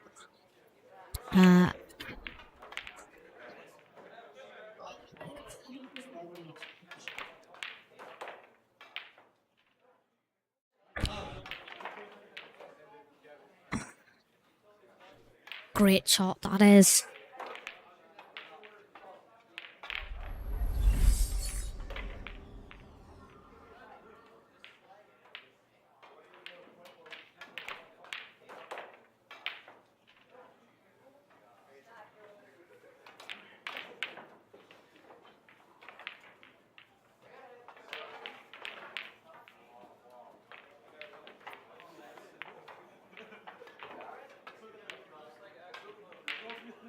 Thanks to the 16 of you who are viewing in and watching this extraordinary frame.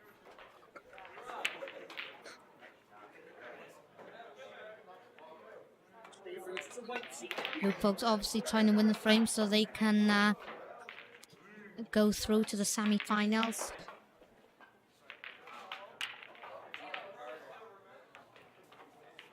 So much effort.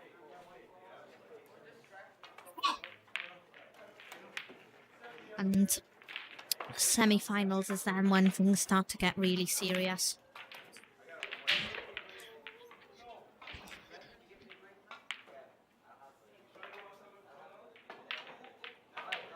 If I was Luke Yorkshire, I'd be playing the cross double. And I'm just going to take us to camera 4 for this because you'll see then if it's going to go in or not. I'll be playing the cross double across into the pocket he just had his hand over. You can come in through a stream set.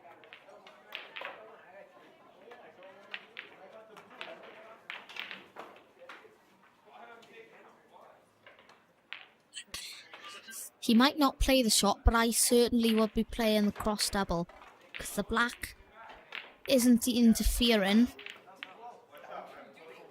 with that.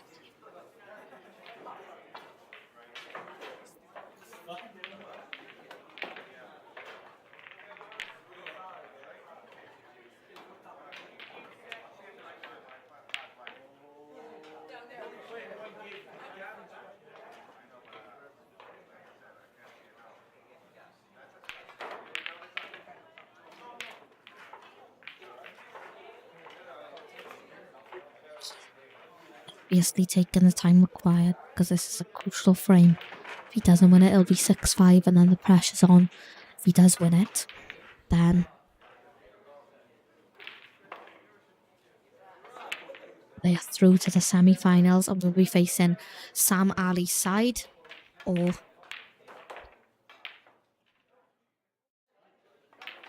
I didn't realise he had 2 shots. If I'm going to be honest with you, that has affected it massively. I do apologise. Sorry. That's a good shot.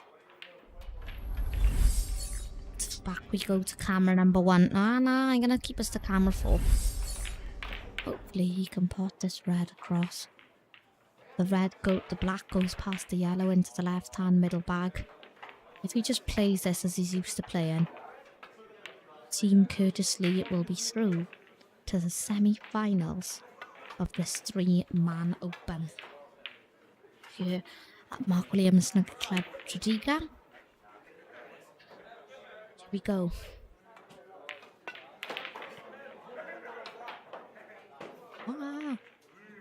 Potted it. He's potted it. It's a great shot.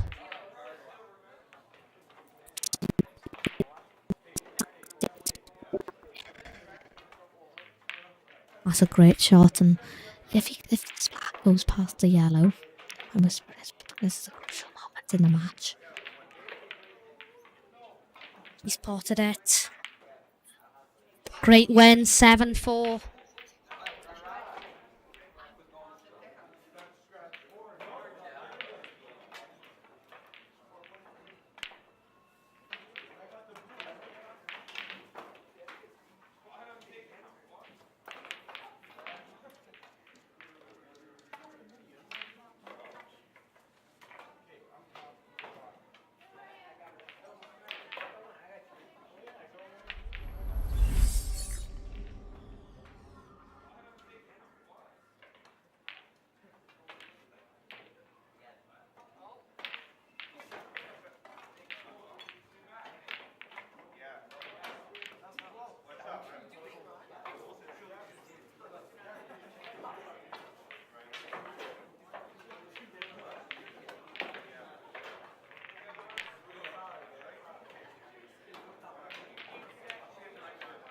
So we have our semi-final lineup confirmed nearly. That's Team Mark Leland against Team Jackson Page.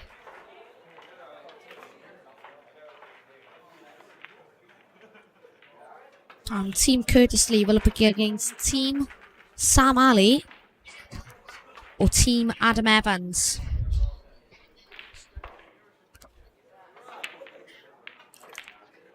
And under the more.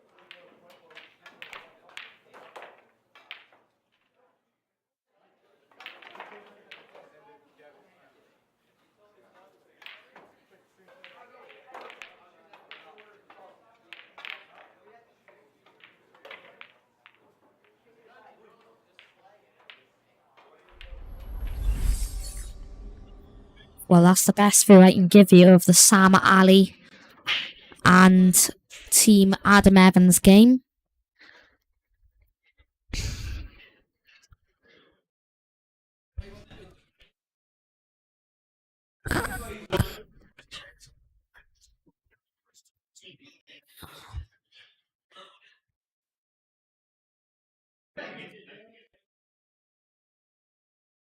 I'm not sure what colour he is, but of course,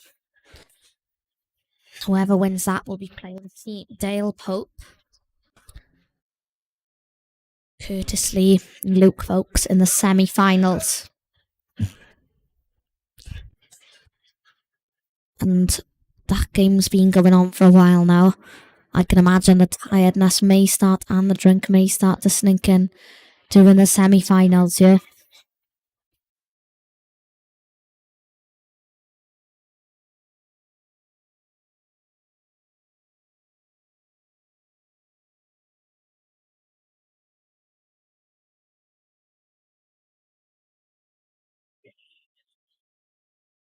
And Team Sam Ali is really concentrating, and on the table now is the actual captain.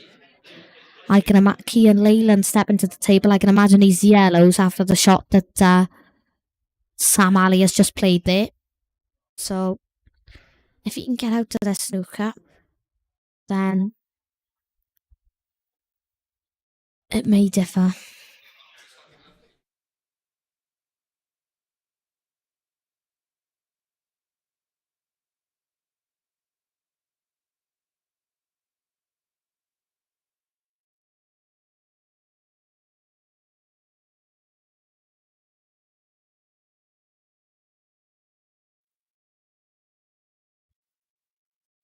And then, yeah, Kian Leyland's obviously thinking about the shot because he needs to. If he doesn't, then he's could cost them because they are currently 6-something down. And it was 6-3, but it might be different now because I was concentrating on Sable one game. It's a good effort, but he's not there. And now Sam Ali has 2 shots. I think he should pot the yellow here.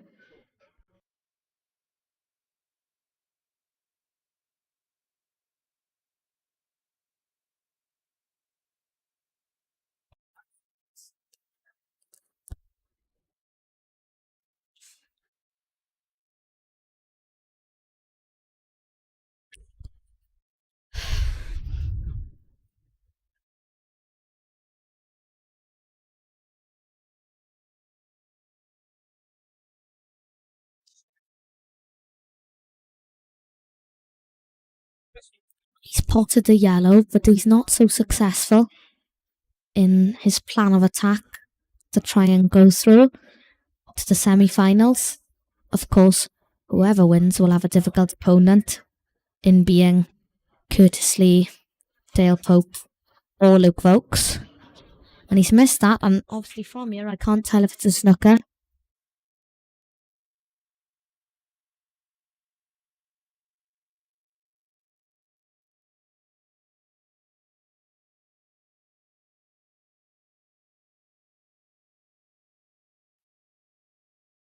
And I know you can't see the best, but I think he is snookered. After that game, we'll be starting our semi-finals. And he's just made a foul. He bows his head in disappointment. And now Sam Ali can build.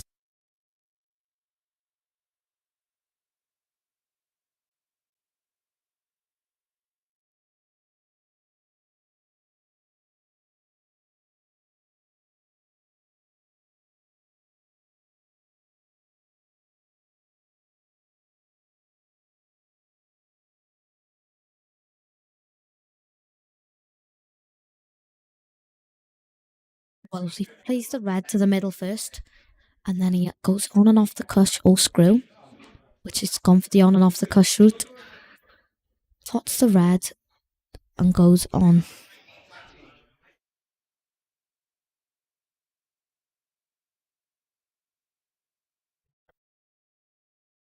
Got to pot it first, which he does. Sam Ali pots it, he goes through to the semi-finals. It's not an easy shot, but it's potable.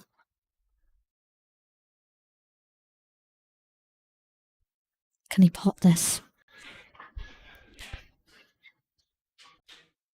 He pots it, and Sam Ali is through.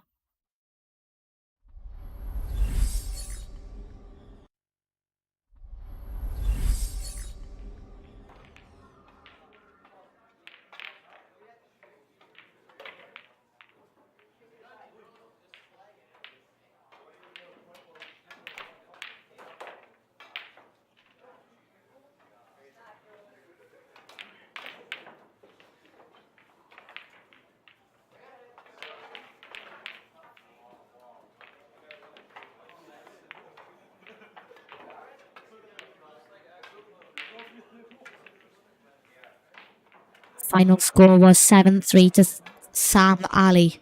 And they'll be up against Curtis Lee in the semi-finals.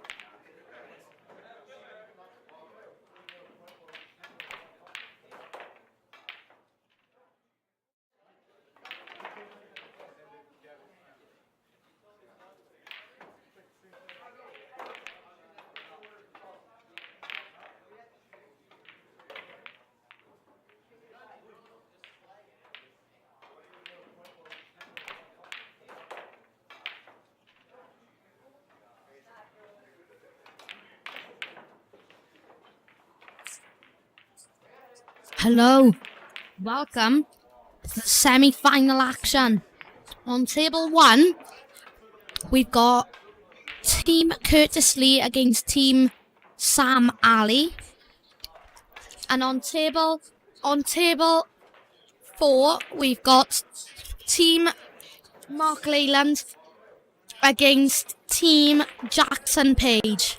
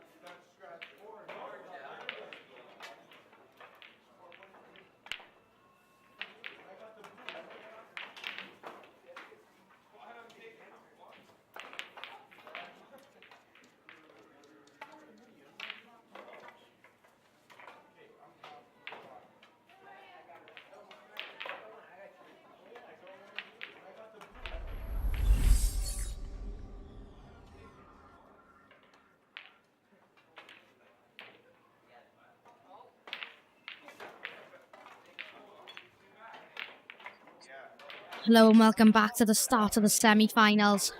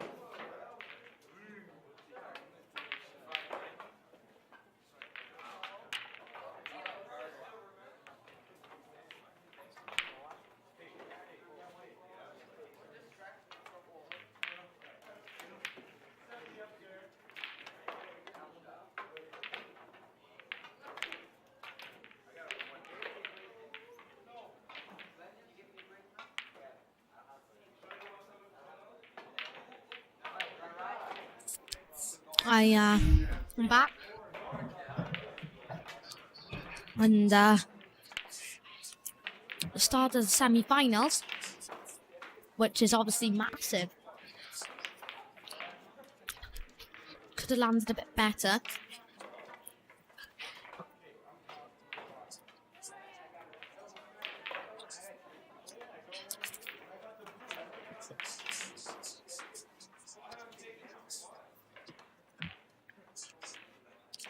Alan Stokes against Joshua White is the game on. Table 4.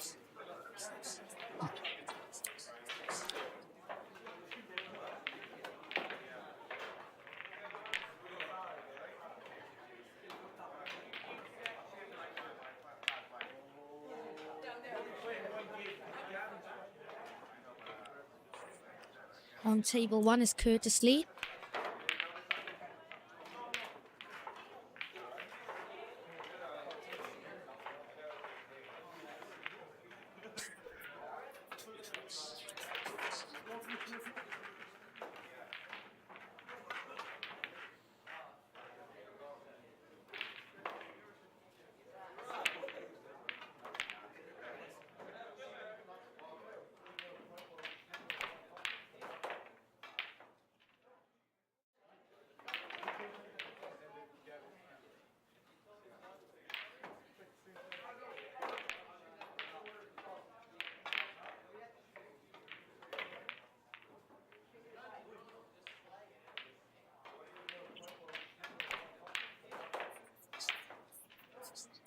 Hello.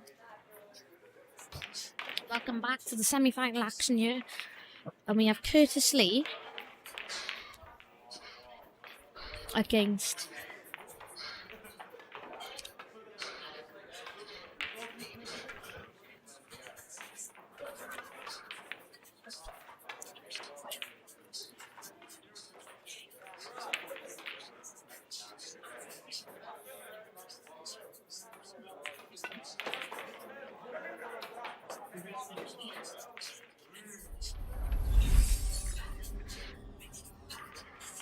and you can see the way that Curtis Lee is walking around the table, looks confident, rearing to go on a shot.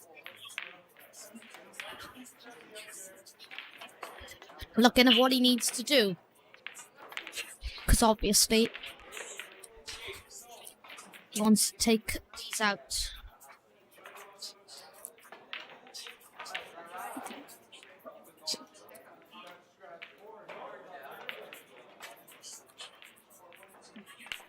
Oh, unlucky.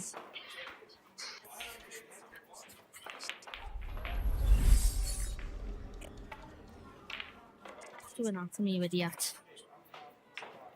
Sorry, it's just I keep dropping things. Well, these reds look like in a nice position now.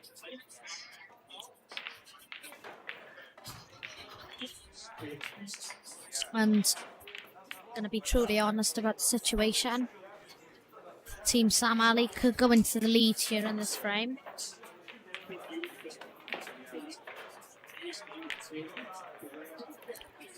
He's played a good shot on the red. These are just tap-ins, you'd expect him to pot these.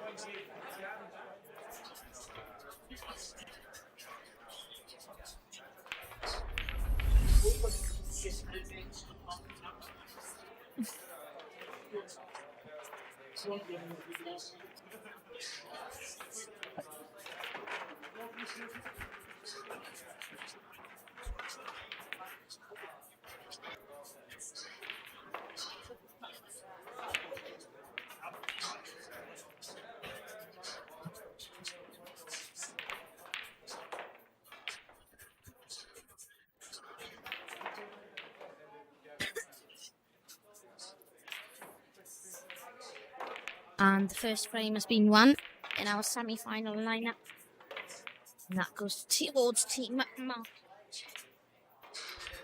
And this looks like Team Sam Ali are going to go one a lap.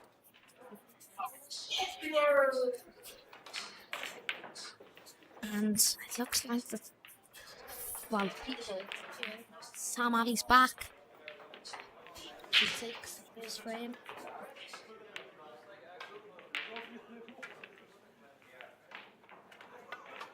Good.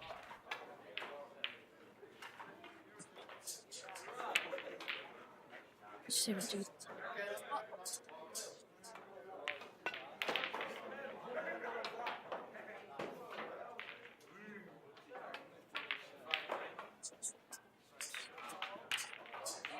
So 1-0 to Team Sam Ali.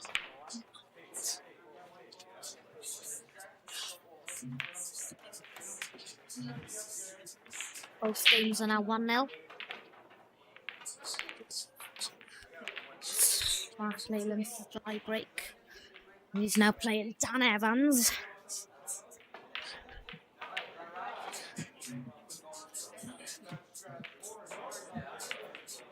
And of course, courtesy disappointed as he goes 1-0 down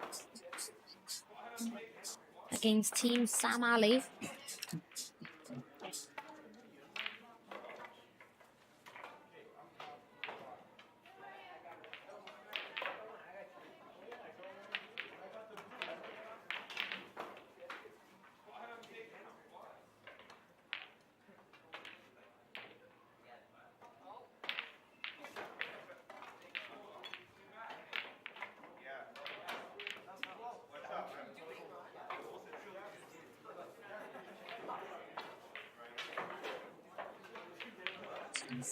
Frame 2 here, and again it is going to be Team Sam Ali to break.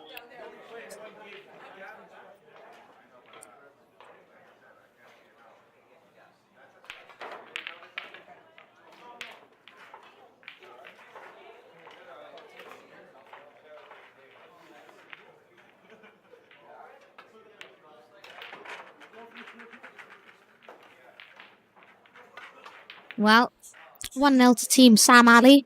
Luke Folks now will be trying to get his first frame on the board for Team Curtis Lee. And then there'll be one more single match remaining, and that will be Sam Ali against Dale Pope.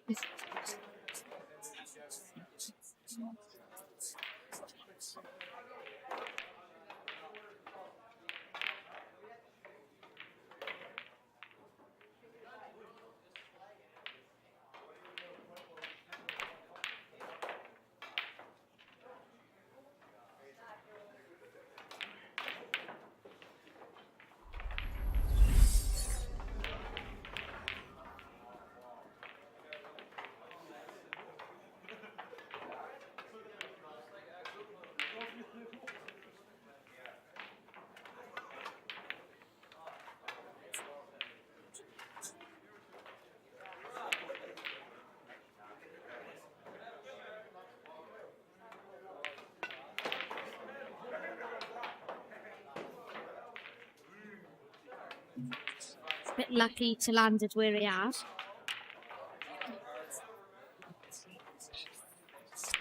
It's going to go reds here. And just to let you know, it's still 1-0 to Team Mark Leyland.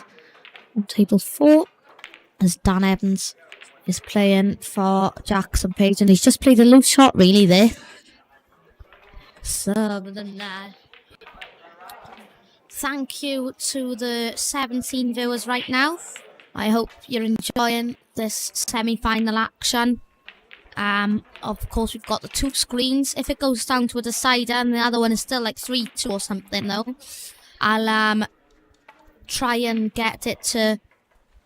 I'll try and just get that coverage on the TV.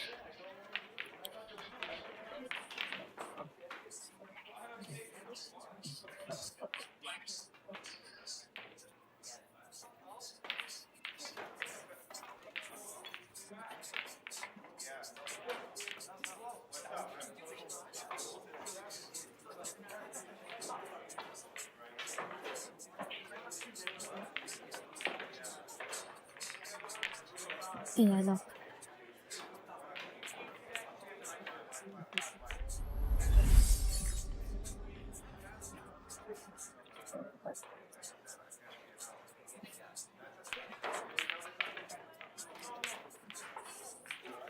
in the morning. Darkness is the darkness of the night.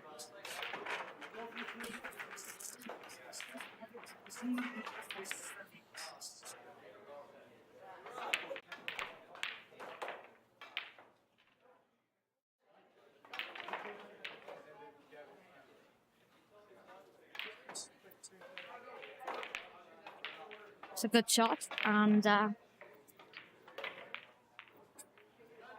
as you can see, he's walking down the table now,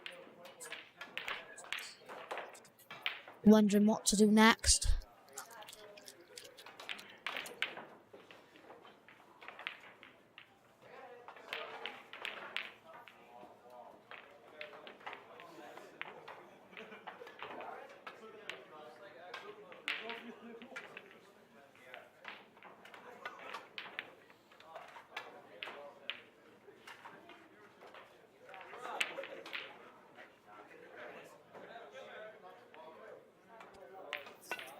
He did come up a bit short, but he's always having the one in the middle anyway.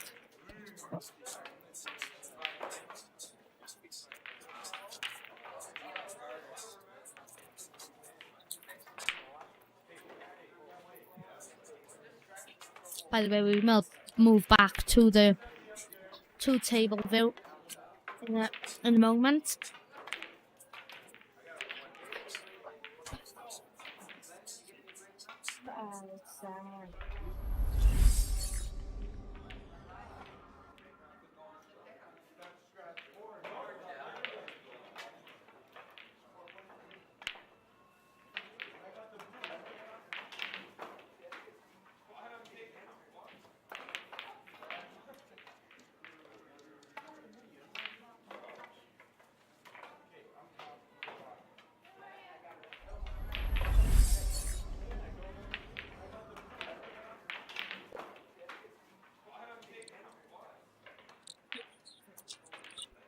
Good effort, but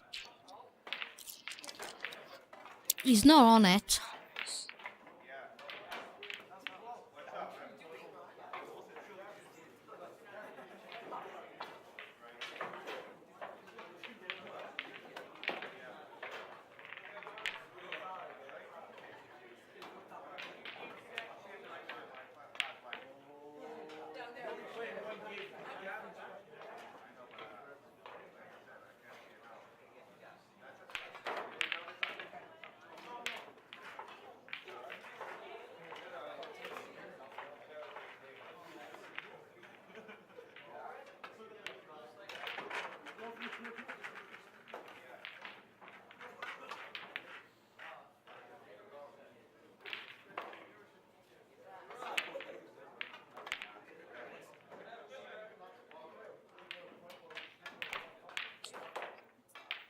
Very lucky shot there.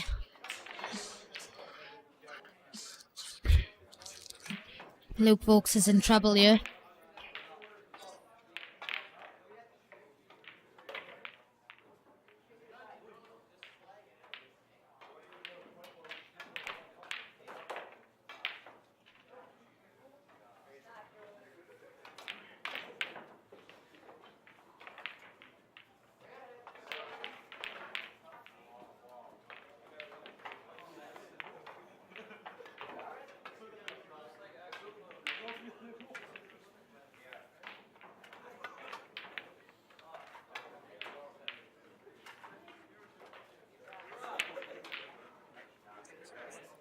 Everybody's gone over their mobile phones. They didn't let them know.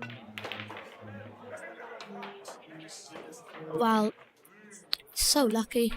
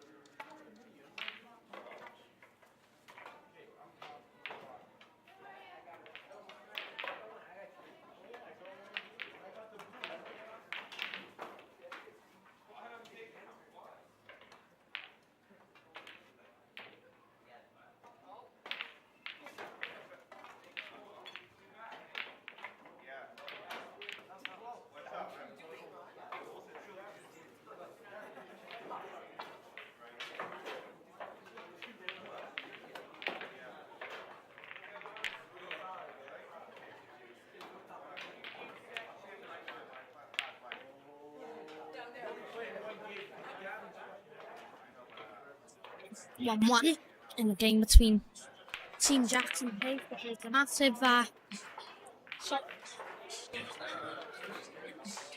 I think this is a total in my opinion. I did just have a look. And that's a total. I don't see how you can say that doesn't go past the red. Sorry. How that goes past the black to hit the yellow.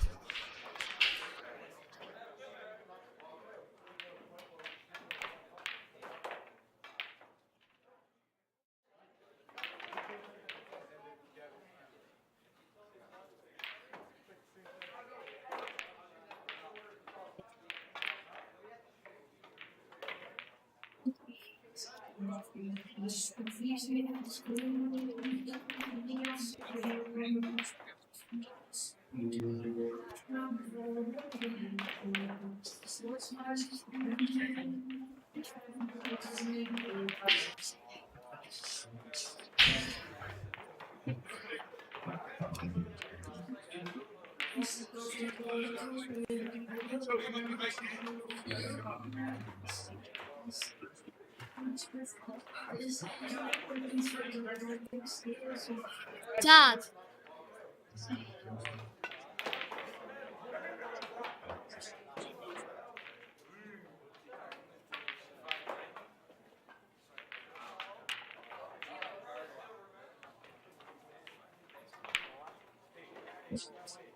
And away we go here. Sam Alley against Dale Pope in final single before Scotch double. And they'd like to get a single win on the frame.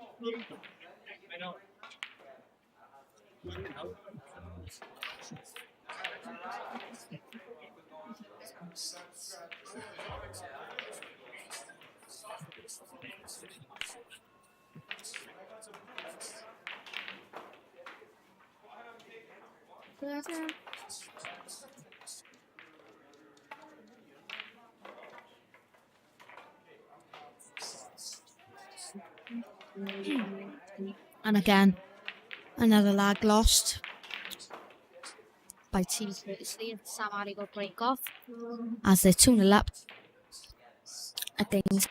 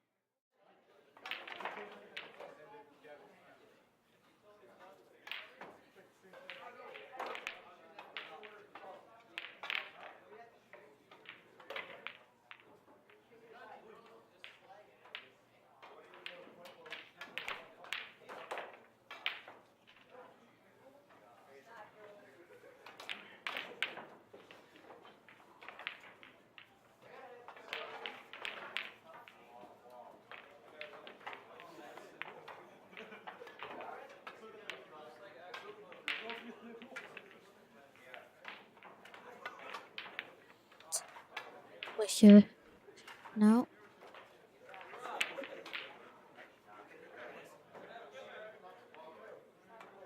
Not the best of starts.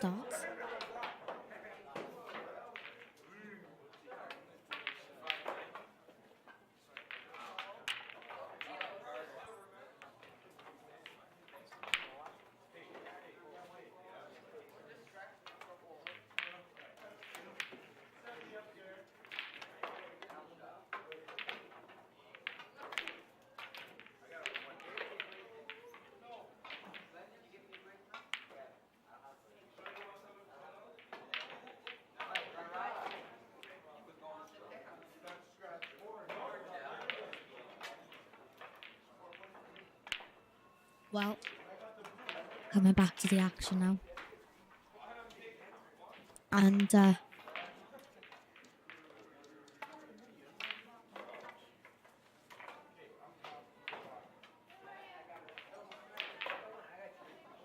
be truly honest, this is looking like a difficult game right now for those players to deal with.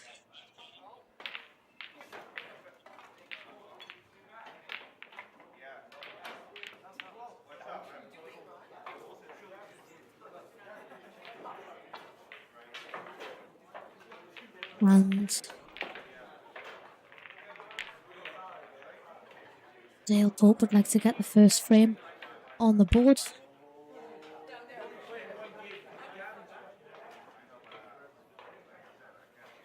The land about your kill ball. Spin across.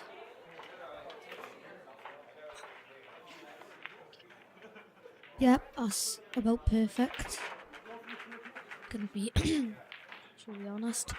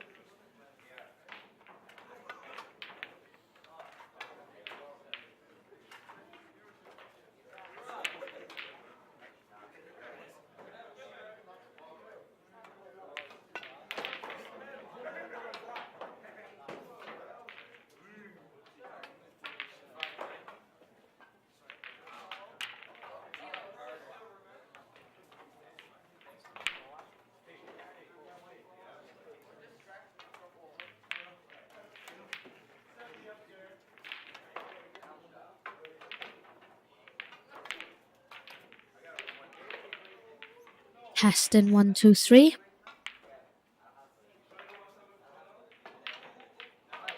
Spin a couple of this. And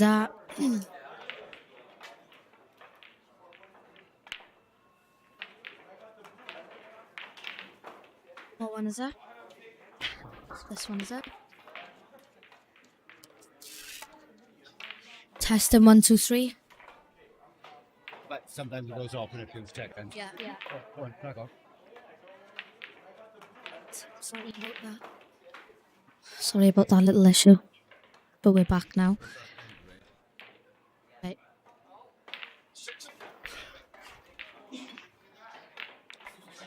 And thinking from a positive perspective, Dale could win his first frame here for Team Courtesy.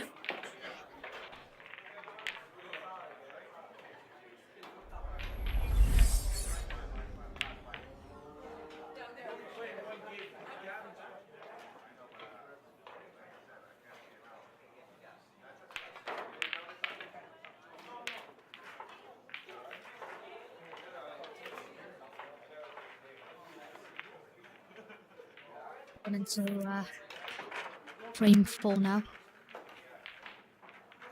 I believe it's Scotch doubles. And it's going to be a good semi-final. Team Mark 2-1 to Mark Leyland's team.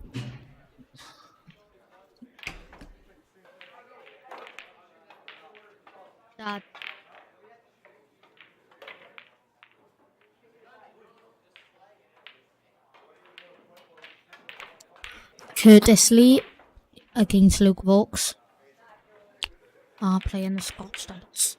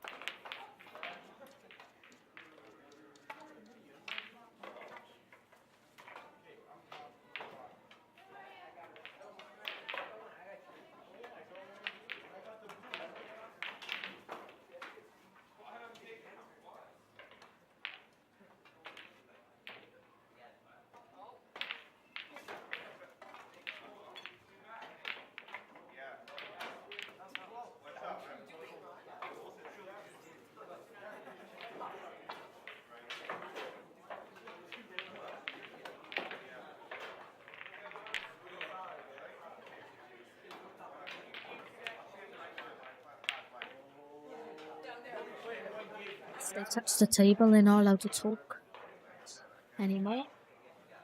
And I think it's quite a good rule.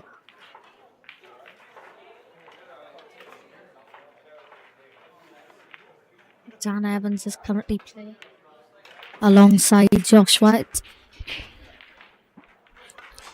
Only currently 2-1 down. And so is Team Courtesy after Luke Vokes lost his frame. And so did Courtesy. And then Dale got the first frame on the board by beating Sam Ali.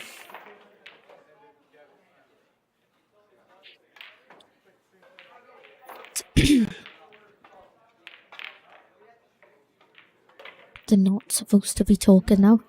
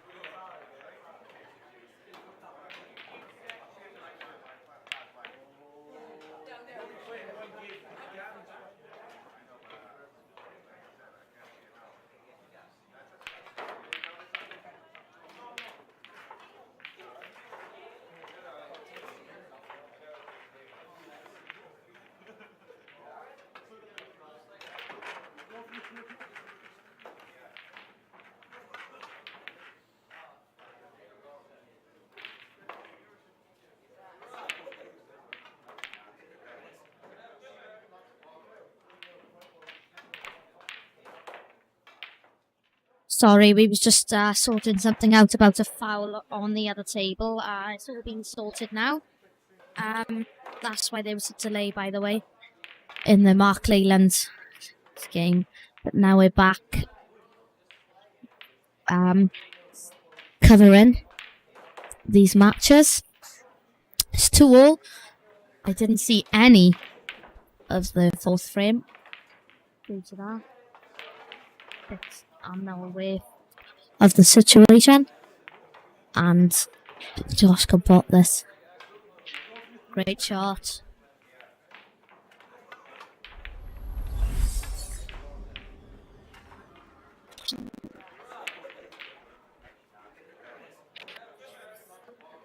It's a great. Josh. Josh. Josh. Josh.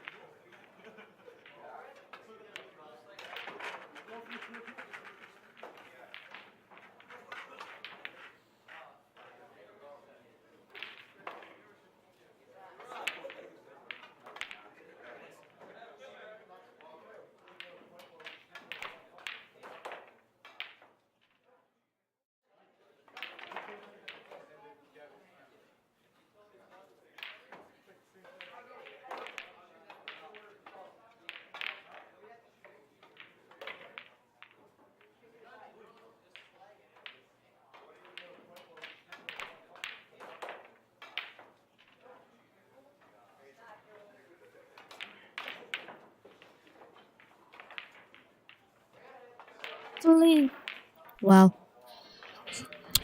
welcome back. Thanks to the 15 of you that have ruined the semi-final now. And it's 2-2 here between Curtis Lee and Sam Ali's side.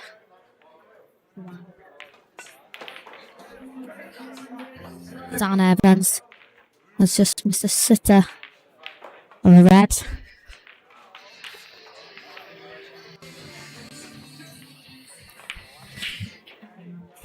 And you've got to be thinking that anything can happen in these semi-finals.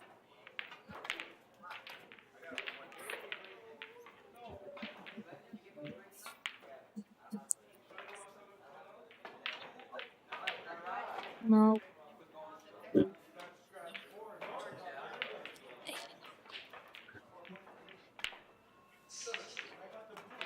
And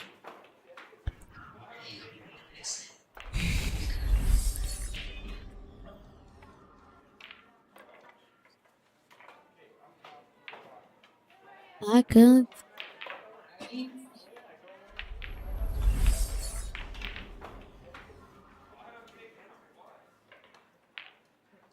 Well,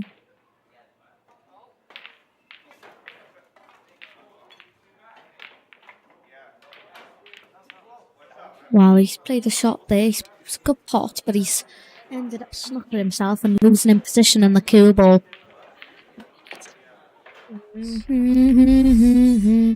Cheer up, sleep.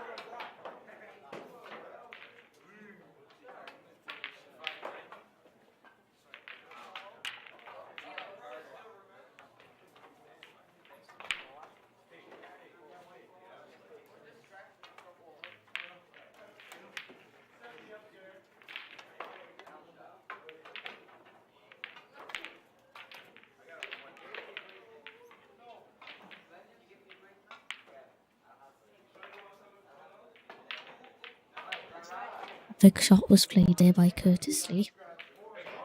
Just knock this black in. And it'll be 3-2 up.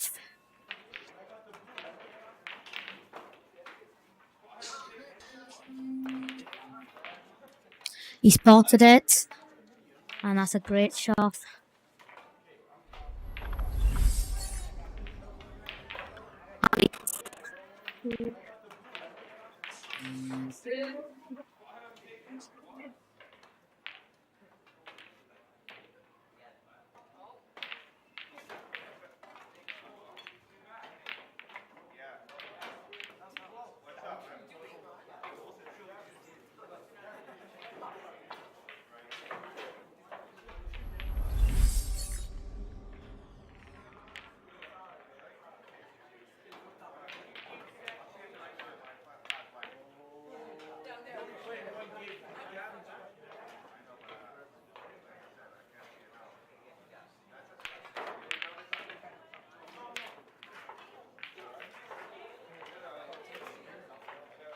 Well, so many controversial things happening on table 4.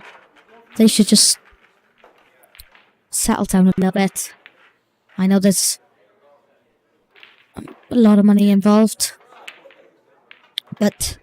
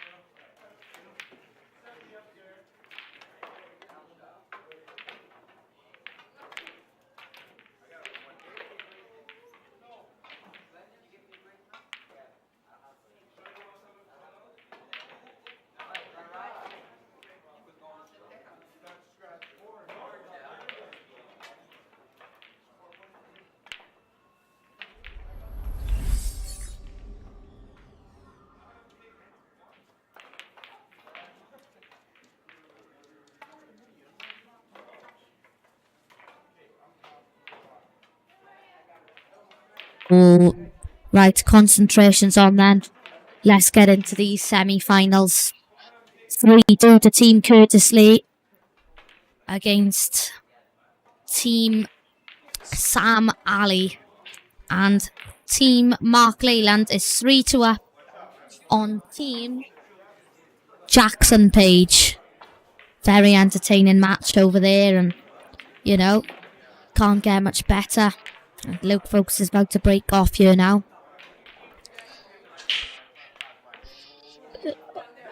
That's a good shot.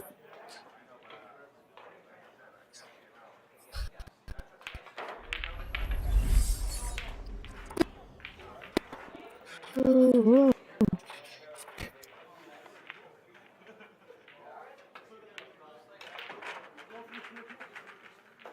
Well, after all that fuss of who won the lag, Luke Folks is dry anyway, but he did win the lag. But he was dry. And that's a bit of a problem, really, because now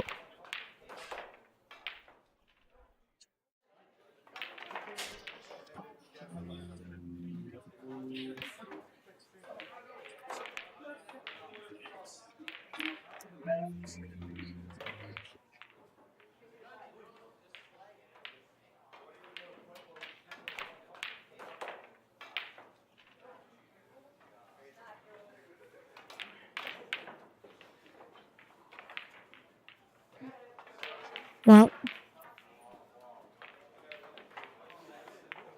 Joel Holmes pots the black and puts Team Mark Leyland 4-2 up.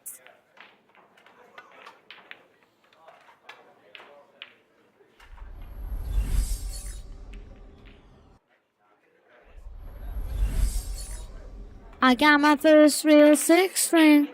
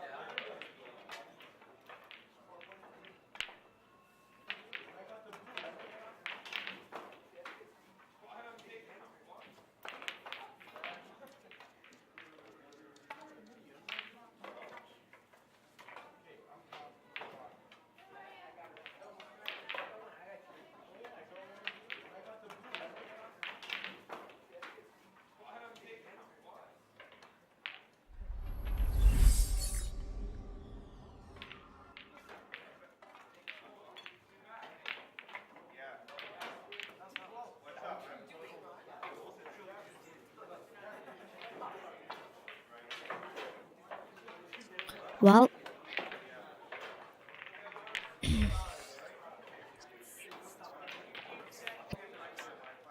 that's a good shot.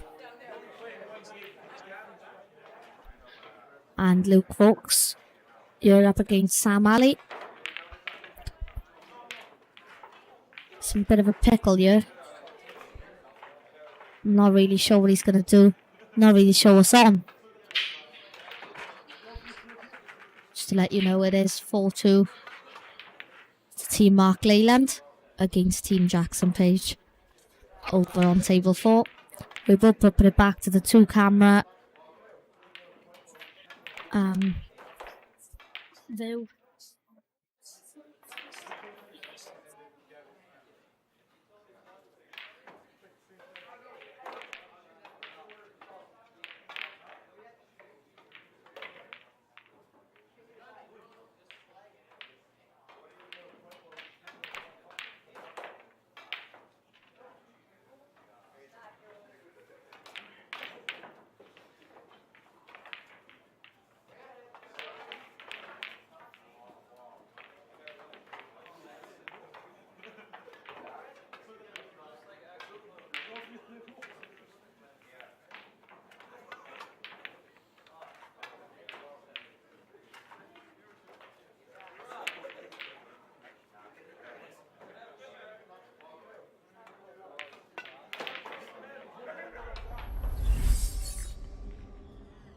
But we're back to the two-camera view as Sam Malley steps to the table.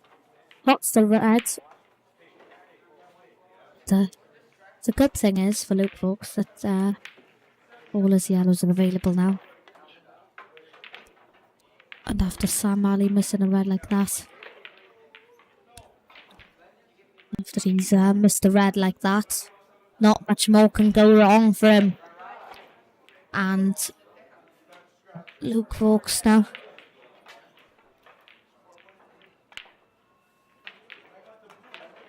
Could play the plant tuner if it's on.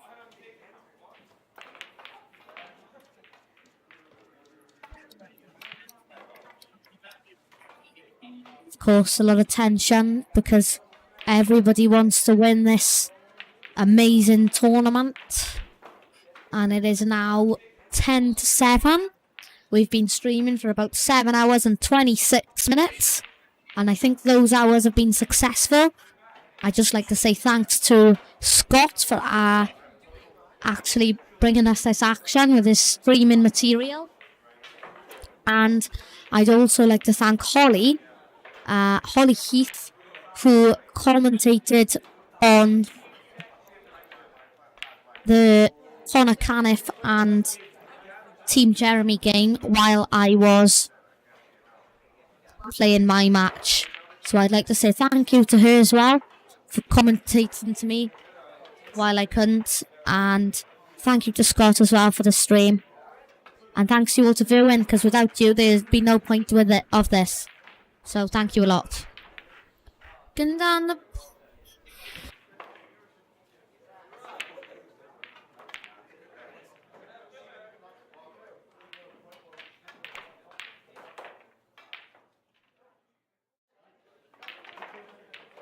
Sam Ali's Mr. Howler, and now Luke Vokes can step up to the table. His yellows look takeable from this area.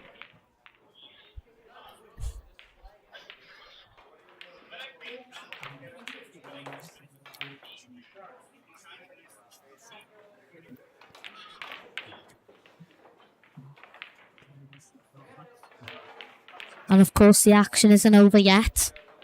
We've still got the final to come, which will be held here on table 1.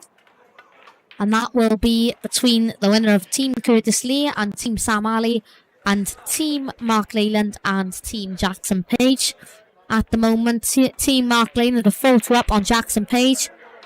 Oh, it's not far away from getting out of the snooker there, Jackson Page. And Alan Stokes, who's been doing well in Blackpool Tuesdays. He was 2-0 down against Luke Sanjis on Tuesday in the final and went on to win 4-2.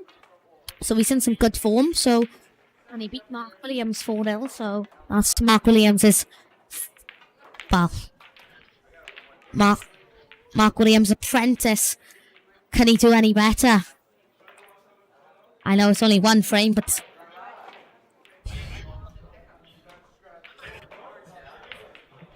yeah, probably the right way to go about it. Pot the yellow and then maybe play the one to the middle if it's got a nice enough angle. Oh, stop.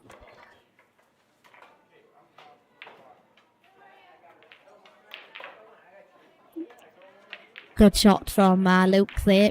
Could just drop this into the middle now, I think, is the shot. He doesn't. Going over across to the Team Mark Leyland and Team Jackson Page. All he's got to do now is land in that area with the curveball. That area is perfect. Just pot this now and it will be 5-2 and they'll have the upper hand in the semi-final, which it is. It's a good shot.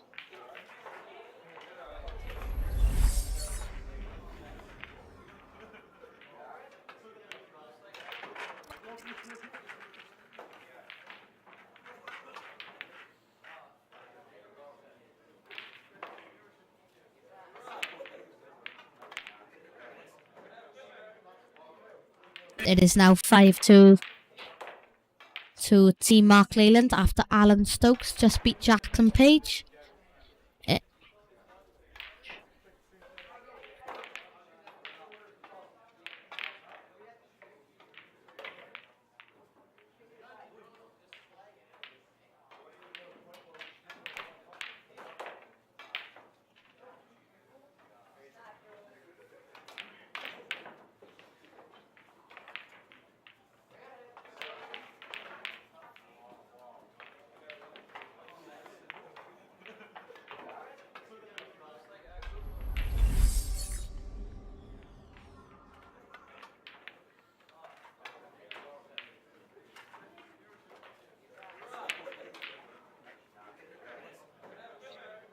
Perfect shot from Luke, folks.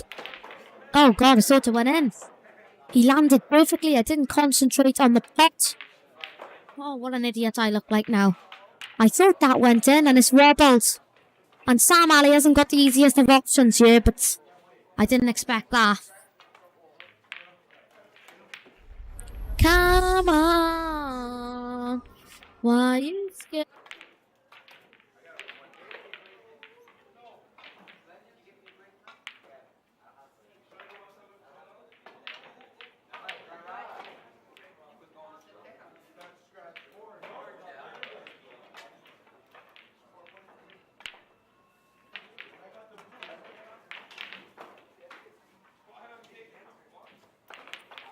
Jackson Page and Dan Lewis are playing a Scotch doubles against Joel Holmes and Mark Leyland. And they need to win it really to stay in the match really, because otherwise they'll be 6-2 down. So positivity needs to remain.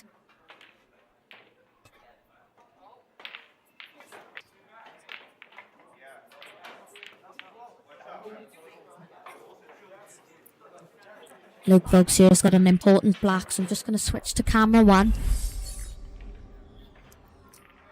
Thought this is 4-2. He's potted it.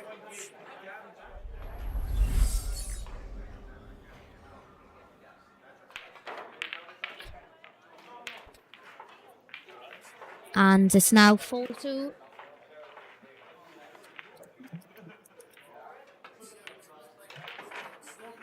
So Team Curtis Lee.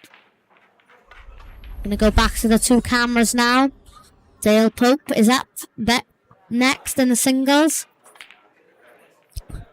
And in a moment we are going to just switch now to camera 2.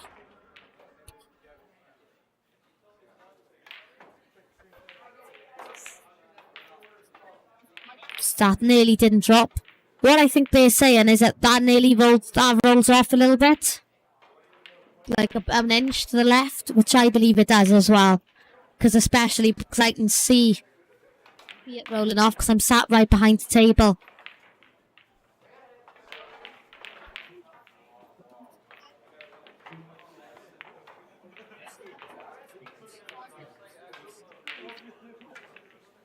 And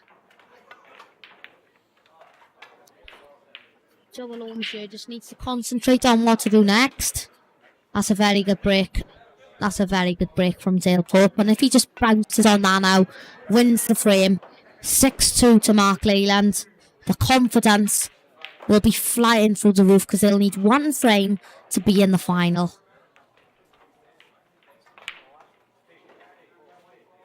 Good plant from Joel.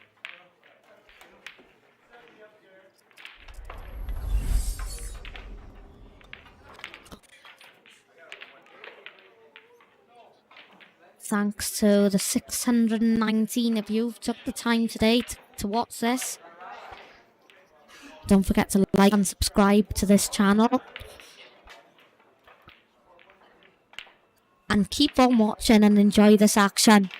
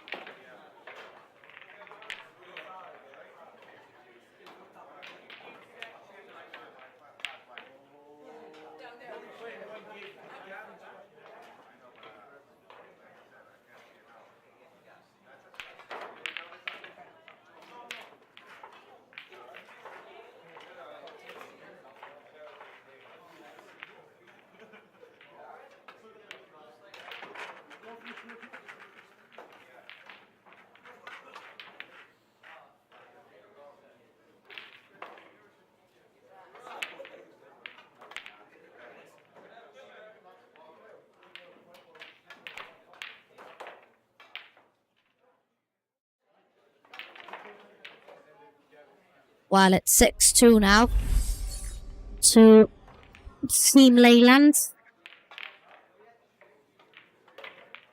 against Team Sam Ali.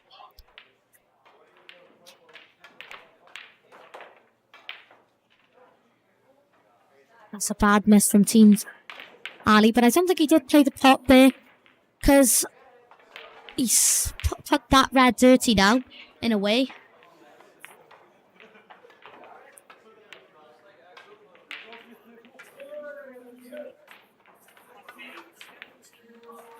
Dale's got to think about what path and route he's going to go down here.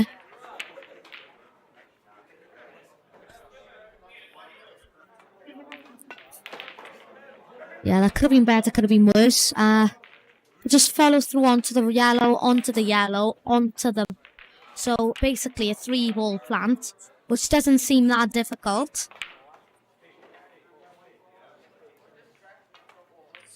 Yeah, I didn't like that to the middle. I wouldn't have expected him to miss that though either.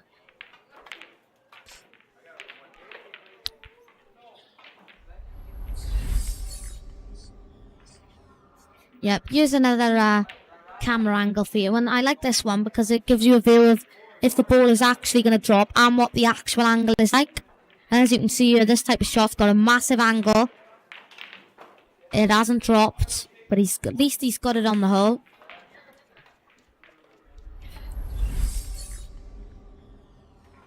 Joel Holmes breaks off. Wow. What a break, but he hasn't got any down.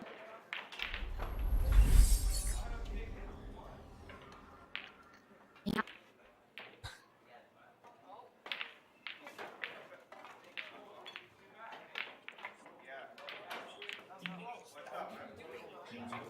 Just playing reckless shots here, and I don't understand why. Wins this frame, and they strike back in with an opportunity to at least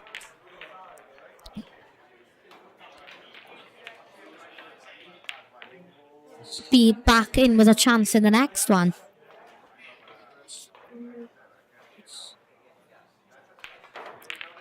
That's okay.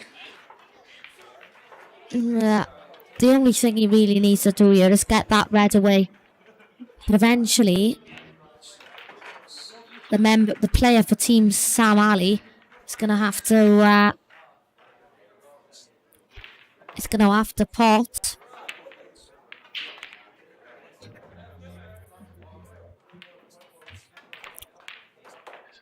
And in a second, we may go to Team Mark Leyland's match because that could be coming to a close.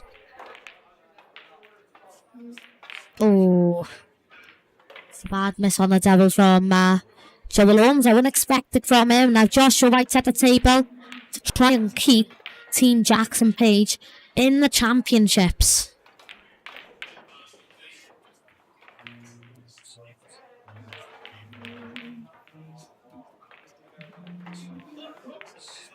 Yeah, these are takeable yellows though if you think about it.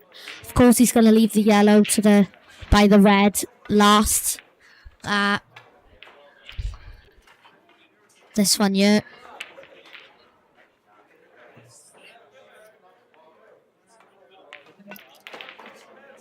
I thought he would have left this one to last. Because then he didn't need to play it like that. I don't understand, to be honest.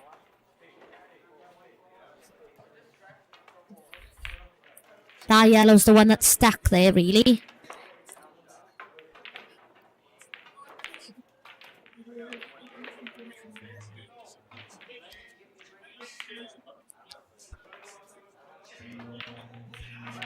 I wouldn't have played it like that, see, because if you just done that, then you could have potted the yellow, then potted the yellow on the hole, and the black was there anyway, because you would have had to got rid of the yellow before. And now it's going to be interesting to see what he does with the marked yellow.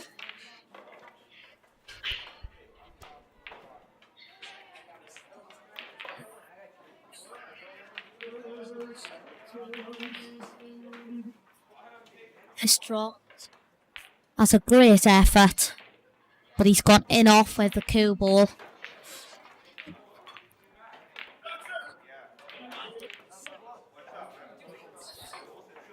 And now Dale's got an opportunity. His red's available. And he can maybe go on to win a frame that was in doubt. And Team Courtesy will then be 5-2 up.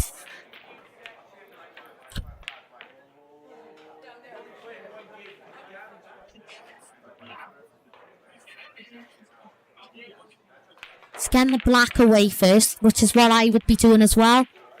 Just get it towards the other pocket. Yeah, straight back down the other table.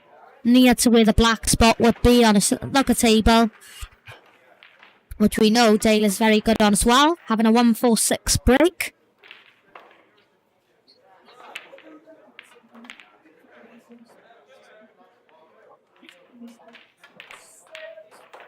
Very good pool player as well. And he's played well here today. For me, he's been playing really well. He's kind of been like the star of the team.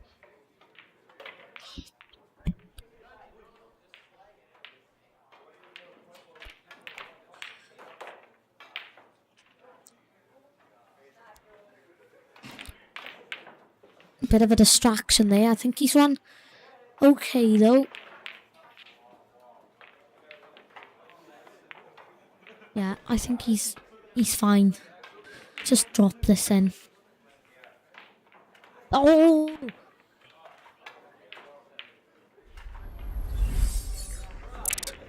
I didn't fancy it. And now Team Sam Ali can step up to the table, and if they do something with this yellow and potentially land on the black, it will be 4-3 and a different game.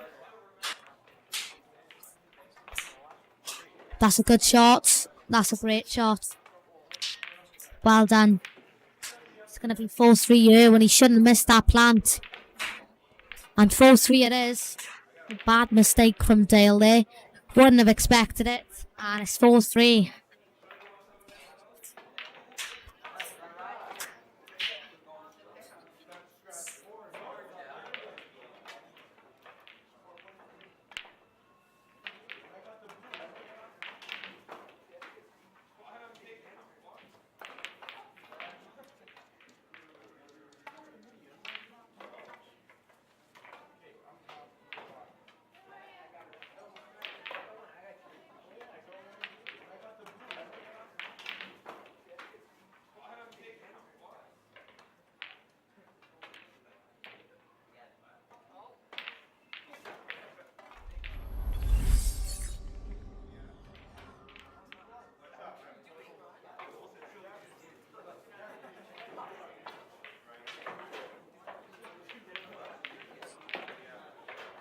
Well, Josh needs this frame really to stay in the match. And both these semi-finals have been entertaining.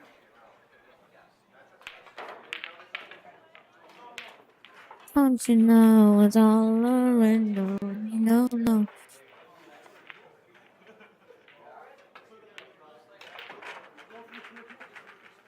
Team Jackson Page has worked hard.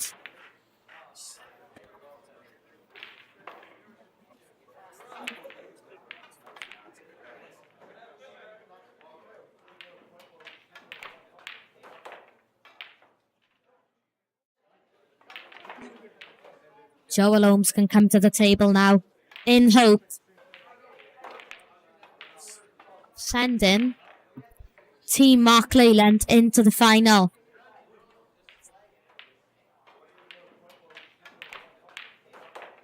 Excuse me.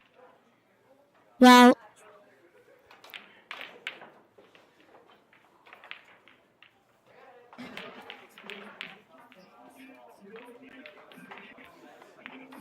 yeah, this should be done here really. And then we'll be able to go to our one table setup for the remainder of the Curtis Lee match, as it's now 4-3.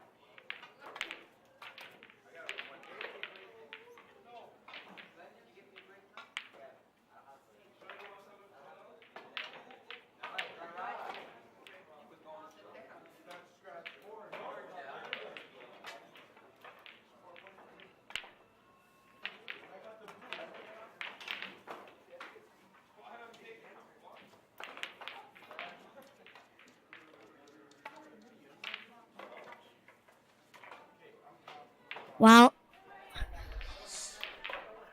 Joel Holmes has come so far. And now he's snookered himself on the black. And Team Jackson Page will be hoping for another chance. And it looks like they're going to be getting one.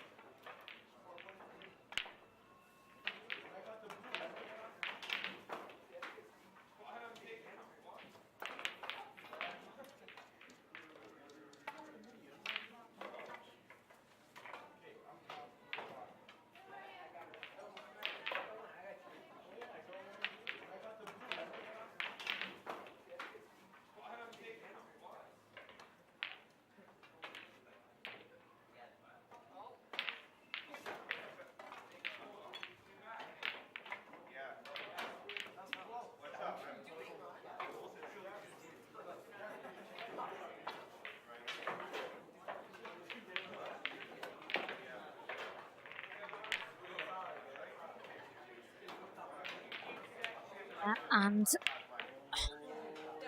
he's missed. Luke Folks and Dale Pope come to the table because he's missed. He's missed at an important time. Stokesy, on the other hand, needs to pot this black to win, which he does.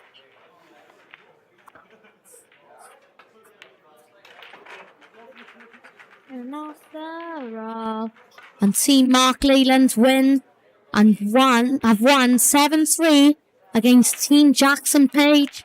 And our first finalist is confirmed in being Team Mark Leyland, which is Joel Holmes,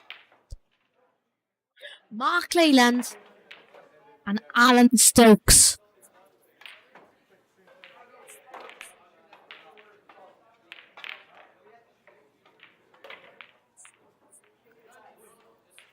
We can now just go to the one table setup for this thrilling encounter. Excuse me.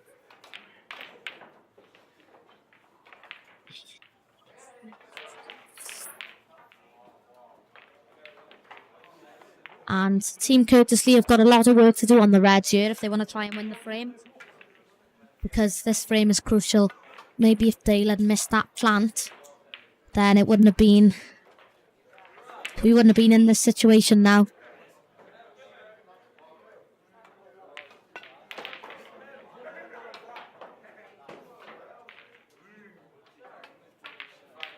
This is the shot. It is crucial. He's missed. He's missed. He's missed.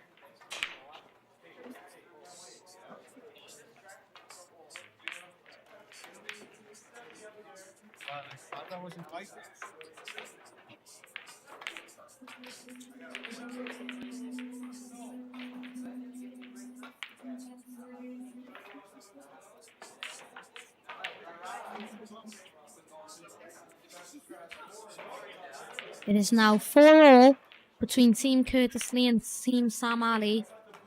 And we didn't expect that, did we?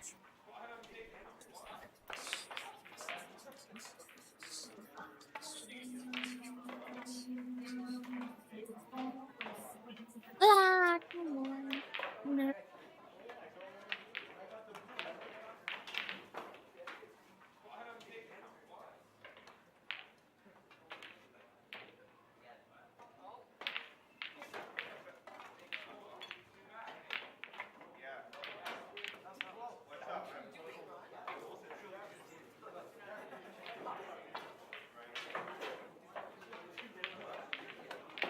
We have a game on our hands here between Team Curtis Lee and Team Sam Ali.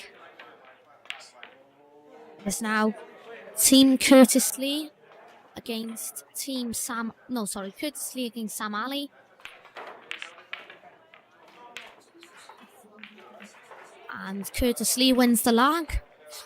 And he'll be breaking off here in frame 9.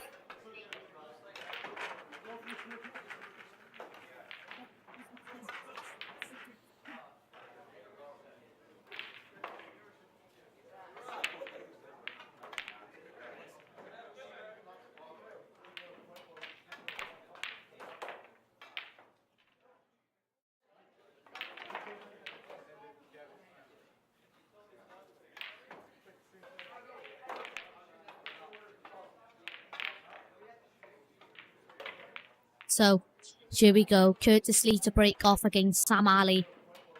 This would be nice if it was a big break. Needs to be, really.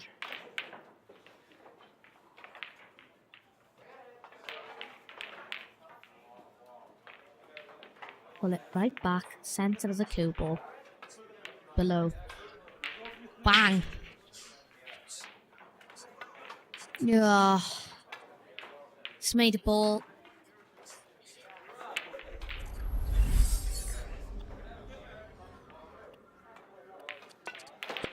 That's probably a good thing for him, really, because he gets to re-break those off again.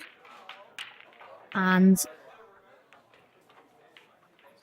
basically the frame just starts again. Which is not in the opponent's best interests, is it? And, yeah. Here we go. So here we go. Take number 2.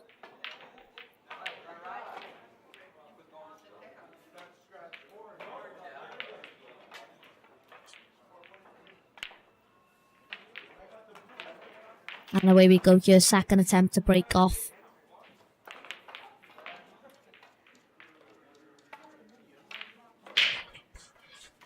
He's gone straight in off on the cue ball. Very unlucky.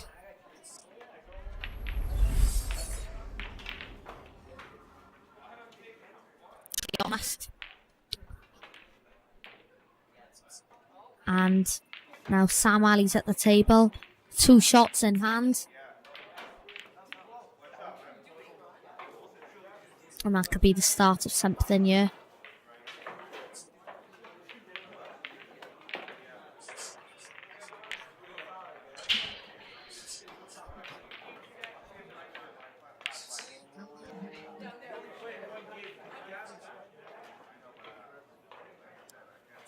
As you can see in the top right hand corner is a new camera called ObSpot, and it basically follows the player. It's not that player.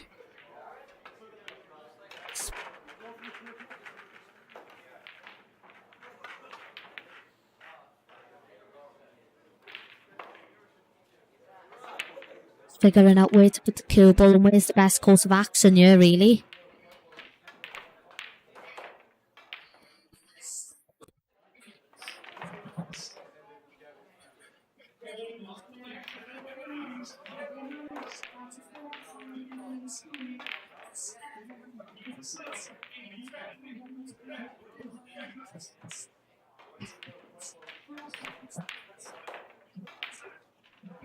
Be nice if he could hurry up and make the decision, really. For 2 minutes on the shot now.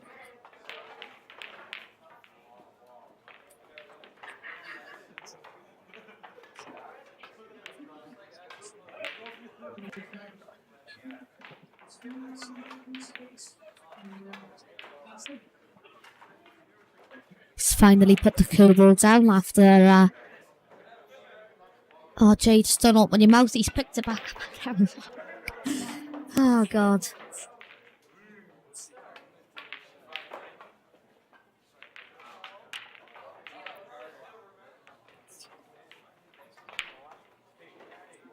He does need to sink, though, really. Let's be fair to him.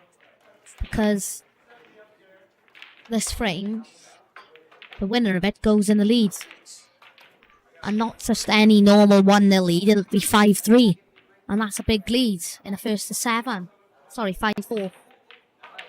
Then you've got to win 2 more. That's a break. You guaranteed maybe 2 breaks in a row as well.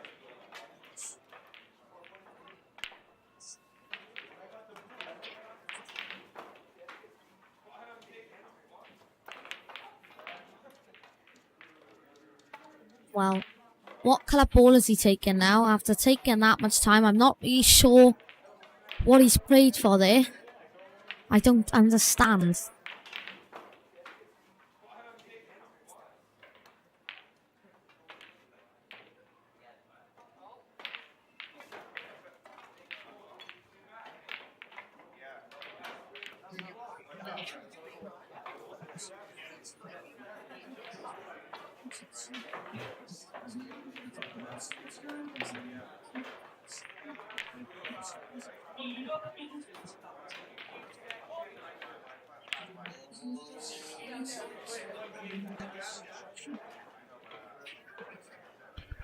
He's taken yellows. After thinking about the 2 shots so much, I can't understand why he hasn't actually thought of an actual course of action.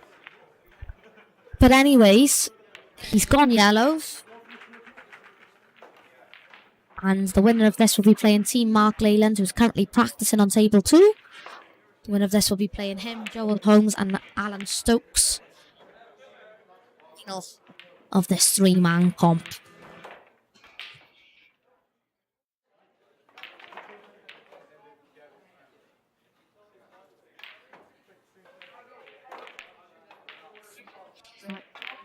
Going now. I think he'll get there anyway. Get through the gap to the yellow, which he can. He's gone in off. I'm not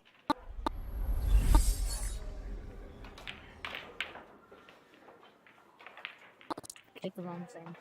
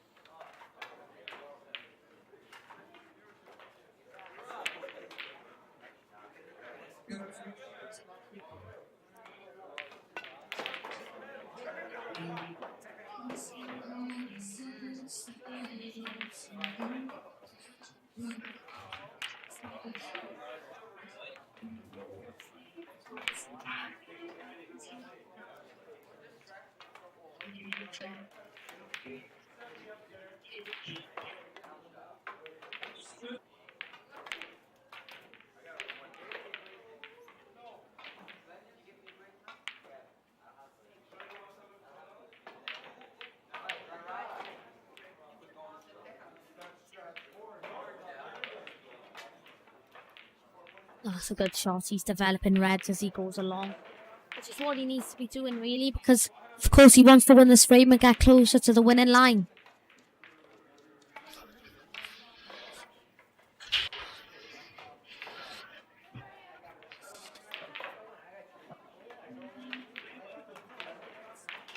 So at least we know Mark Leyland, Joe Loams and Alan Stokes are in the final. And now these two are locking horns to see.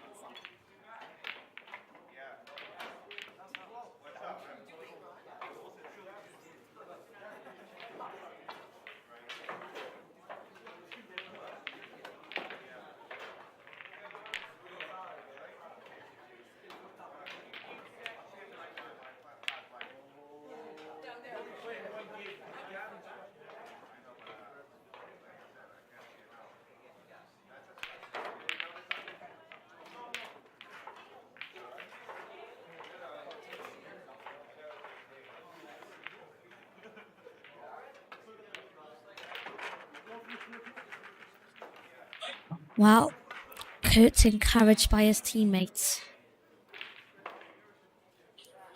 He's going to plan on going on to win this. That's a good shot.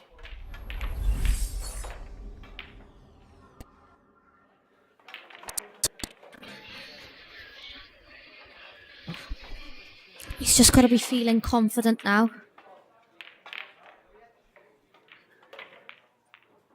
Play the one to the middle and screw back would be my course of action, but he's got that red down there which he needs to think of.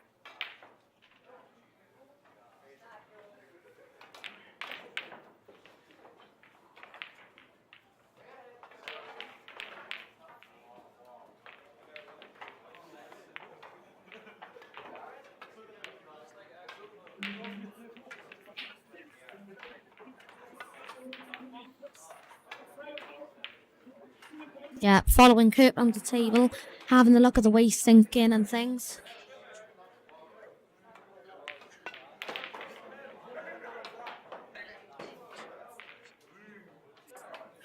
Just done it back, really. I think that the red goes past the yellow into the top right-hand corner. I was going to say... My. Could have been better. Could have been worse. And in this case, I think he's better. I think he's on this one past the black.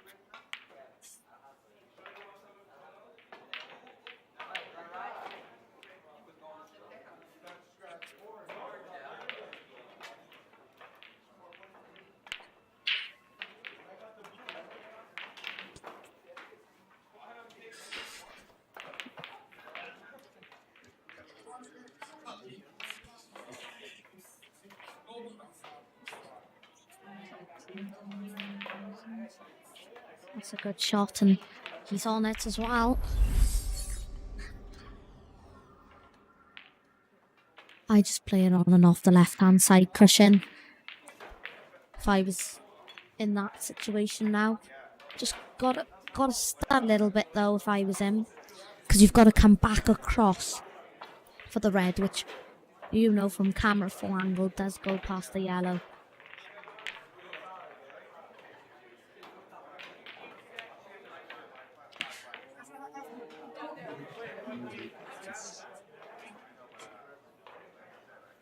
He's done exactly what I said he would do.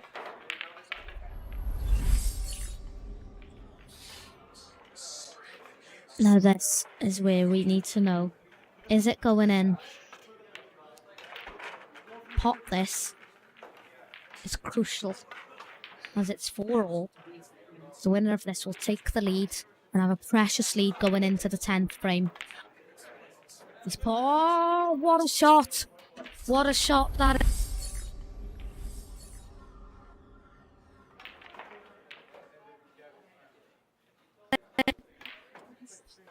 Pots to black. It'll be 5-4. Yes, he's done it. It's 5-4. Well done to Curtis Lee. Great, well played. Cool.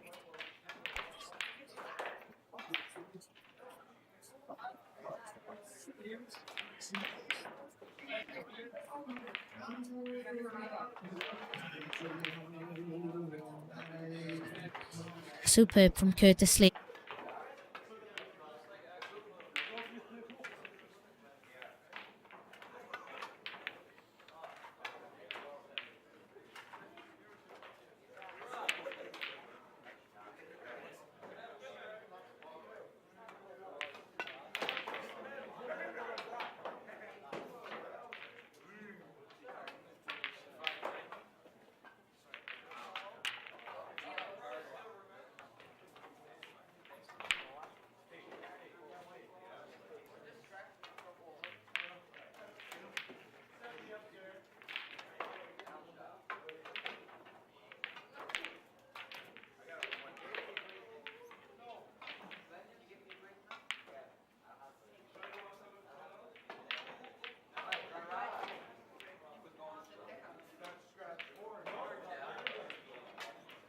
Well,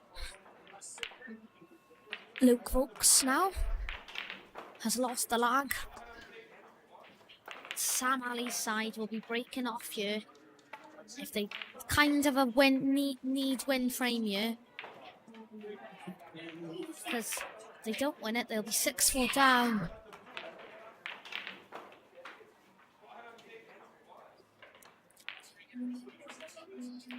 And we've just been streaming for 8 hours now. So I'd like to thank everybody for putting the work in, and well done to all the teams that have been competing in this pool competition. Now, let's get on with this pool. Let's bring this pool on. Let's bring the action on. Let's bring it on. Let's see some action. Let's see some excitement.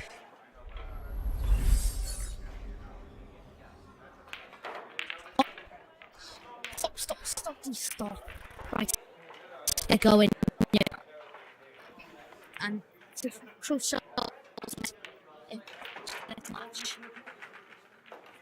You don't get much more crucial frames than this happening at this time in this round.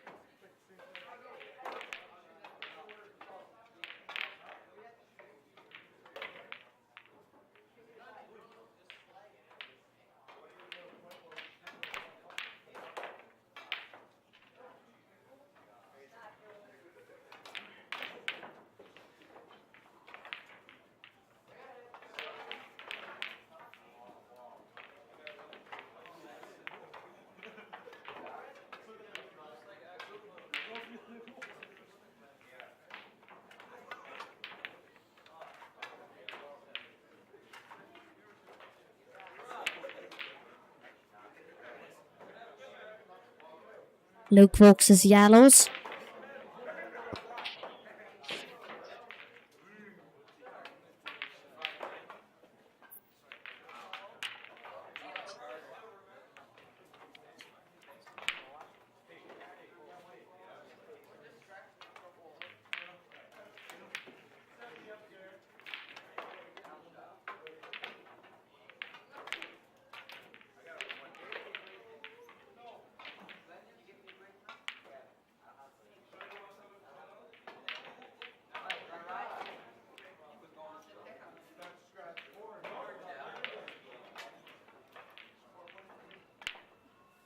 It's good to see the teammates urging each other on.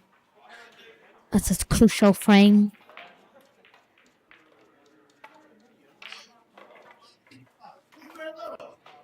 And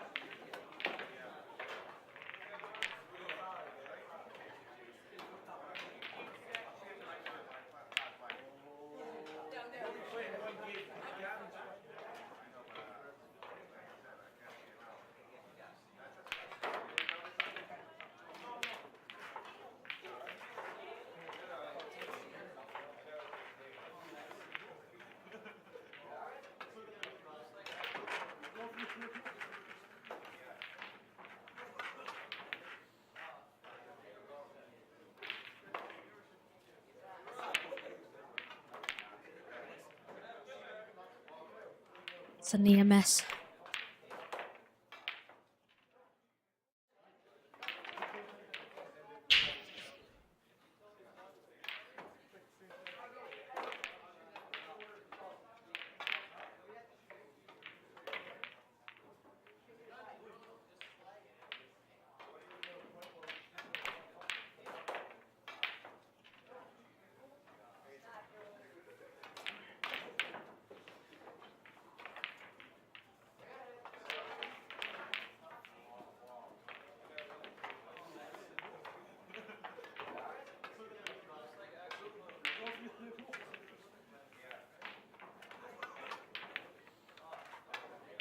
It stands at 5-4 to Curtis Lee's turn.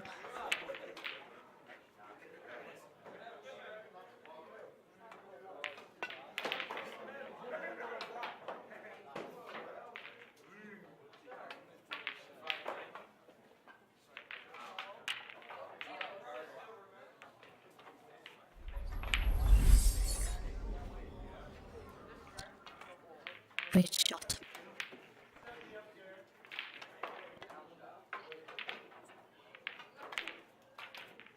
Great shot on the skilly. Team Sam Ali. With loads of pressure on Team Curtis Lee now. As it stands at 5-4. That's a great shot as well. And he's put Luke Vokes in trouble. He's got to just work his way out of this one. He's just not gonna.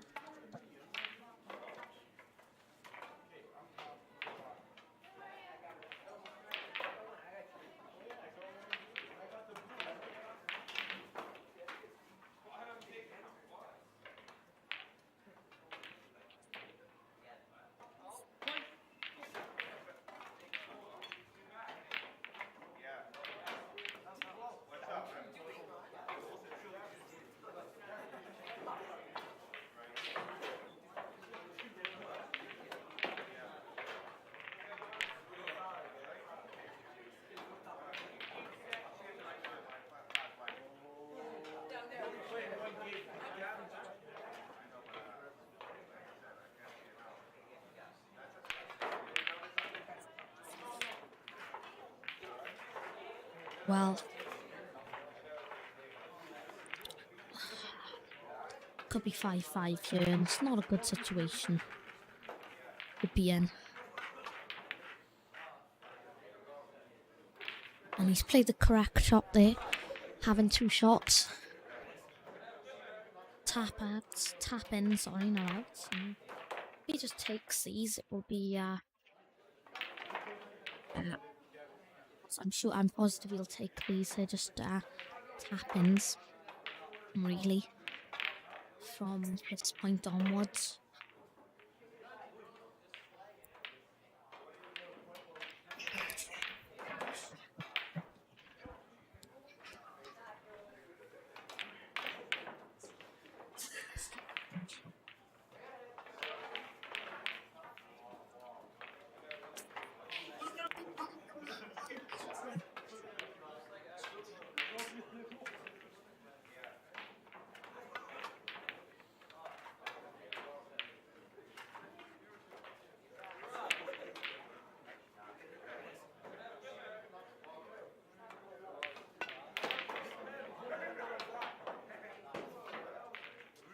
Well, 5-5.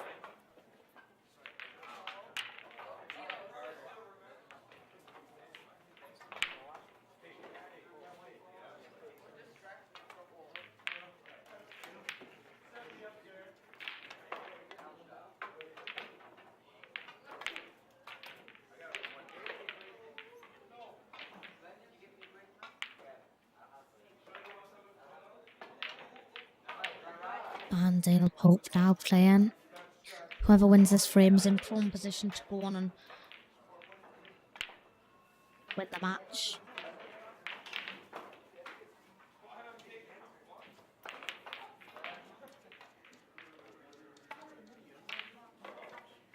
Dale's getting spurred on. Needs to win this frame. And then he'll be in prone position. Concentration from both players is required. They both need to win the frame. They both need to win this frame as the same amount. So it means the same to both of them because they'll be in the same position. Is that a good break? He's made a ball. He's made a ball. He's made a ball and could have had a better break. Better worse. This is takeable. This is to go 6-5, don't forget as well. And this is 100% takeable.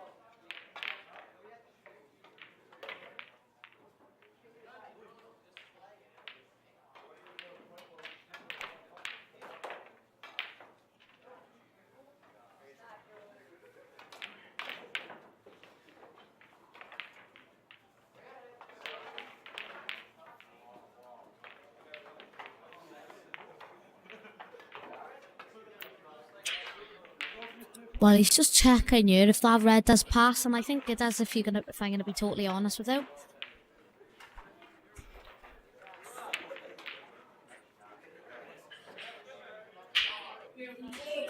That's a great shot.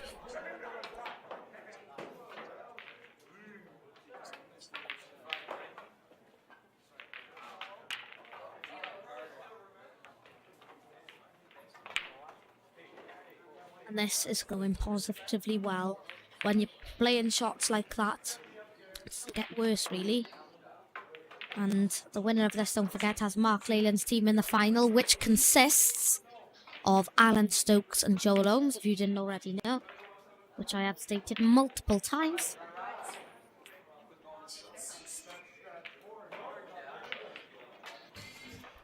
And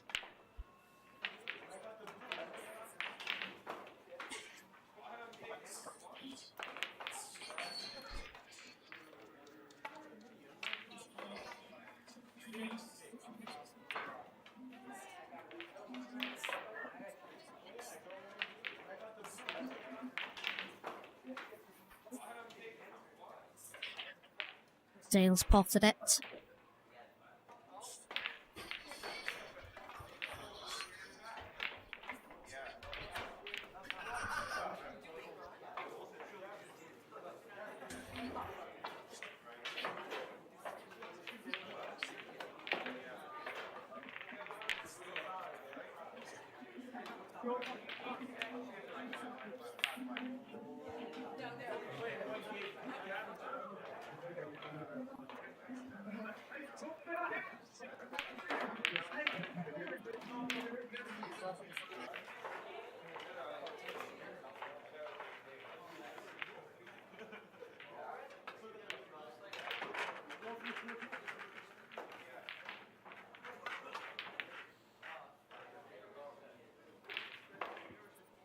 Well, Dale Dale should be confident in himself here.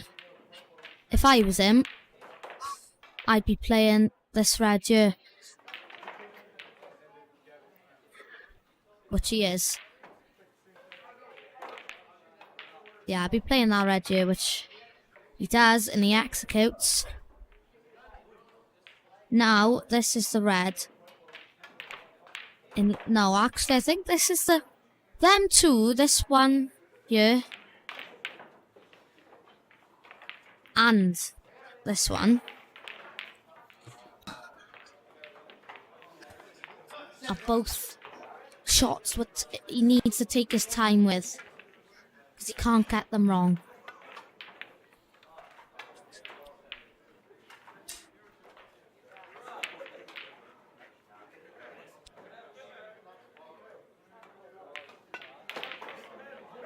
Good shot. He's landed exactly where he pointed at. He wanted to land in this area and he just wanted to land. He's landed so close to where he needed to be. And that's perfectly fine.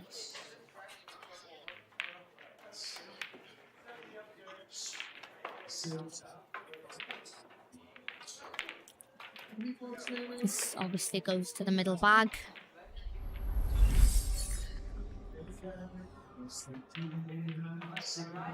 Don't miss it.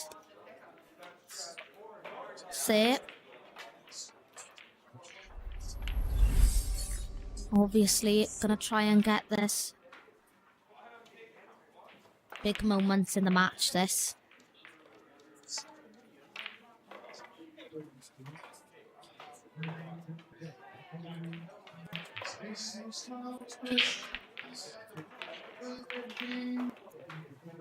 Pot this and screw down. Wants to land at about... He flicked the black out. That's a great shot. Well done. Great shot. And pot the black now. It'll be 6-5 and they'll be the favourite to go on and win the match.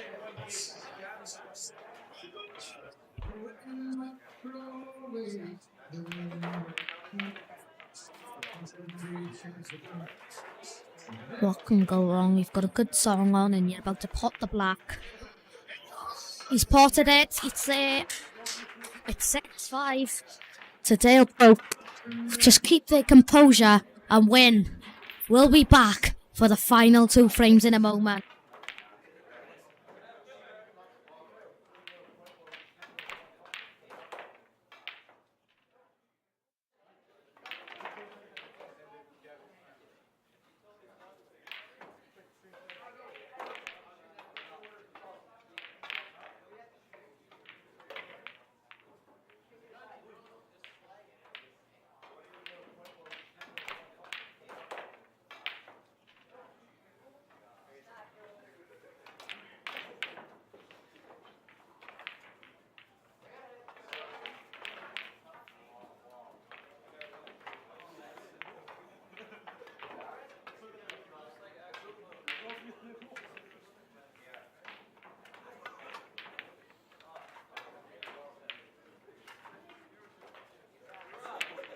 Just a quick reminder that if Team Sam Ali do win this frame, then we'll be going to a decider, which does mean then that if scores are 6 each, the captains pick for the single player for the deciding rack, and they fold the sheet up before Dale's won the lag. And it will now be Dale Pope and Curtis Lee against Sam Ali and his teammate. And Dale's won the lag, so therefore Team Curtis Lee will break. And they will have the opportunity to win the frame. 7-5. A Scotch break dish to win it. What a team way to win it would be. They've got to be confident in each other. They've got to talk about the first shot and plan the route ahead of them so nothing goes wrong. Sam Ali gone wrong.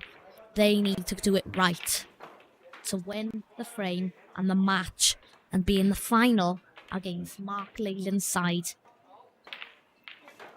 That could be an amazing final, if it is. And either way, whoever gets Mark Leyland's deservedly to be in the final.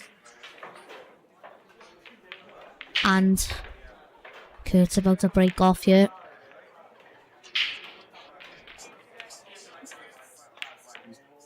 He's not made a ball. He's not made a ball. But again, all these don't look like tap-ins. It looks like they've got work to do. And these can't go wrong now. They cannot go wrong. Because otherwise, they'll be out.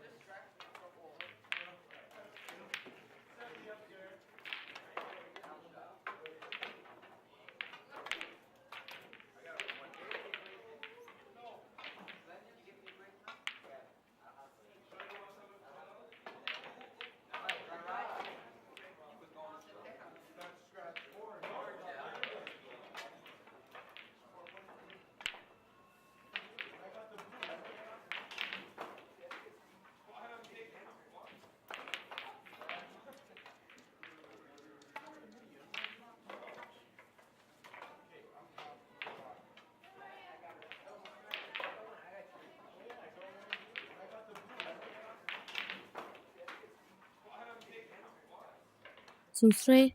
1, 2, 3. Yeah, it's working now. Right.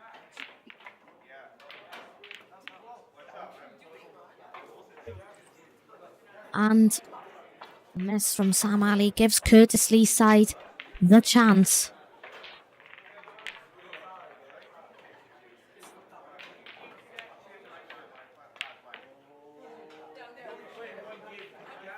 And this is the shot.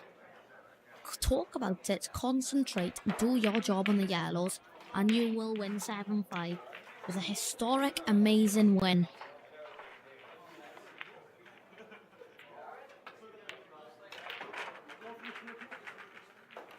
Real shot here. He's just having a look and talking to his other member, Curtis Lee, as they both anxiously look on at the table. Because, of course, they both want to bet their team to be in the final. £80 each at stake here, lads. Got to play hot, hasn't he? It's dropped. It's got a plant now. This is from now in. This is where you take it. This is where you need to concentrate and do what you do best, which is pot balls. Take the plant on first, which is what I would do. Then I'd play the one. Then I'd play this one.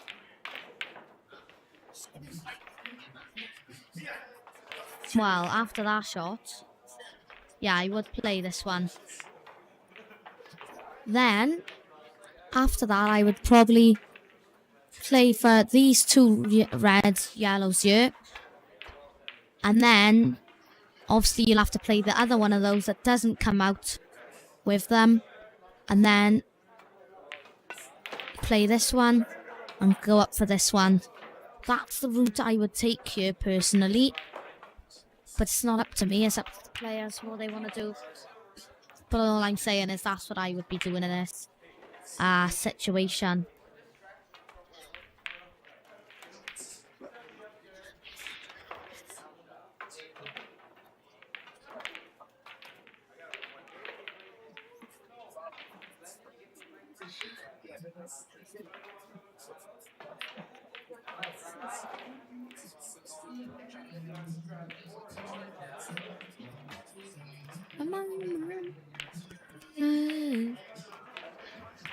Oh, this is where you need to go to town. Not the nicest of shots, but this is potable. This is Kurt's game. This is what he does best.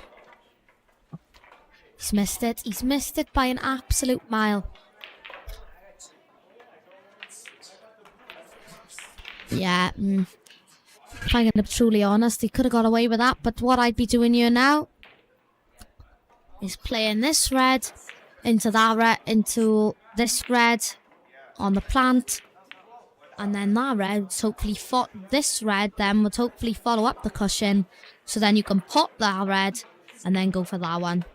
But he's taken the safe route and it's gone absolutely horrifically wrong. Now Curtis Lee and Dale Pope take their chances and win the match. They've wasted one, you're not going to get another.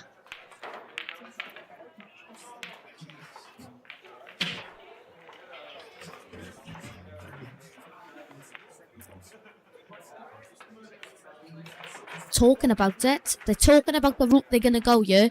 They need to plan it because really they don't want to be going into a decider. They could lose the lag, they could get dished. Win it now, comfortable. If in the next frame you could be twitchy like. And so, just to let you know, it's £240 for the winner. So obviously it's 120 to the runners up. That consists of 3 players. So 240 divided by 3 is 80. So it'd be £80 each. That's good. That's the route I take now. Pot the reds, pot the yellows at the plant. Do what you need to do and take the frame.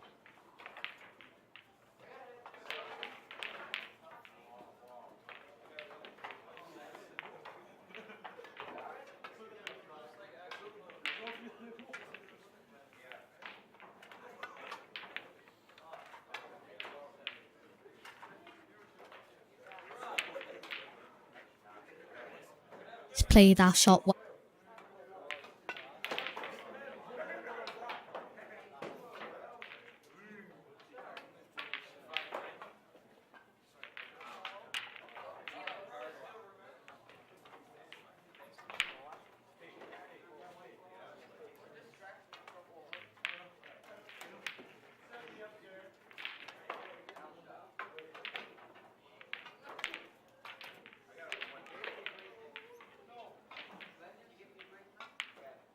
That's exactly where he needed to be. Gotta pot this now. This is the moment. All of the reds go. You need to pot it. Yes, he's potted it. If Dale pots this, they win the match and they're through to the final.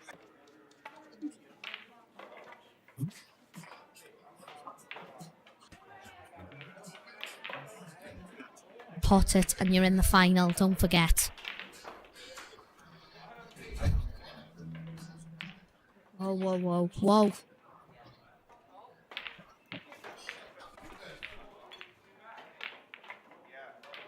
He's potted it. And Dale Pope, Curtis Lee and Luke Folks are into the final. Final is Alan Stokes, Joe Alones and Mark Leyland against Luke Folks, Dale Pope and Curtis Lee.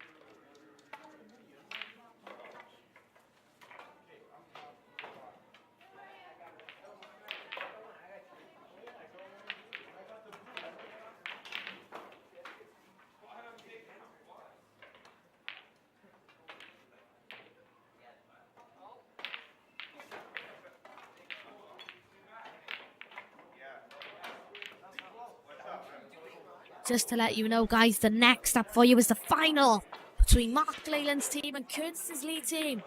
Bring it on!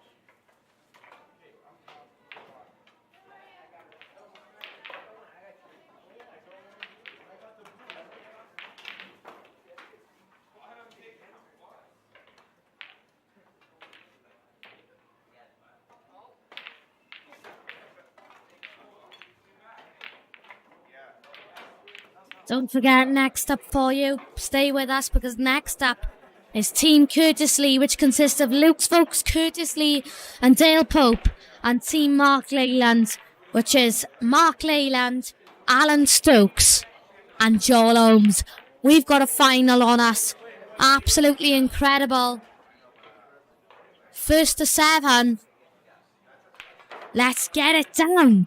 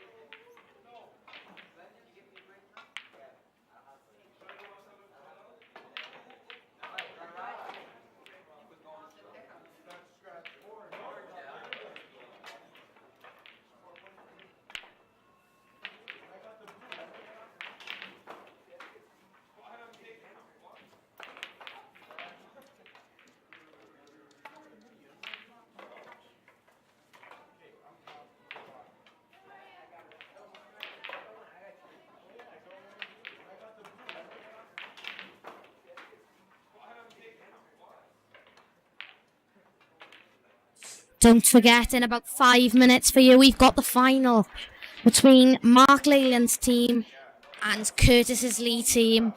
This is what we've all been waiting for. The last final, the last potential 13 matches, 13 frames. We're guaranteed at least 7. Let's get it on. Let's see who's going to win. Thank you to JHC for commenting that.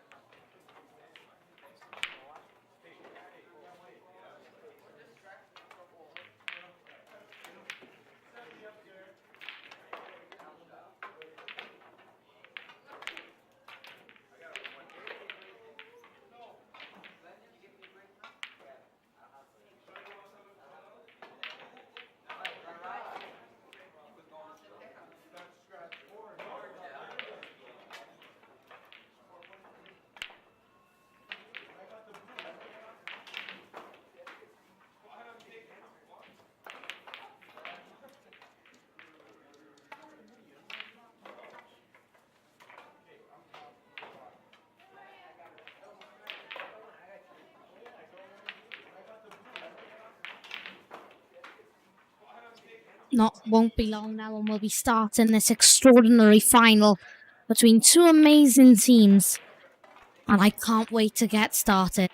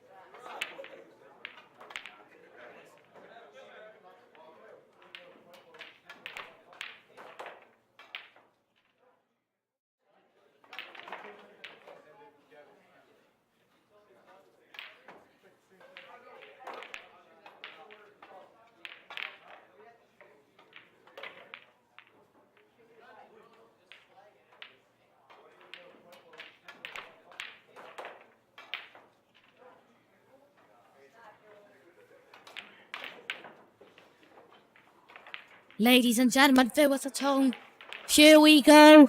It's the moment we've been waiting for. 23 minutes past 8, we've been streaming for 9 hours.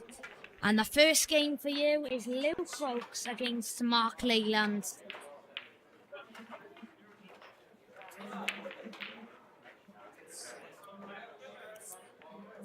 Let's get it. Let's get it on.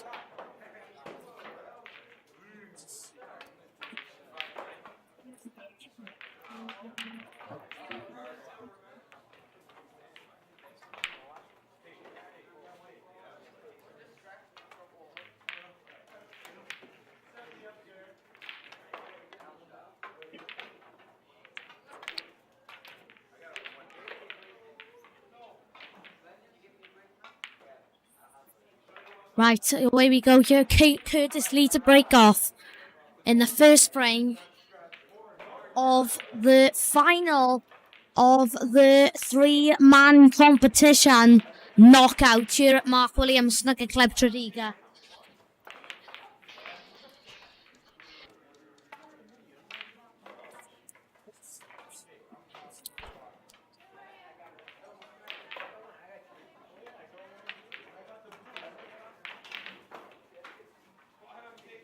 Let's get going. Don't miss this. Don't even blink, you'll miss it all.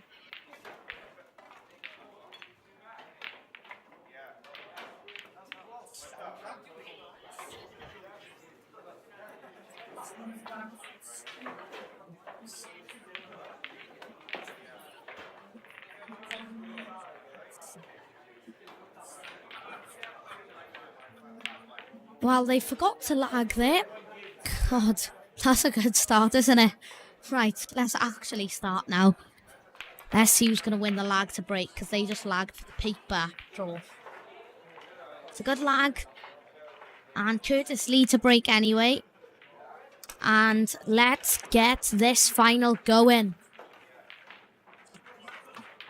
Couldn't have asked from the two brackets of the draw. These are probably the two best teams. Curtis Lee, Luke Folks and Dale Pope have worked hard to get you, and so have Alan Stokes, Joel Holmes and Mark Leyland. And away we go, you're in frame number 1. Curtis Lee to break.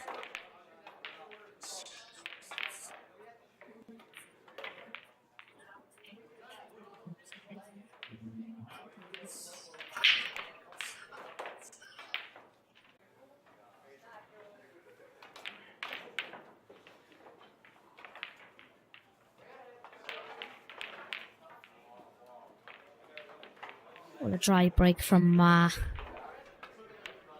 Leyland. And we fixed the stream now.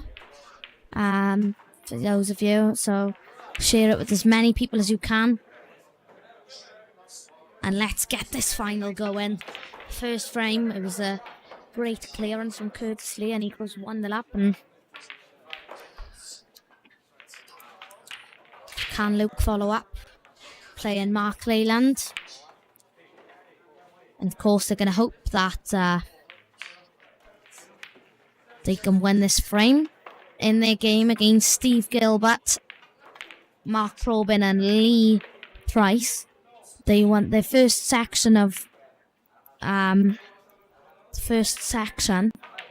singles. They won 3-0. They want to rewrite that.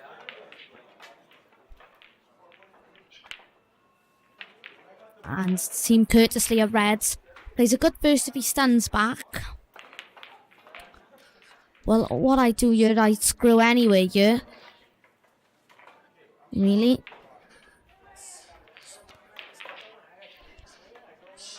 He's landed just outside the marker.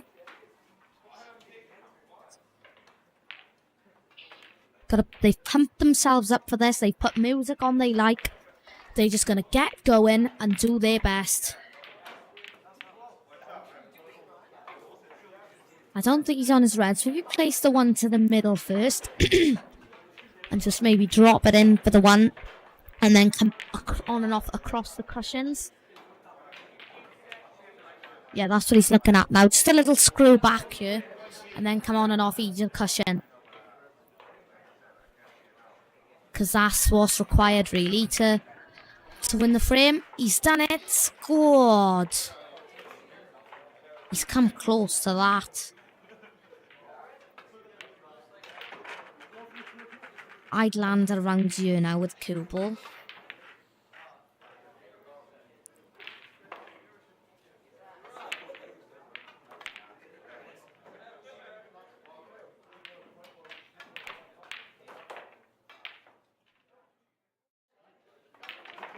He's missed it. And really, seen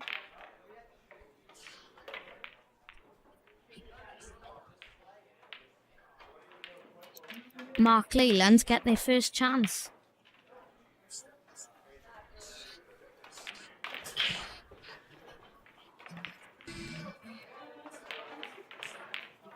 Yeah, he didn't land where he wanted to, but he was still on that red. If he had have potted the, he would have still been on this red if he had potted the red before, but he missed it, and I don't think it's this close. Yeah.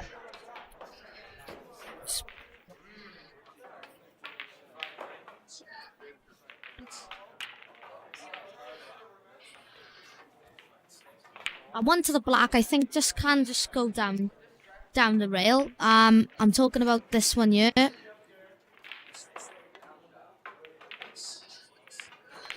I'm talking about the one.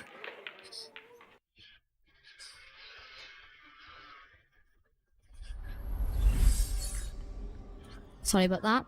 And the one nearest to the black ball.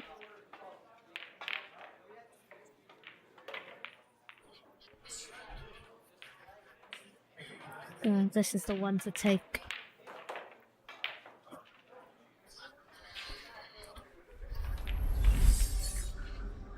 He's making his mind up here. The one that I was talking about was this one. Maybe if he could play that one first past the black if it goes and come on and off. He has the one to the middle. He has so many options if he plays that shot first. He can't make his mind up, but that's 100% what I would be doing in that situation.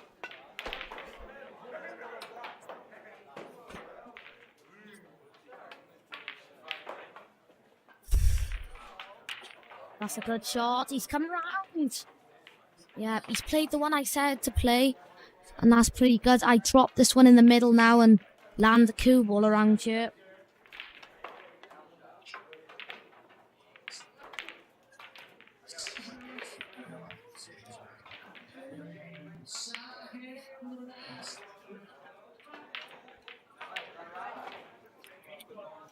Sharky's the type, well, sorry, Mark Leyland, but Sharky, as you may know him, Likes to take his time, and I don't blame him for that, if I'm going to be truly honest with you. It is a final.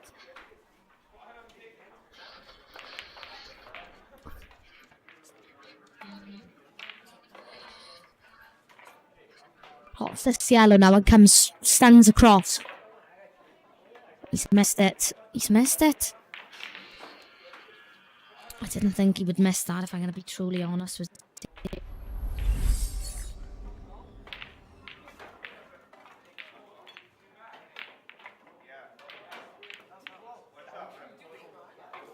Not really that Luke much.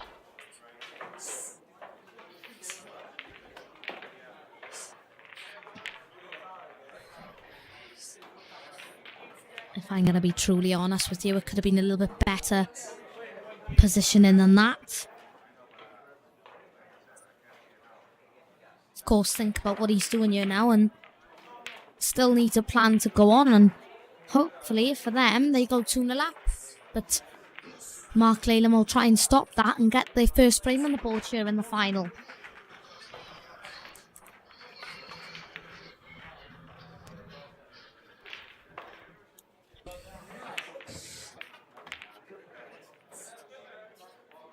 Played a safety. It's not a quality safety, but it might be good enough, if I'm going to be totally honest with you.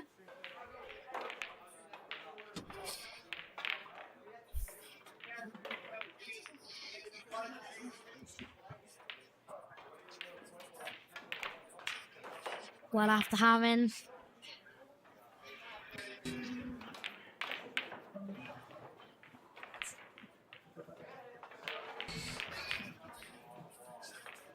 playing 14 games.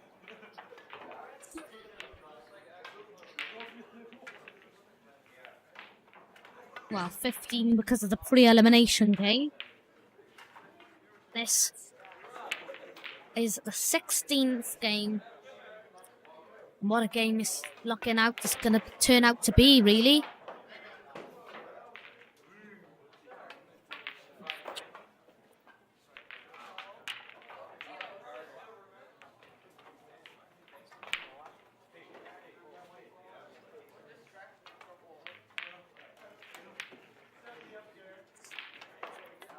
Yeah, and this would be a start for Mark Leyland's team.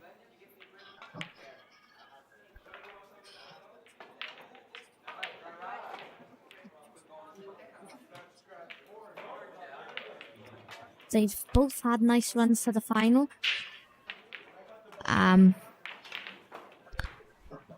Sharky now just drops this one in. And he should be on the yellow. Just the one on the cush. This one here.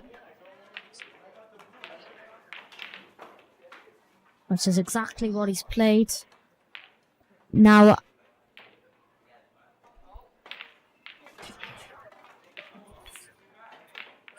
just wants to land about here with the coup ball.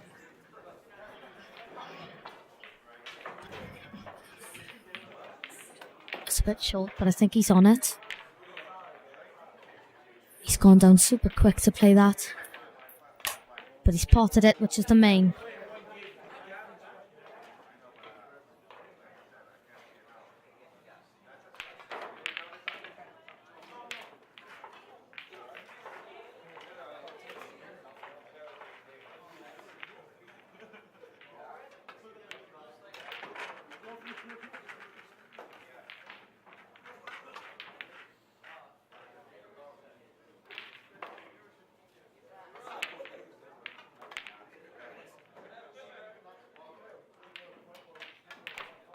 A bad safety from Luke Folks led card Sharky a chance, and he executed it pretty well. And it's now 1-1.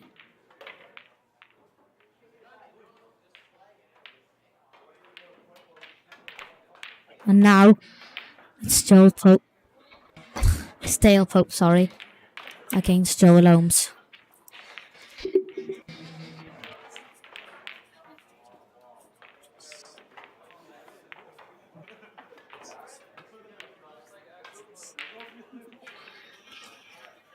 And this could be the most exciting frame so far. As Joel wins the lag, he'll now go on with an opportunity to get a good split and hopefully for him go on to win the frame. And that's the first time that Team Mark would go in the lead. Here we go.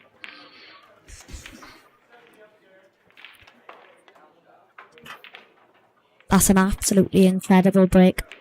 He's got a good split and he's favourite for this frame now.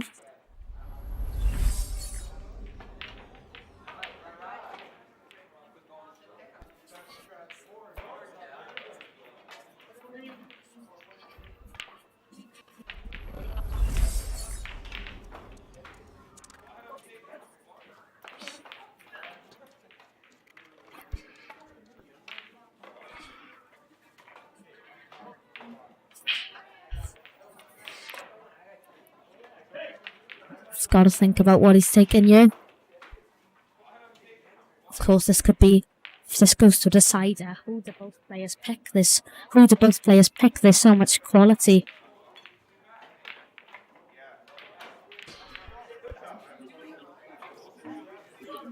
Joel's probably taking yellows here, which I would as well. It hasn't dropped. And Dale both can step up to the table now and take the yellows after Joel's just missed them.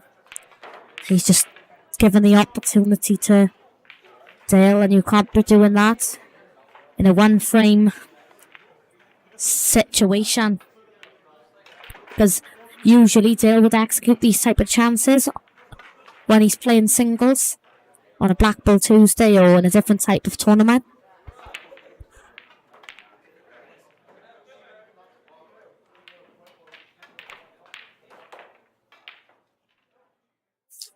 He's thinking about the correct path to go. Doesn't need to rush it. Take your time. Know what you're going to take.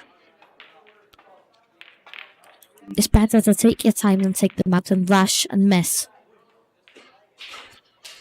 That's a good shot. And play the planche now.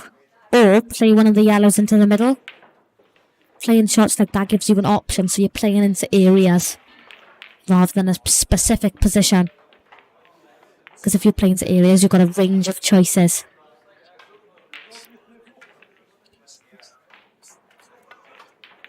Yeah, he's going for the one in the middle. He's executed that pretty well. And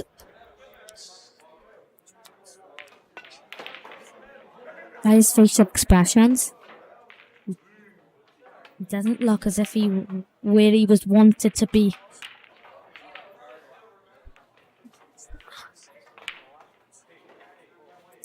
Play the plant here, yeah. That's the correct shot. Probably stick to the rail, which it does. Thing is, move into camera 4. Yeah, it doesn't go middle bag. Sorry, in the middle bag. So he's going to stand down the left hand side. Oh, that's a good shot.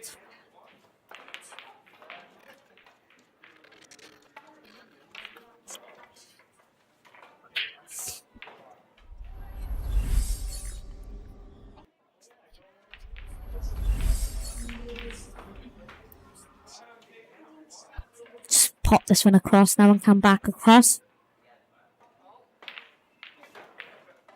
Quality. Oh, is the red going to get in the way?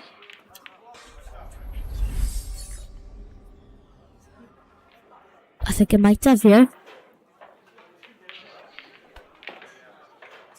I'm not 100% sure, but I think it has.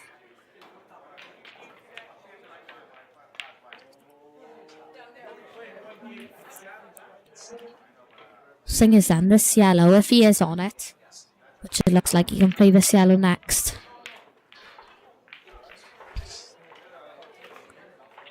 He's potted it. That's a good shot. Pots this now and follow through. Just wants to land.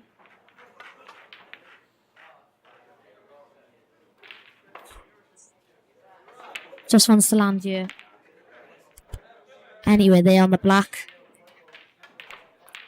Anywhere in this little area here.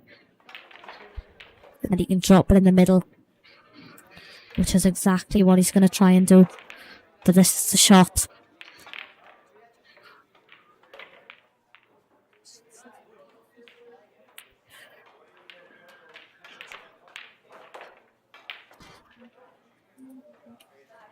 He's missed the shot.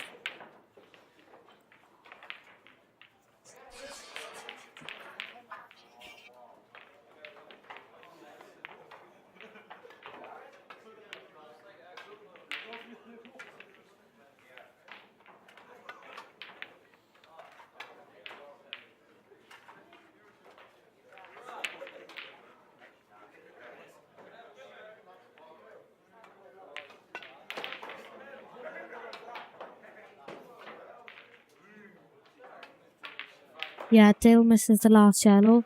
And he would have had an easy black next as well.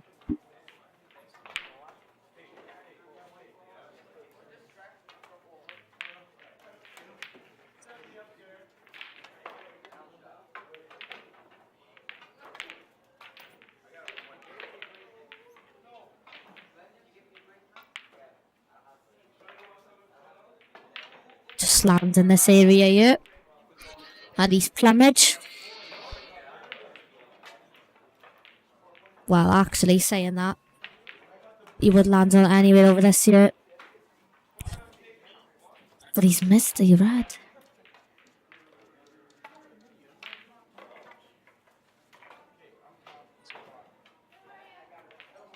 He's having a look if it goes.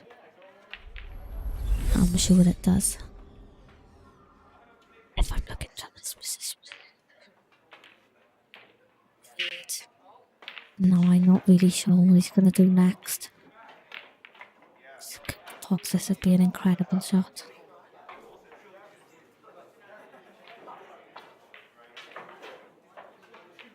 And this is the objective of what he's going to do. Pot the yellow and land on the black to the middle is what he's going to do. He needs to take the time to look at the shot. He's got to play it right here.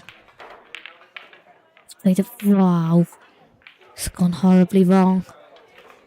And the red is now sitting over the middle as well. The blacks are sitting back really, just waiting to be potted.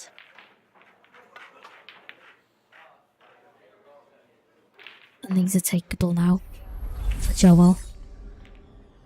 And I'm expecting him to take these now. No pressure on him, but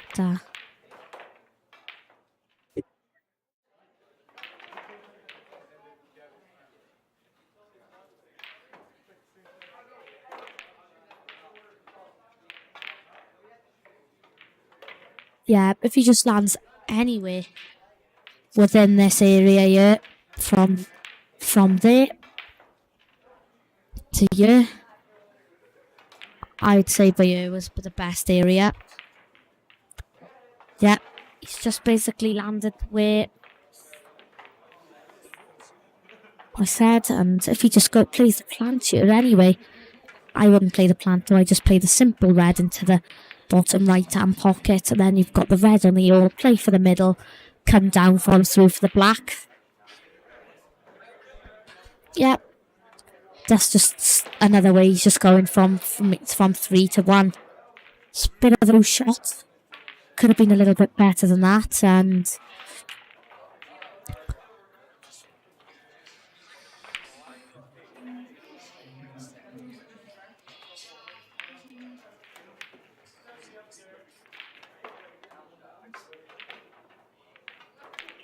that's a great shot. And just pots this and, like I said, follow through and go down for the black, which is the idea for him, really.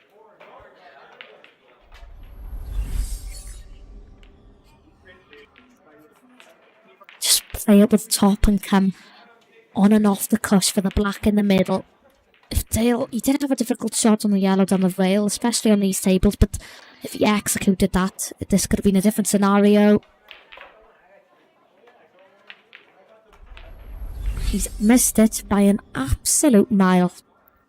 And Dale just dropped this in the middle and you have the black. Just put a little bit of stand, screw, anything on it, and you're on that black next to the middle.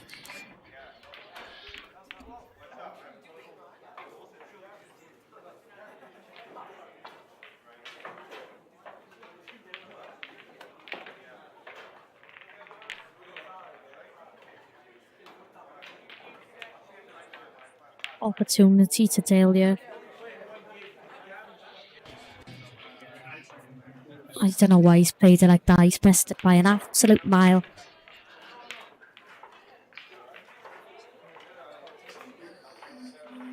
And surely Joel isn't going to wreck this chance. Can't throw this out the window for his team. Yeah, he's hit that a bit hard, but he's absolutely plumage. Yeah, he's putted it, no doubt.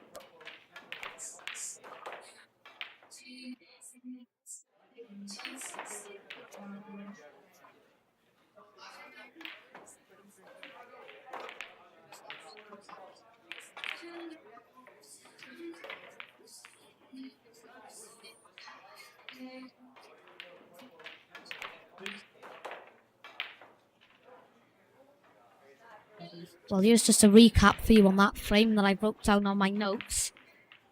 He missed the last yellow as a crucial point, and he could have had an easy black next, and then Joel came to the table and missed an opportunity. Dale then misses by a mile on the yellow. And after multiple chances, Joel wins the frame. The score is now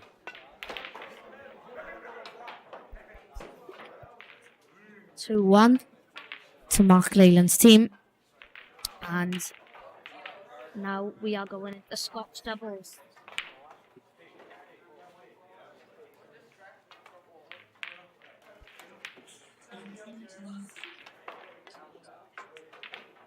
It's Curtis Lee.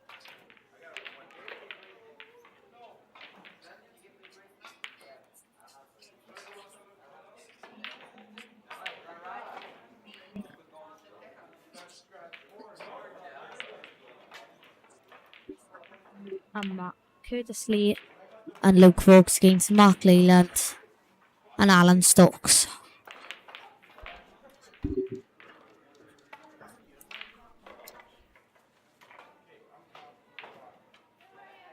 Luke wins the lag. And away we go here.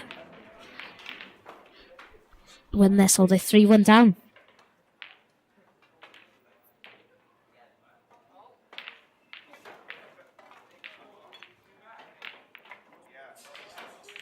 Okay, here we go. Fist pump each other as the game's about to begin.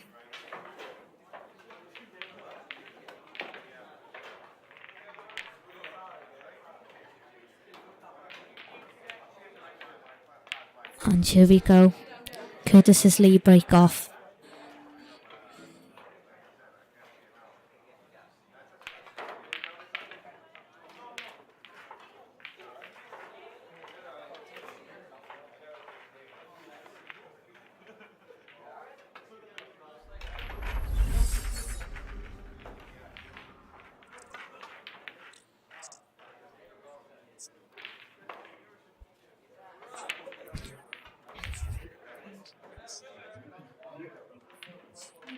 And they're discussing the next shot, which correctly so, really.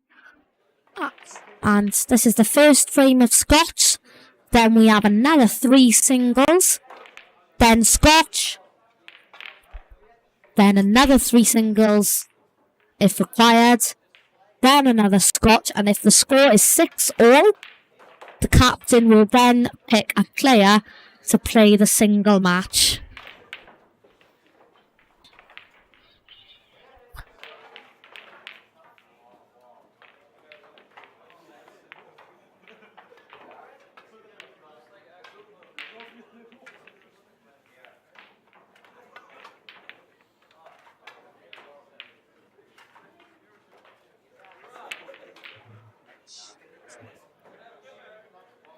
Yeah, and after the discussion, they've decided to go reds, which is probably the call I would have made as well.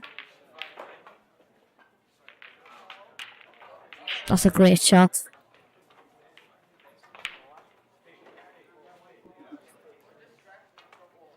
Just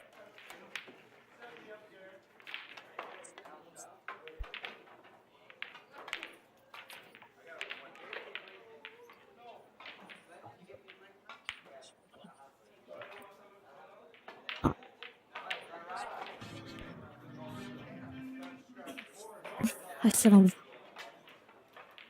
That's a stinker of a shot there.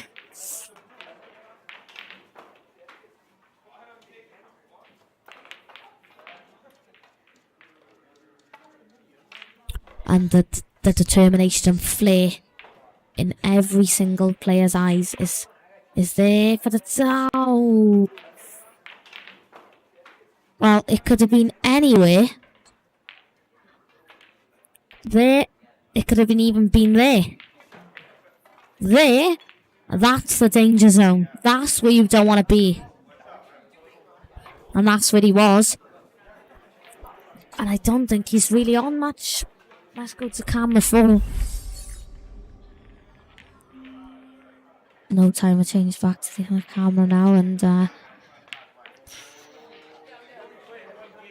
yeah, not executed well enough. 2 shots straight from each other. Not the best, really.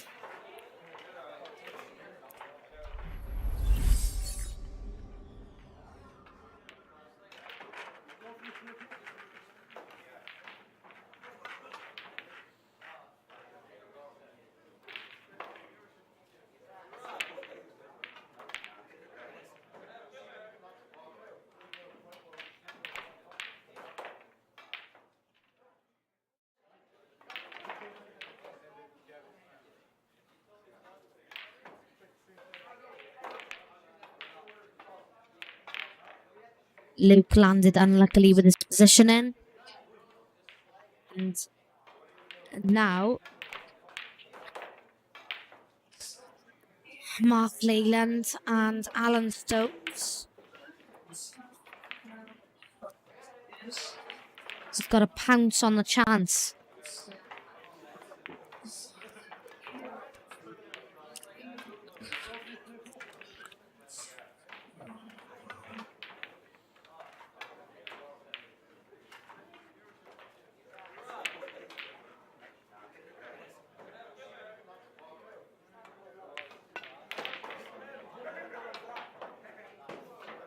Yeah, he's just landing plumage every time, and there's not much really you can do. I take the yellow in that middle first, yeah. Just follow through, land here in this area. Now I just drop. I just drop this yellow in, and then go for this, and eventually scroll back to around this area for the yellow, and then you can follow through and land there for the cross double on the black. That's what he's got to be thinking. That route is the route to go, in my opinion. I can't see any other route unless he plays the yellow up top first. Yeah, he's gone a bit too far there. But that's okay. I wouldn't be playing the yellow up top first. Now he's just going to have a look at the angle he has to come across.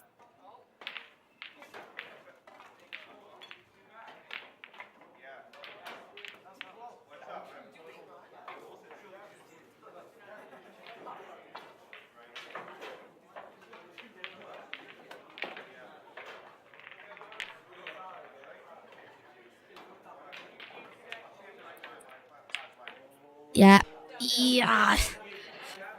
I'm going to get the marker back up from where I had it. I had it there. And he's just landed a couple of millimetres off. But I'd still follow through to around this area for the cross double. Well, not the cross double, the double into this pocket I'd be playing then.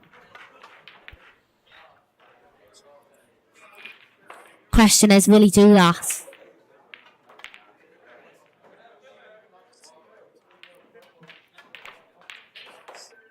Yeah, he tried to force it in. He didn't need to do that. And again, a bad decision. Yeah, and I just overheard Alan Stokes said, let's just go for the double.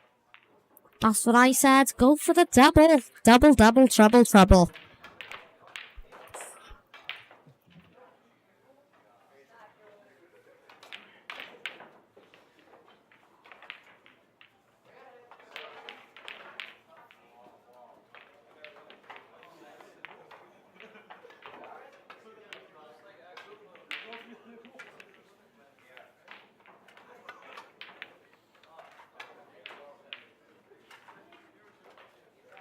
Having a look at what route to take on the reds.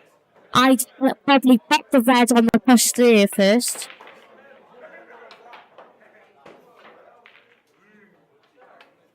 And then you've got this one next. And then screw into these two. And then eventually you can come down for this one, because depending on where those two land when you screw.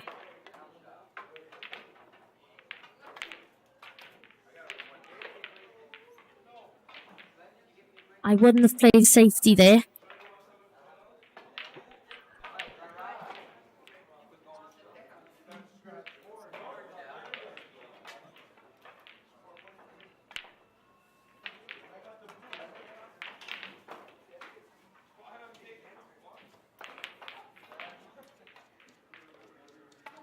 The thing is, I said it's a bit of a loose safety, but they're not going to land on the black from that position, are they?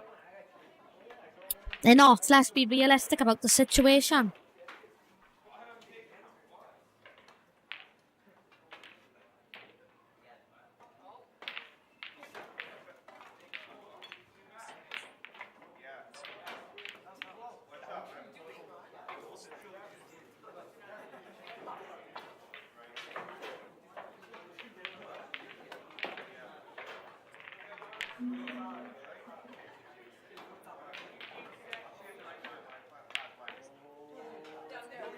Look at them there, they are discussing. They've got to discuss it, really.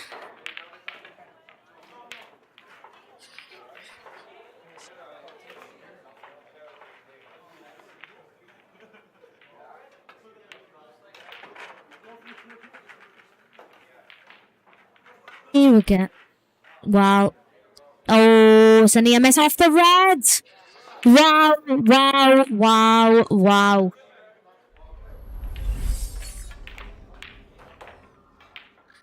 If I ever see something like that again, I will be shocked. That double goes as well. Absolutely insane moments here. What I realised is Sharky always plays the blacks quickly, and he always misses them quick. Whoa. Don't do this now. This is takeable moment. Well, if I was them, I wouldn't be complaining. You had the biggest luck in the world, so...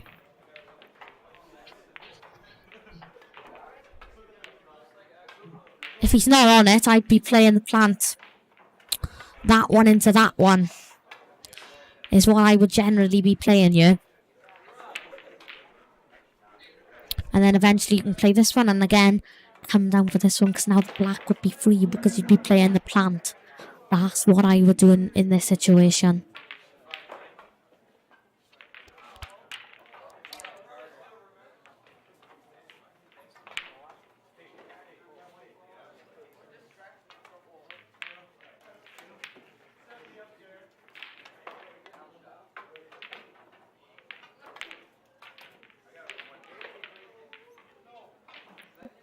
Or they could play a plant a different way, which is it's a good safety either way, isn't it?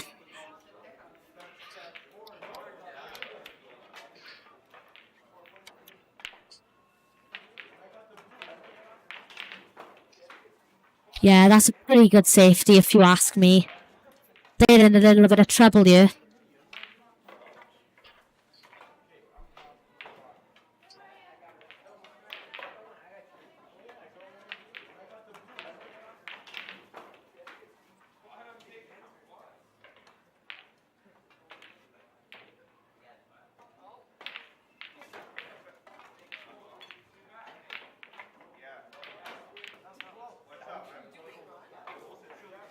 skilly.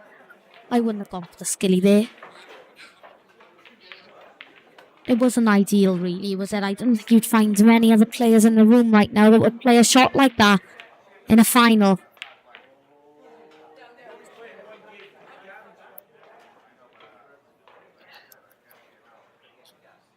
Well, the red does go, but I'd leave the red there.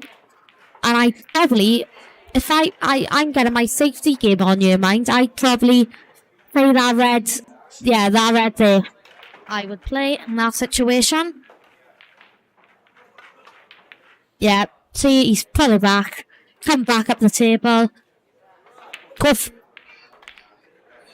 for this one then. And then you plumage, really, and you're going to go 2-all. That's what you need to do. That's what you need to be thinking, like.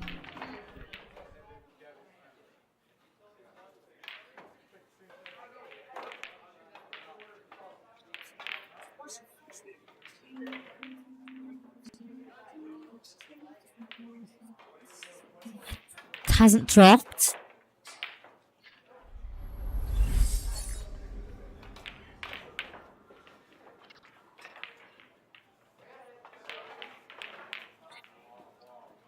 There was just a reminder of the yellow that was fluked, and they couldn't count on that situation.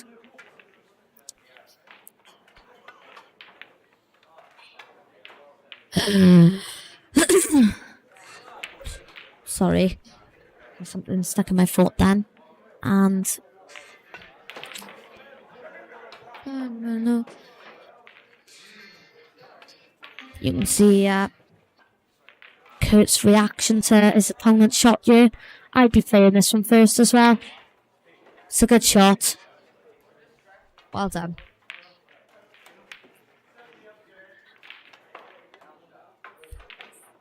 Whoa! Spicy, spicy!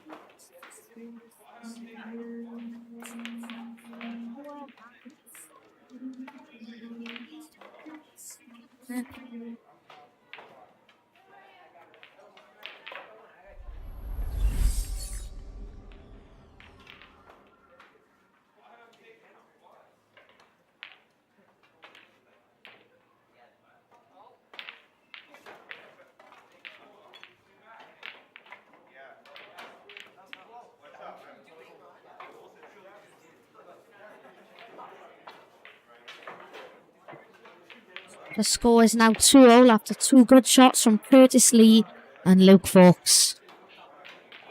What a final we have going on.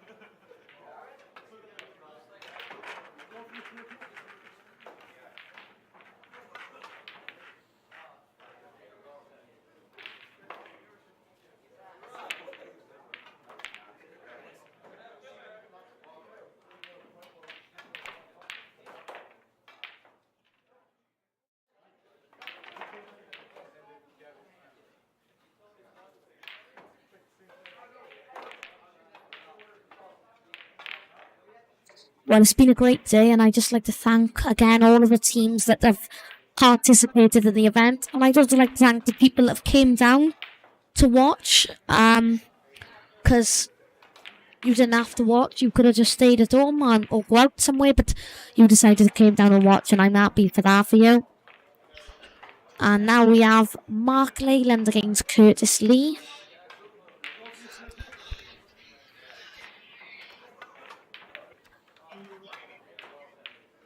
And Mark Leyland wins the lag.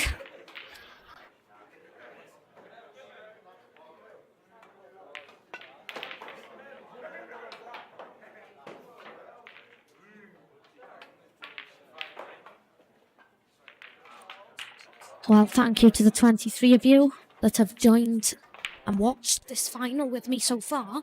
But I'd also like to thank a massive 781 of you who have tuned in all together so far today.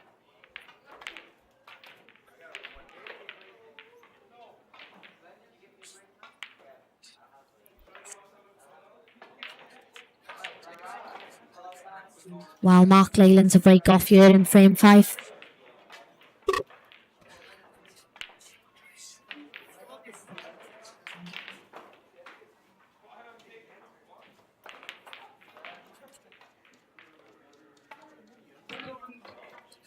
Well, let's have a look at the break off from camera 4. We haven't done that yet. Let's have a look.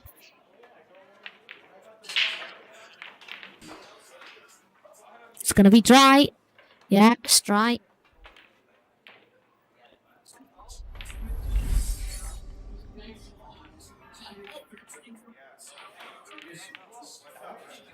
And Curtis Lee's come to the table now with an opportunity to put Curtis Lee's team in the lead.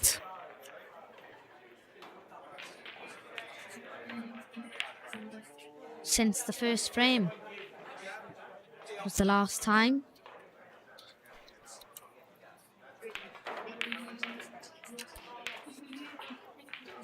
Good. Oh, wow.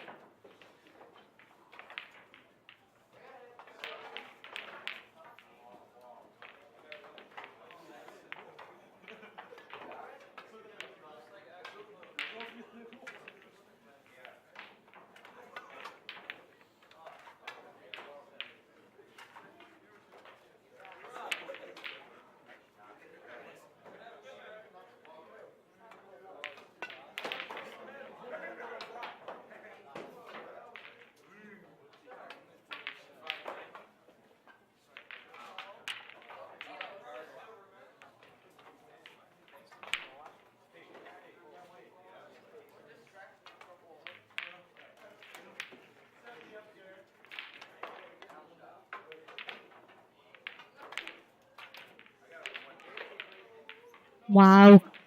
Wow, wow, wow. Wasn't expecting that today, was you?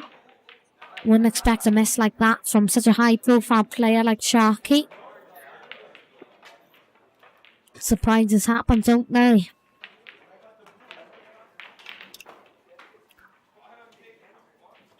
Good shot.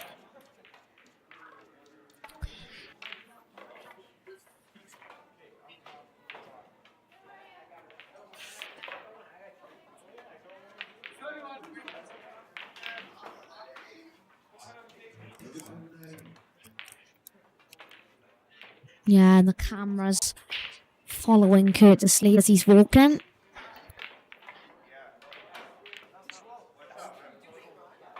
Hot this and lands in this area. Wow, that was well predicted by Romeo Ned. Lol.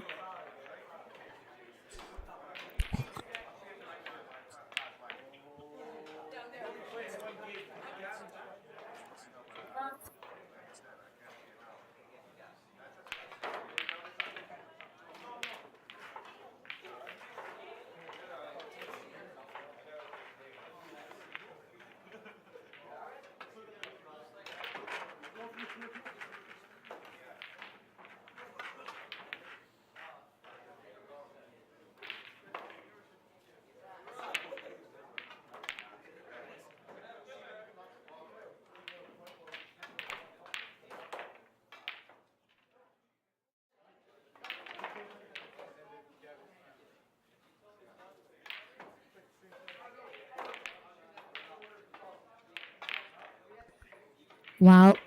2-all, don't forget you. And some quality stuff going on. I think if you could just snip this snip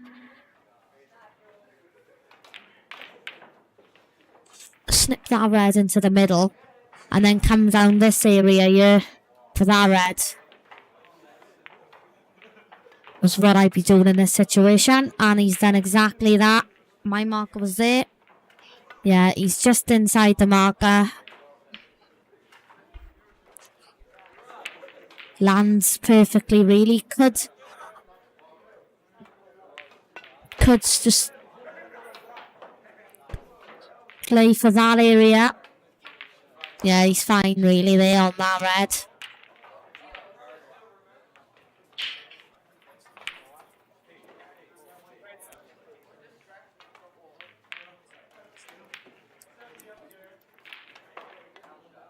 What this?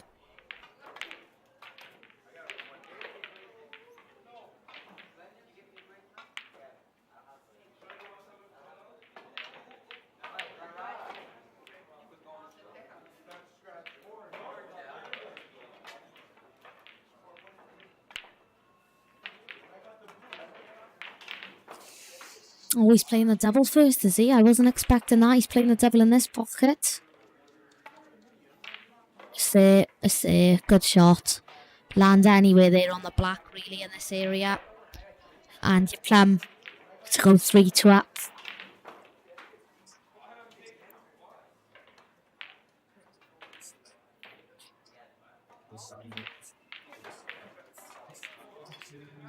Lands perfectly where I said he would land.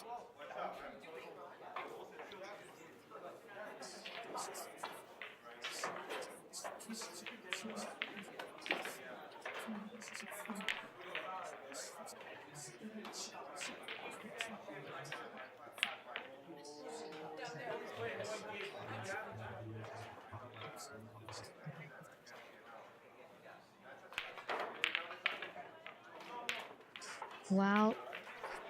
Good double from Curtis on the yellow, and he lands perfect on the black, and he makes it 3-2 in Curtis's team favour.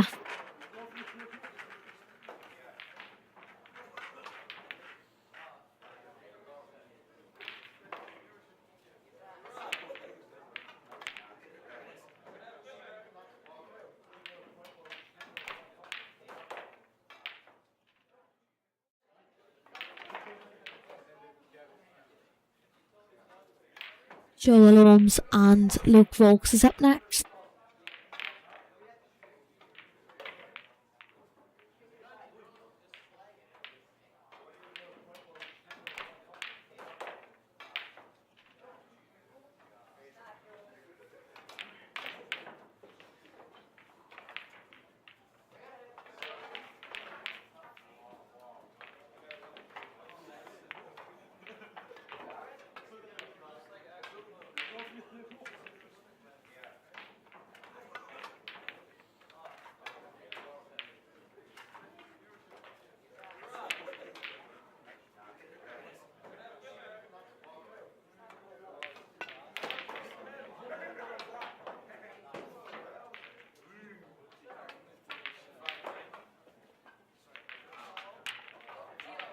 Luke Vokes wins the lags.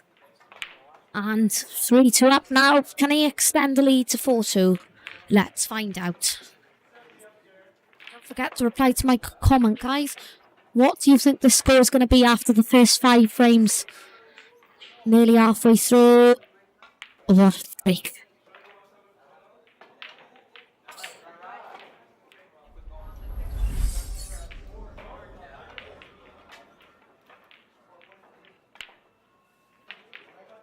Good break from Luke Vokes there.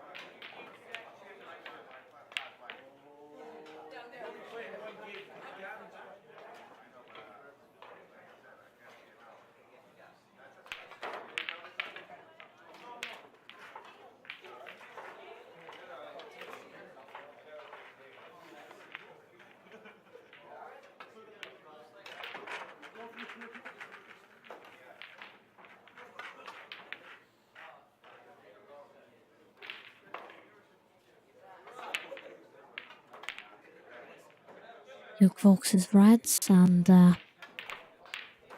surely he's got to be favourite for the frame the way these reds are lying. Even this red here. Well, you can't see that now, but that even that red there goes into that pocket. Yeah, he's landing plumb. Just pots this red now, and then he can have any of these areas here, and then straight back up for this red. That's the last red he's probably going to play, and then the black in this pocket there.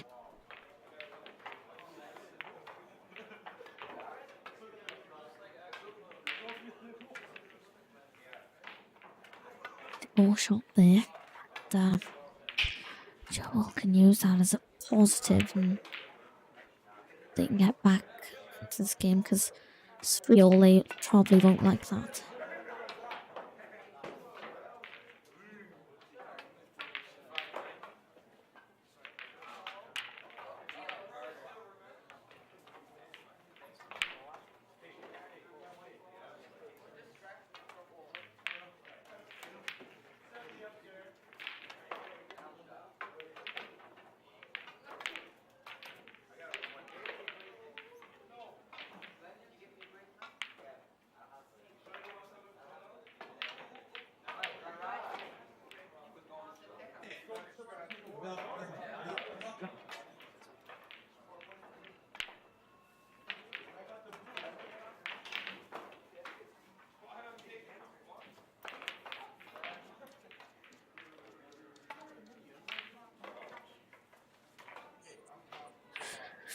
Yeah. He could just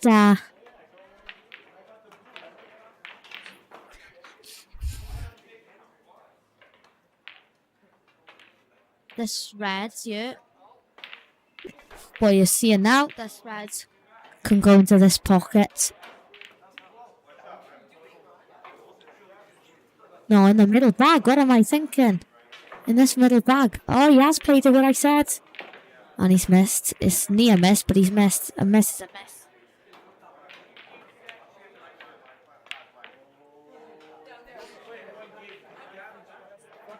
Yeah, and 24 of you are viewing.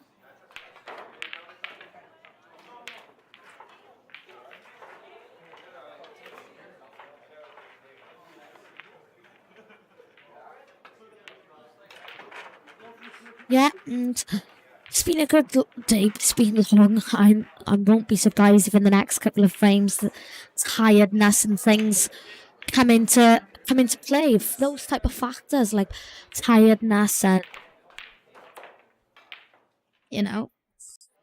playing all day, arm might get a bit achy, but standard, some of these have to play 25, first to 25 in King of the Hill tournament, so if they struggle at first to 7, then they may as well bin off those first to 25s. But that's not the case with any of them. All of them are more than capable of playing 7 frames. Because they're all quality players here. Oh, what a shot. Good shot. That's a good shot. Well done. It's a deserved good shot. And don't forget, guys, in the chat, let me know who you think's going to go win this final. Is it going to be Team Sharky, which consists of Mark Leland, Alan Stokes, and Joel Holmes, or is it going to be Team Curtis Lee, which is Curtis Lee, Luke Vokes, and Dale Pope?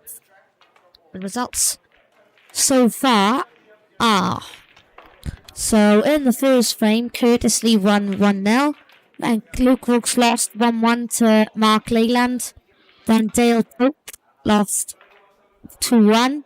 Wow, so Joel beat Dale 1-0 to go 2-1 up. Curtis Lee and Luke Vokes beat Mark Leland and Alan Stokes. And then it was 2-2, and then Mark Leland and Curtis Lee takes it to make it 3-2. And then right now is, of course, Luke Vokes and Joel Holmes.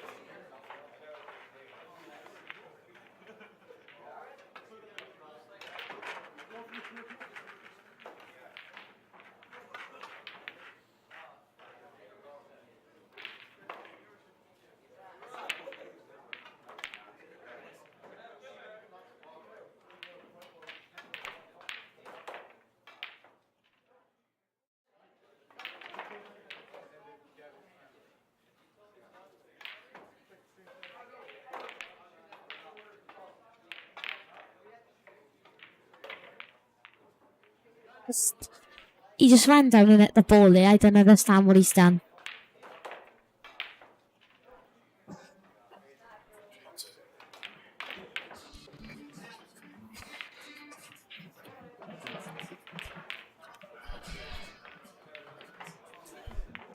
And, well, because Mark Cleland's sides are yellows, which Joel Holmes is playing, I'd stand the yellow back and put the cue ball there.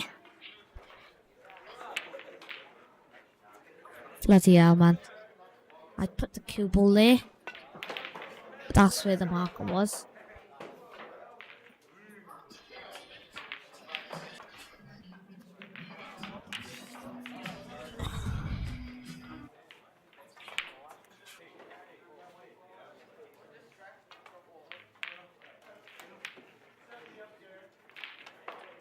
He's landed exactly what I told him, and if he comes in off and lands, goes in and off this cushion there and lands anywhere here, he's absolutely perfect.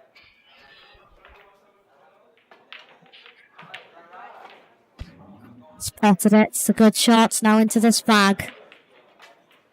So can make it 3-all in the final.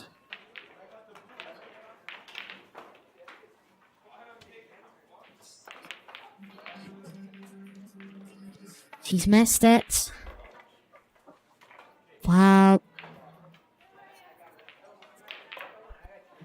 What a time to miss a black, eh?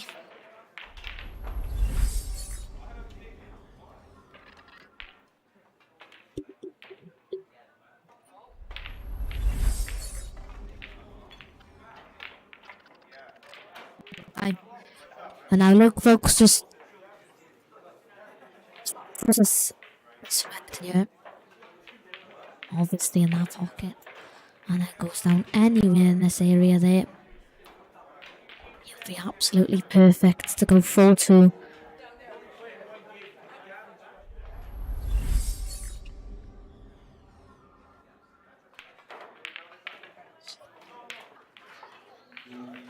It's 4-2. Luke Folks spots the black ball and a miss from Joel Holmes. It's now 4-2. This final's getting spicy.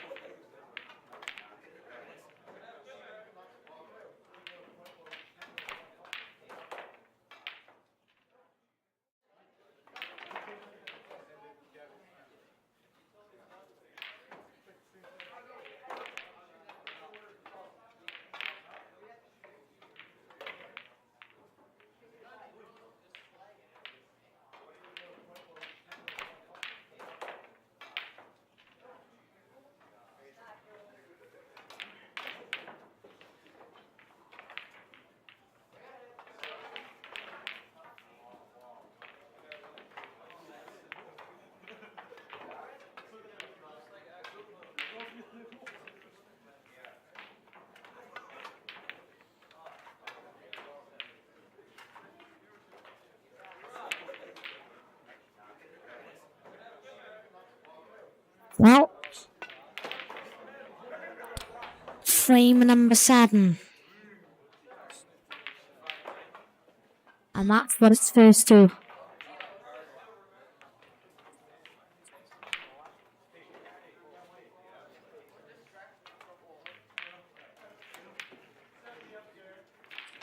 Dale Pope against Alan Stokes.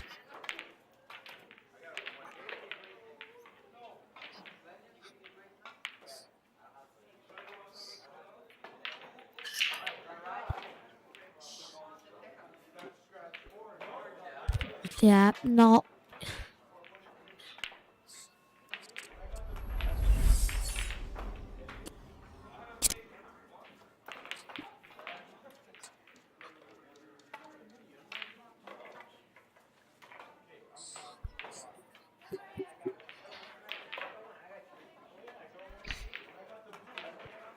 Yeah, and going into frame 7, don't forget that's for his first 2 year in the final.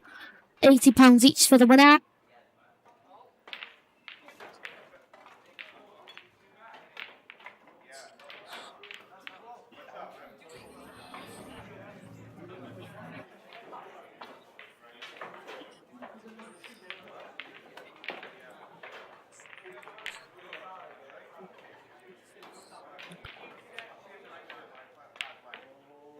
£40 each for the runners-up. And £20 each for quarter-finalists. So very good prize money up here. Don't forget, next time Curtis Lee posts something on his Facebook, don't forget to request or come over on that day and come and have a look at the tournaments. Don't forget. Because his tournaments are extraordinary. I've played in them. It's nearly been a year for me now. I've played in them since July last year. And since then, they've been extraordinary around the tournaments here on Sundays as well. The stream is just incredible. And they couldn't be any better, really. And Alan Stokes not happy with his shot there.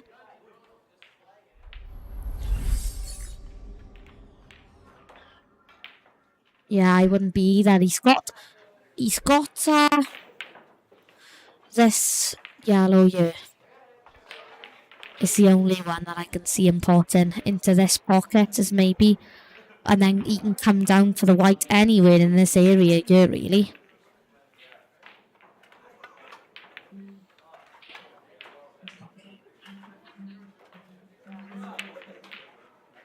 Oh, is he there? Is he there? Is he there? No. It's a bad mess. I wouldn't have it.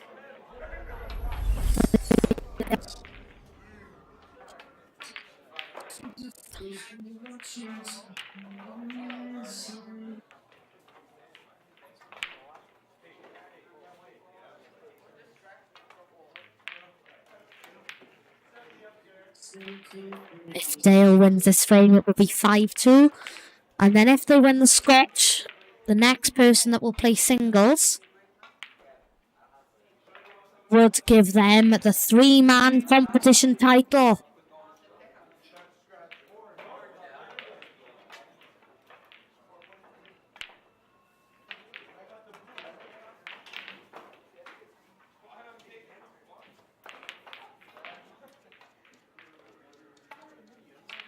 Good shot from Dale there.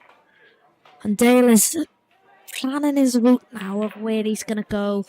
What's the best way to go for him to win the frame and put Team Curtis Lee in the driving seat? And to make sure that Team Mark Leyland are no longer on Team Curtis Lee tailpipe. They're 30 yards away.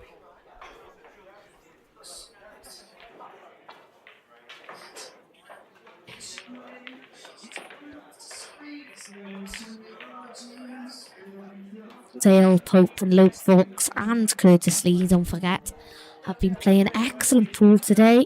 Not very much shots that they could have played differently. They're all flat out excellent shots, and look, the standard here is amazing.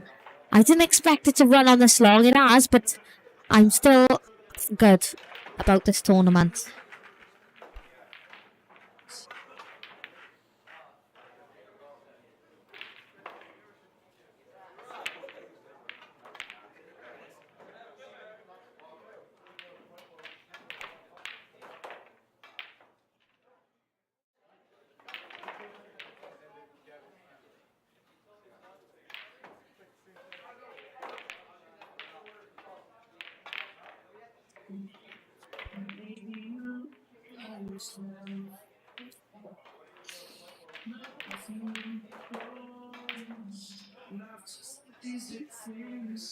Yeah, the route of Reds, he's still got that one there, I think.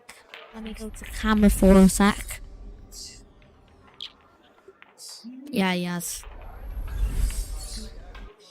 I don't know if he has or not, actually. Anyway, either way, he can still play this red down to this pocket here. That's the only real solution I can see.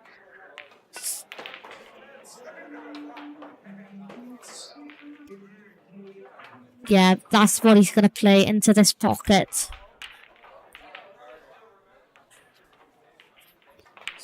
He's played it off the yellow. Yeah, maybe not the best. He could have played that without playing that like that, if you know what I mean.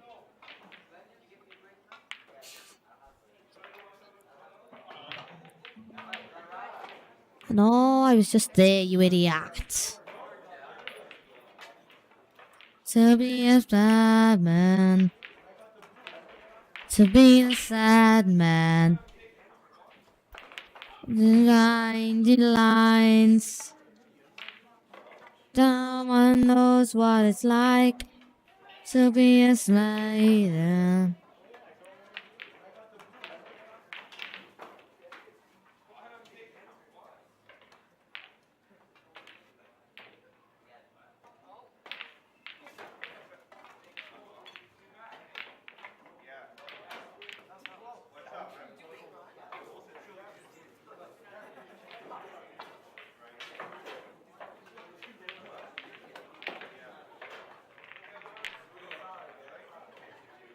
Well, I think it does go into this pocket. Yeah. What he's got to do now, though, this yellow. Does he have the angle?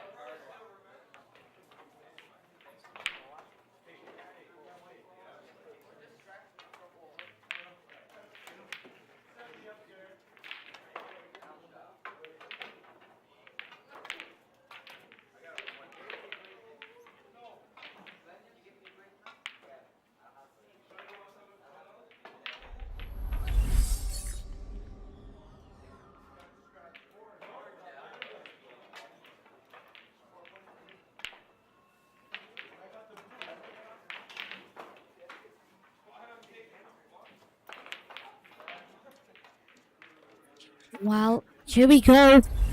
Bring it on. We're into the last section of the match now, and it's 4-3. Curtis Lee are 3 frames away, and Mark Leyland's team are 4.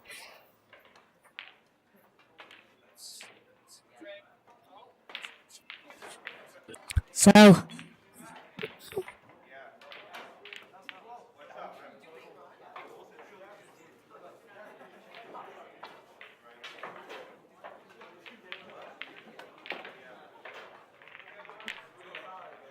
well, going into frame 8 now.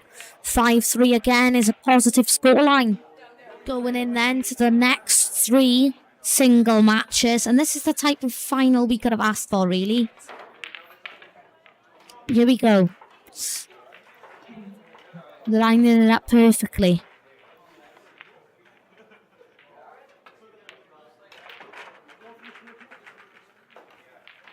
Taking his time to do this.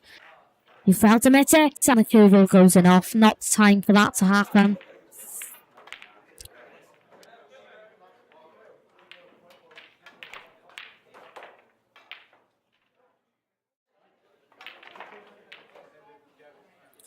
And I'll get back after this frame. I will be going back to them who they had to beat to get through to the final.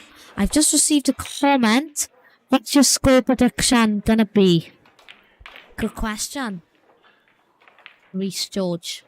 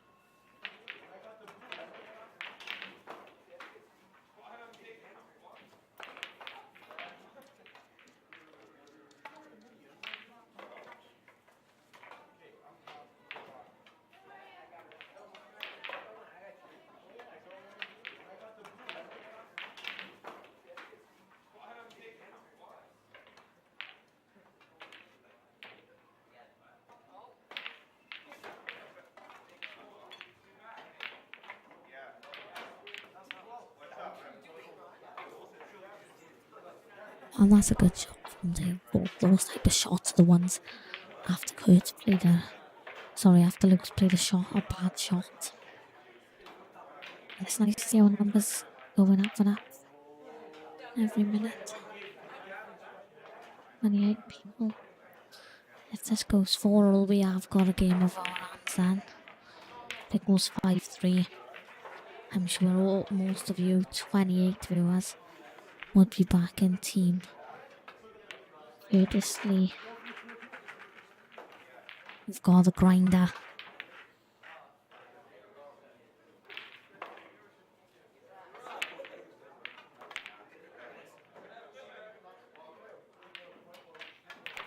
Grinder and pencil. Been streaming now for 10 hours and a half. And it's 10 to 10.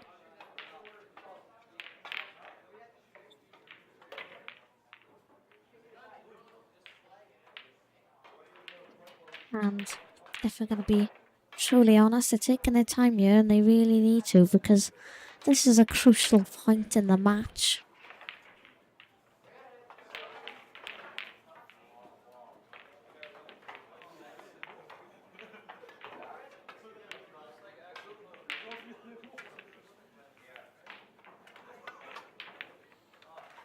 And he's touched the table now, so he can't talk to his fellow teammate Joel Holmes.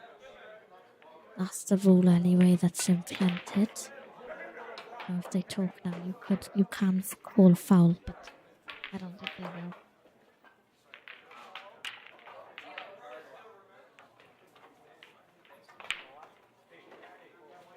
And trying to pop this into the top right, the bottom right hand corner.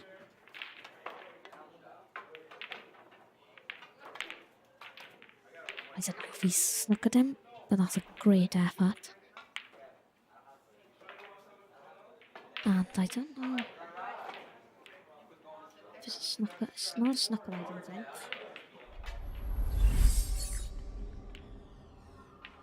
I don't know if it's a snooker. If I'm going to be truly honest with you from this position.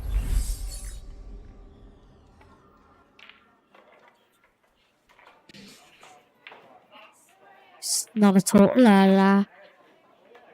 Well, that's what Luke has asked anyway.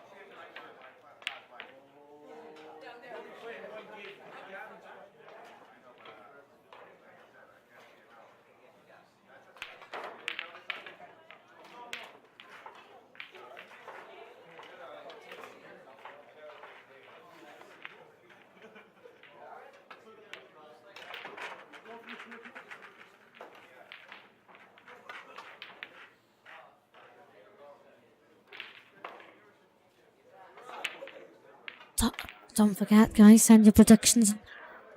Who you think each team would put in the final frame if it did go 6-all.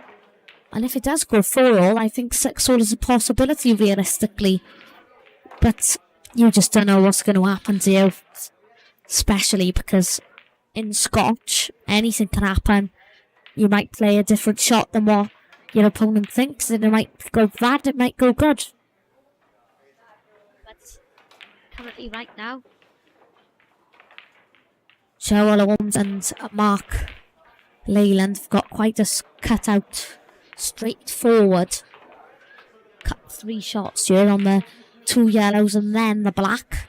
I can't see them not potting this. I'm going to be truly honest with you.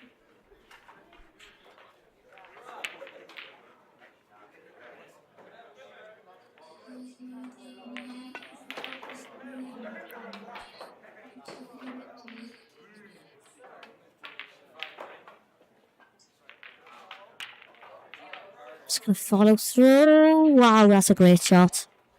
I didn't know they were reds, and I do apologise.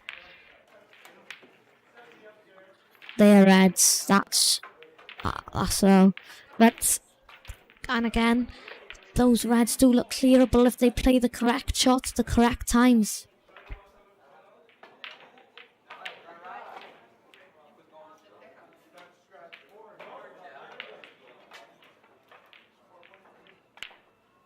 some shot from Sharky.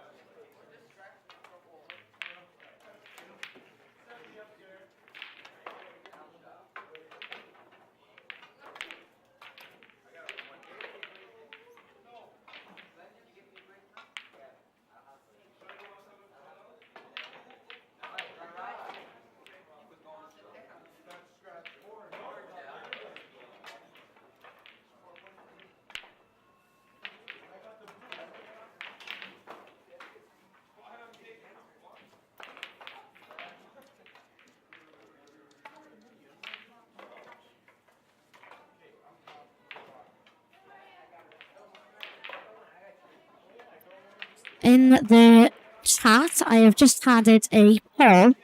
You need to vote yes if Team Curtis will win, and vote no if Team Mark will win. It'd be nice for you, all 29 of you could vote.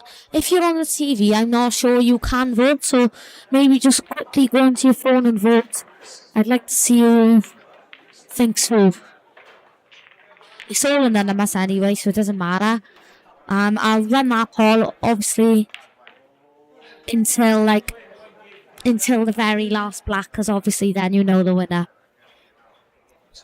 And it's 10 o'clock now, and this is, like I said earlier, when tiredness starts to creep in. Gotta stun this now for the red. That's a perfect stun, but this is a difficult shot.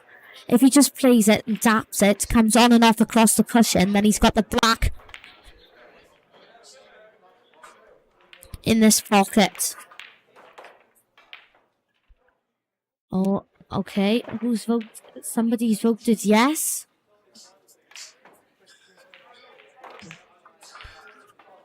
So somebody said yes. Oh wow. Wouldn't have expected that at that given moment.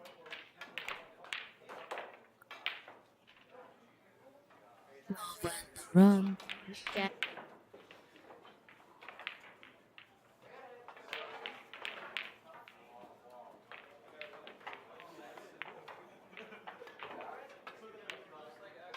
And somebody's voted no.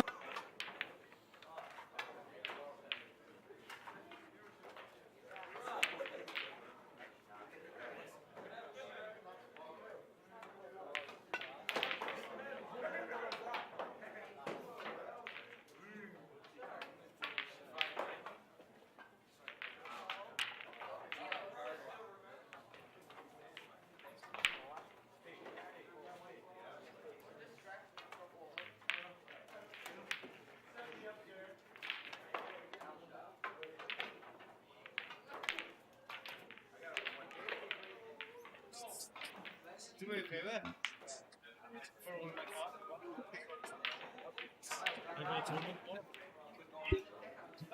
No, tomorrow, Tim. And 3 votes so far. And I think that means 2 of you think yes and 1 of you think no.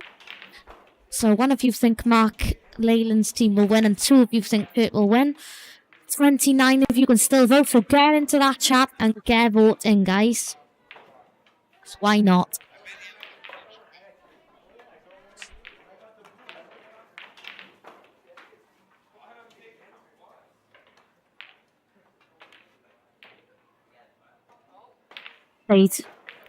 Played a good shot there at the right moment. And another 1 of you have said yes. So let's keep getting involved with this chat, with this poll now, because these results could go towards the match report. And don't forget to give SWT Streaming a follow, like and subscribe on Facebook. And also, if you would like, you can follow me on Twitter. I'll be posting stuff about pool and things.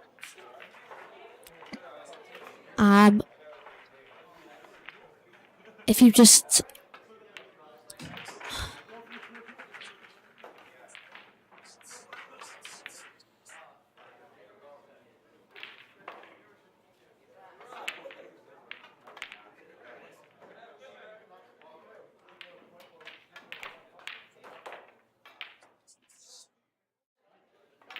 and I'd just like to give a shout out to Kelly and Kai Vokes, who are currently watching their father, Kai Vokes, at home.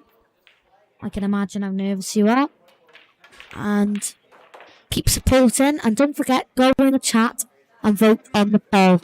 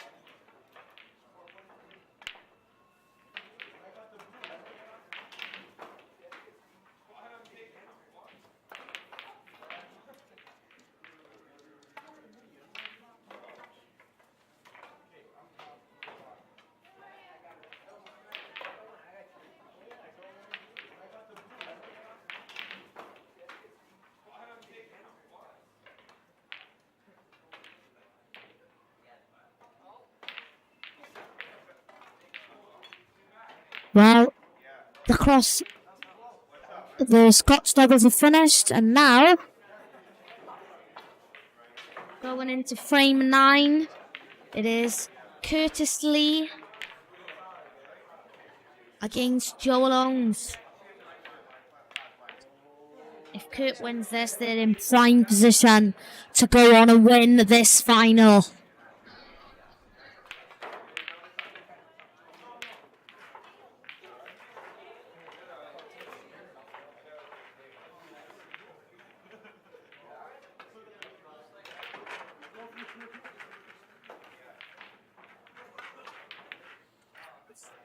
Thanks to the 4 of you who voted so far. Don't forget, we can get another 24 votes in. So keep getting those votes in and those results. Then we'll be able to see. And don't wait till like someone goes 6-3 up. Stick them in now. Let's see what you think, man.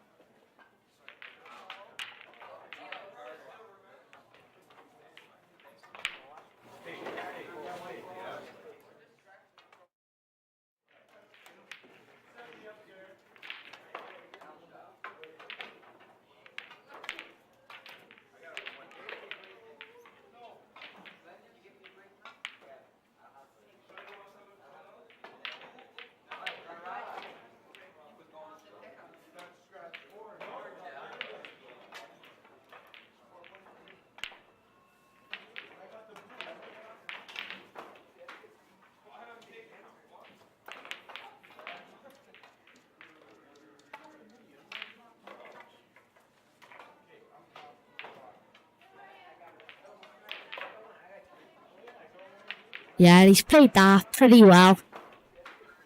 Let's be honest.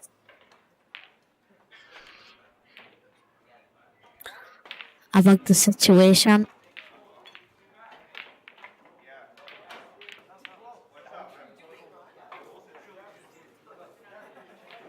And thanks to all of you that have voted so far.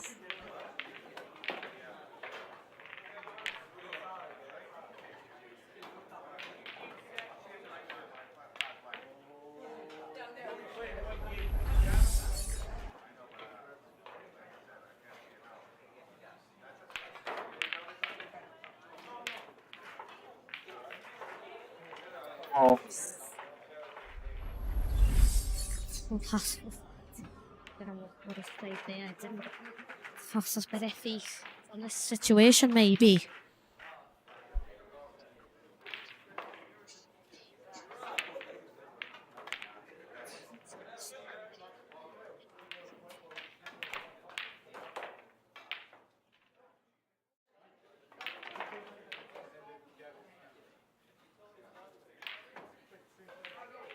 So this is a really crucial moment in the match. What is this?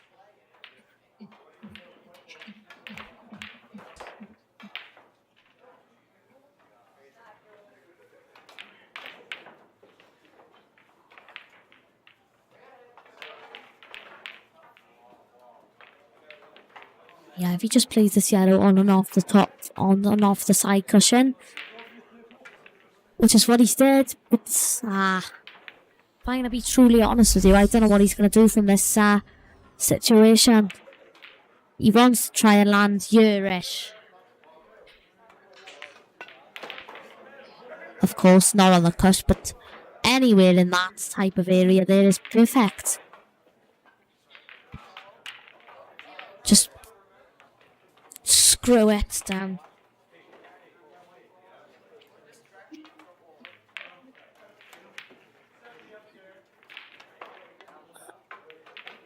Somebody else has just voted for Team Curtis to win. And this person can't vote, but another person, a little boy, suggests that Curtis Lee's going to win.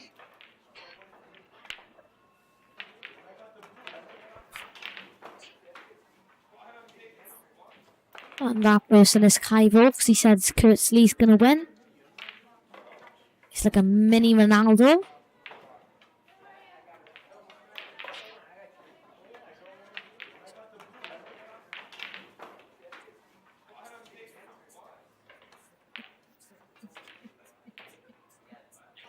Oh my god, he's played a double and he's missed. Curtis Lee takes his chances. 6-3. I don't know why shot he played to get onto the black.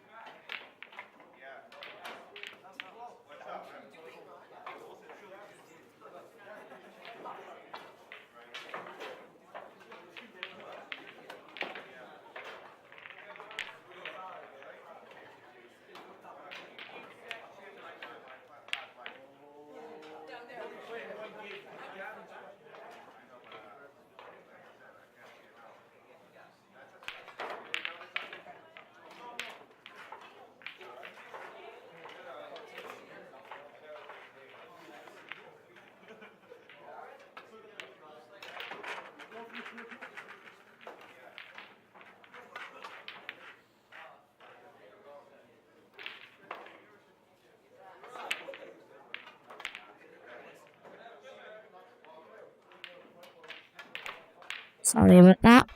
And now,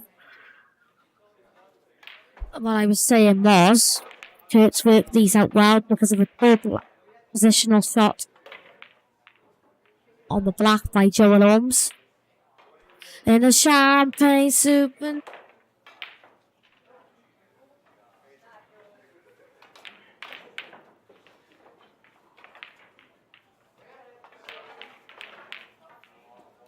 Yeah, and he spotted it. So, wow. Cause we only need... I played a cross double in you. I know it's brave, I know it's reckless, but do it for the lads.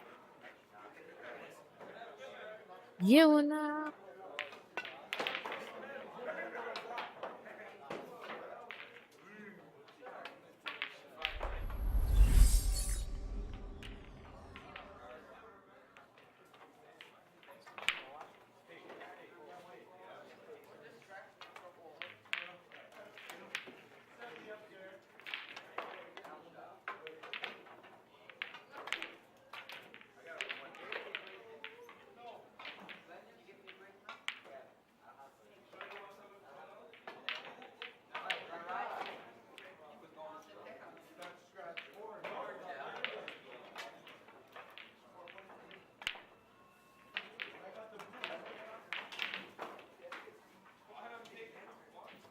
And I'm really not going to be surprised if Joe works this out and finds a way to pot the black.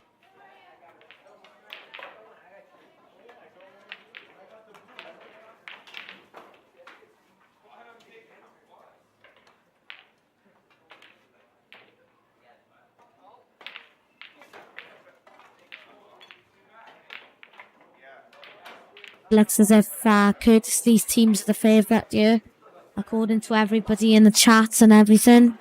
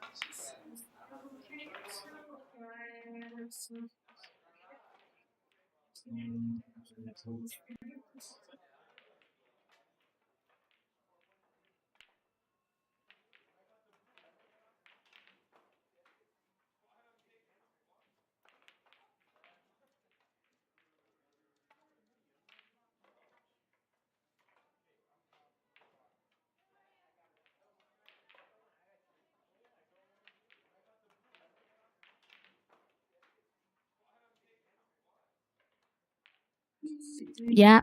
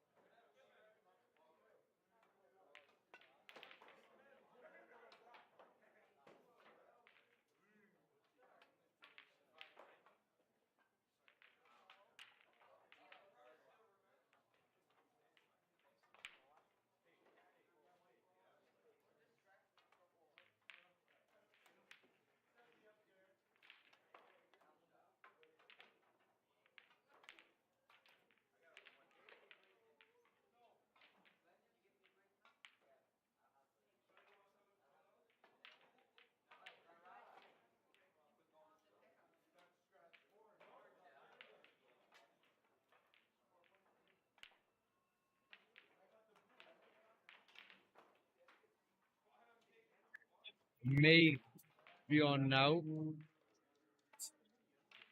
And Choose red.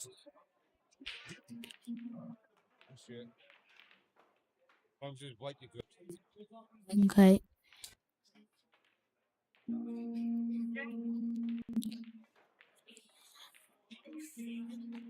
And sorry about that. We just had a technical difficulty. We're going into frame 10 here, and it's Luke Vokes against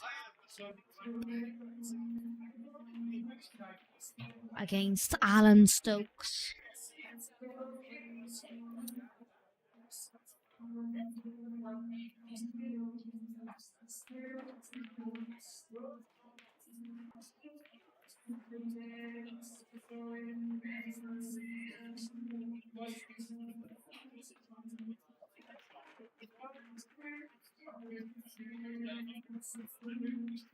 And that poll has been going on for 25 minutes now, and it's still 6 votes. 83% yes, 17% no. Ben McCalmon said 6-6. I'll make my prediction, lol. Of course you will, lol. I said that. Of course you'll make your commentary. Yeah, no, sorry, your prediction at 6-6. If you make your prediction at 6-6 and still get it wrong and everybody gets it right, I'll probably laugh my head off.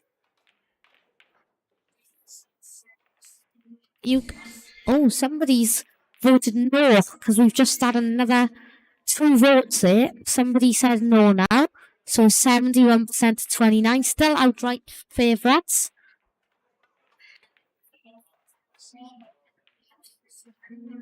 And this is a must-win frame, really, for Team Mark Leyland. But even more for Team Curtis Lee. They probably won it as much as more.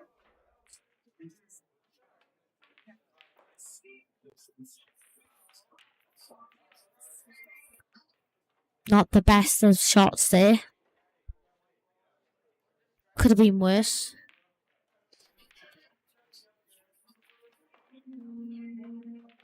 Could have been better. Could have been worse. That's just the way it is right now.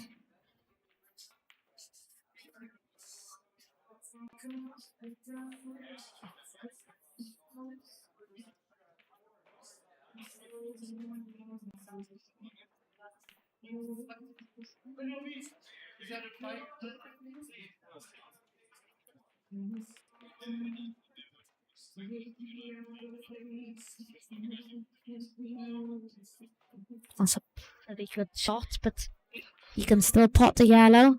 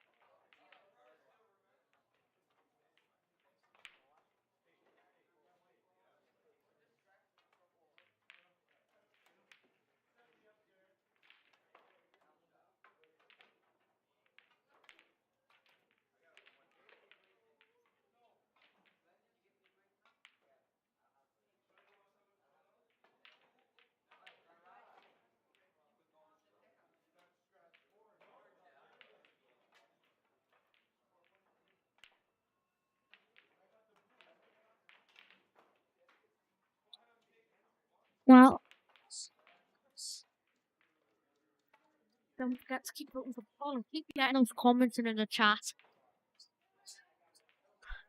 I like what you're saying at the moment. It's cracking me up a little bit. I'm going to be truly honest.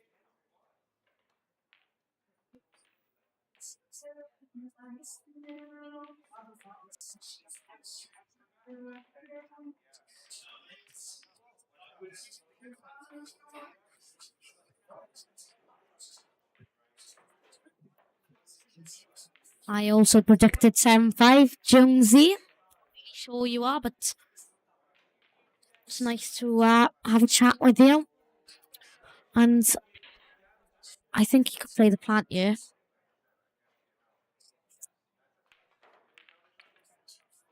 This plant.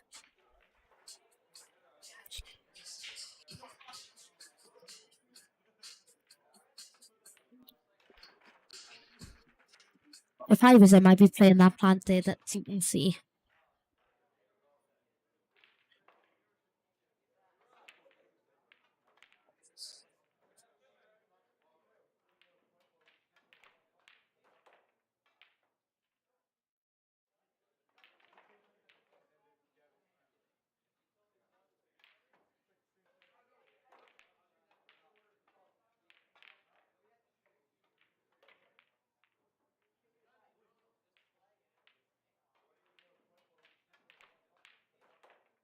Played the yellow first, which was probably a good idea. He'll play the plant now. Oh, he's played a snooker. What a shot that is.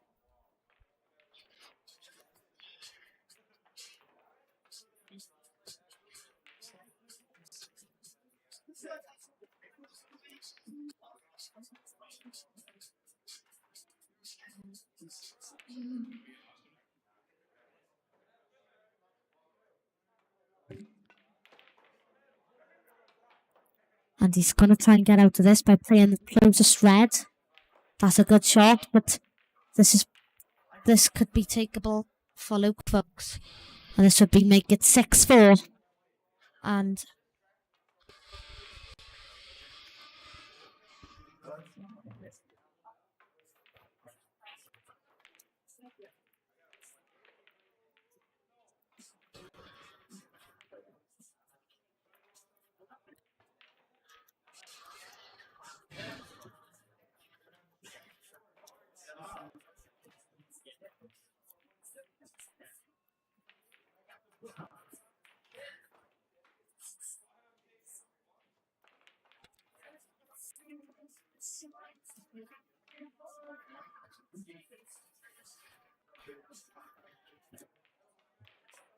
So good, but you.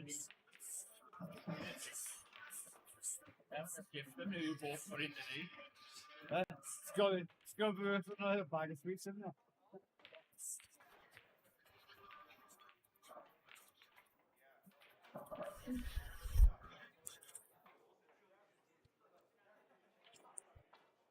well, I think he is on the yellow.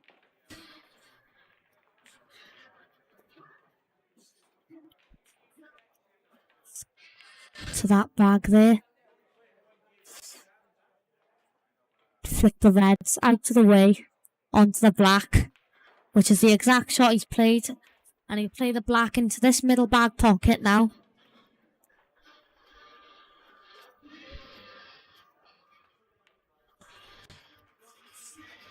Take your time, this is a big moment in the match. Don't miss it.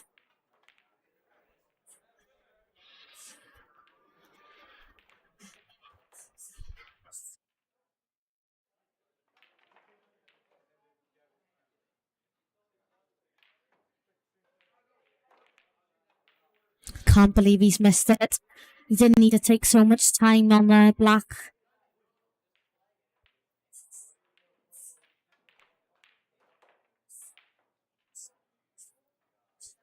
And oh my god. Make sure of the pot is what he'll be thinking.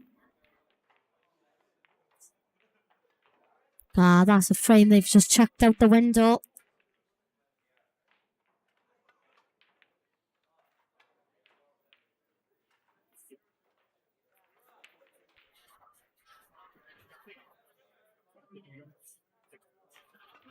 Misses a sitter.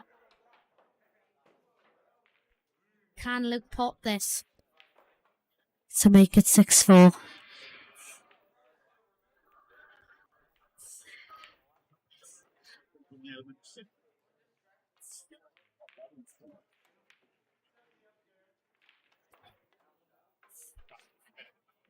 Does it go in?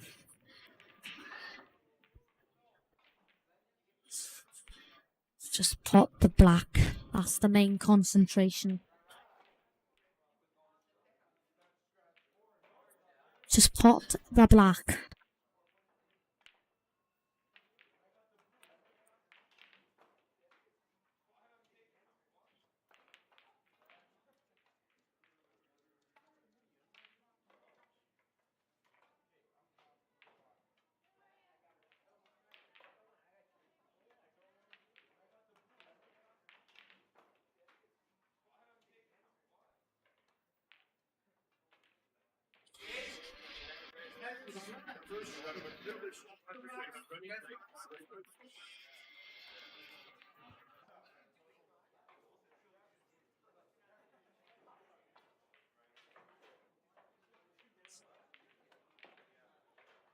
Well, it's now 5-5 and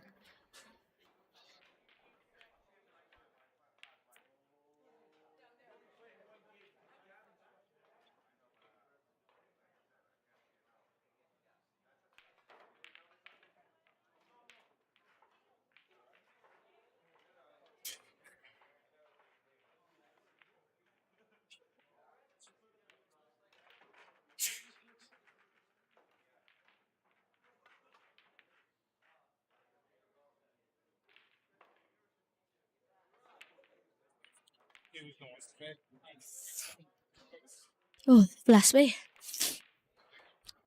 Well, here we go into frame 11. And missed opportunities.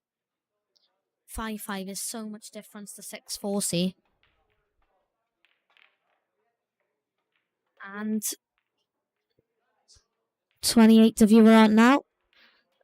Oh. And won't be long and I'll be getting rid of that pole. And then if it's about to go to a decider, I'll be making a new one.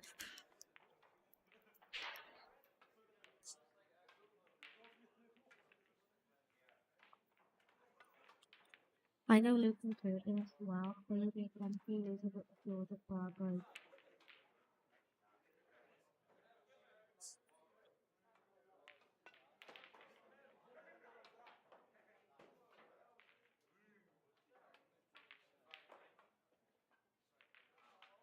Hailed out. Yeah. He's got Mark Leyland now. The winner of this will be favourite for the match.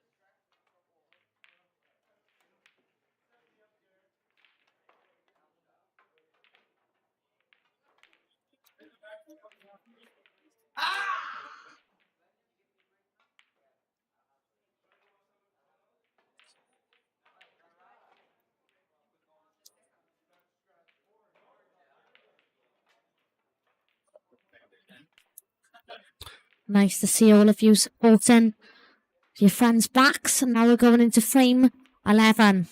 Dale Pope against Mark Leyland. This could be the changing point here in the match.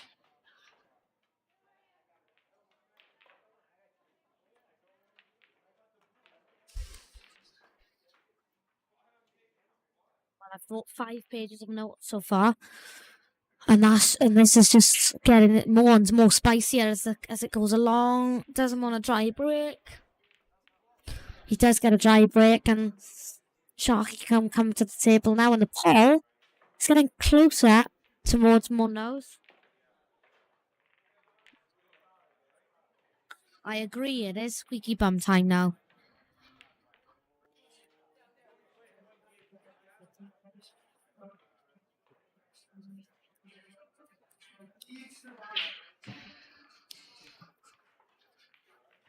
Yeah, it's not like these lots, JHC. Never seen these players miss so many shots. It's squeaky bum time now. Yeah, I agree. It's not like these lot at all. I hope you're enjoying the final, by the way. I certainly am, and going into this frame, whoever wins this frame will be favourite for the final, in my opinion. Whoever wins this, if the opposition teams win the next frame, will be going to a decider.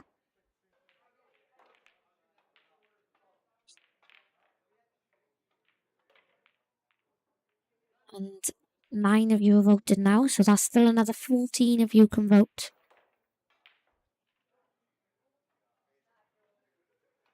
So I'll give you another 20 minutes, and if this match isn't over, then the poll will be closing. Long days, lots of beer.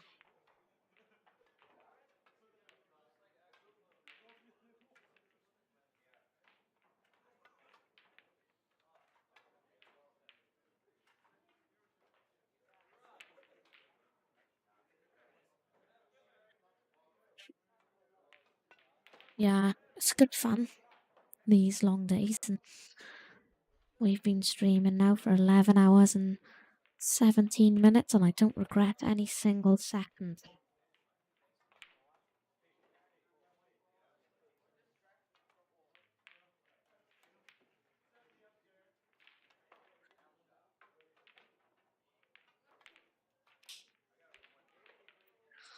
And oh, feel the tension in the room now. Every single shot, you just don't know what's going to happen. I feel so nervous for the players out there. If I was in this situation, I'd be completely shaken. I wouldn't even be able to keep my cool still. But these lot are used to it. Especially Team Courteously, if they can get a visit.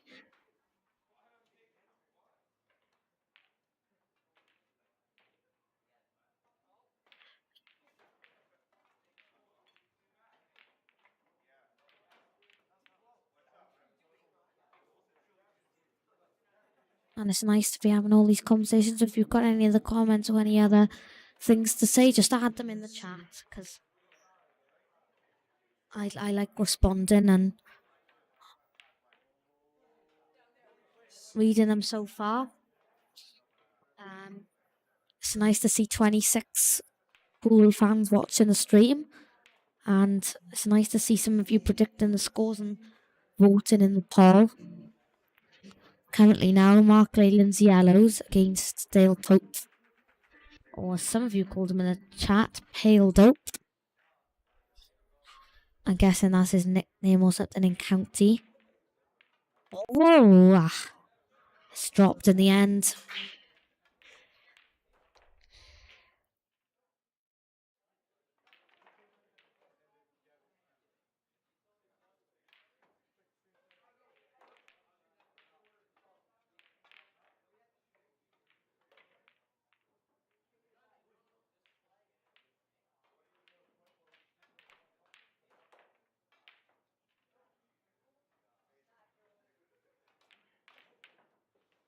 And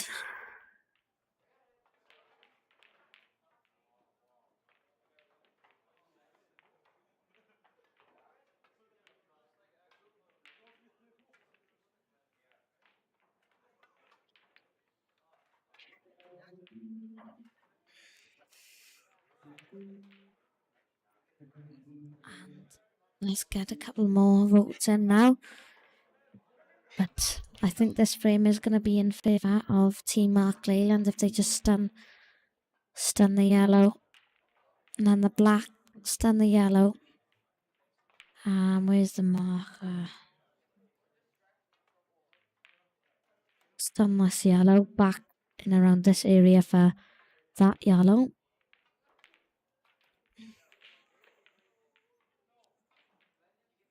And then all you've got to do really is tap the black in for that pocket. Or just go your way.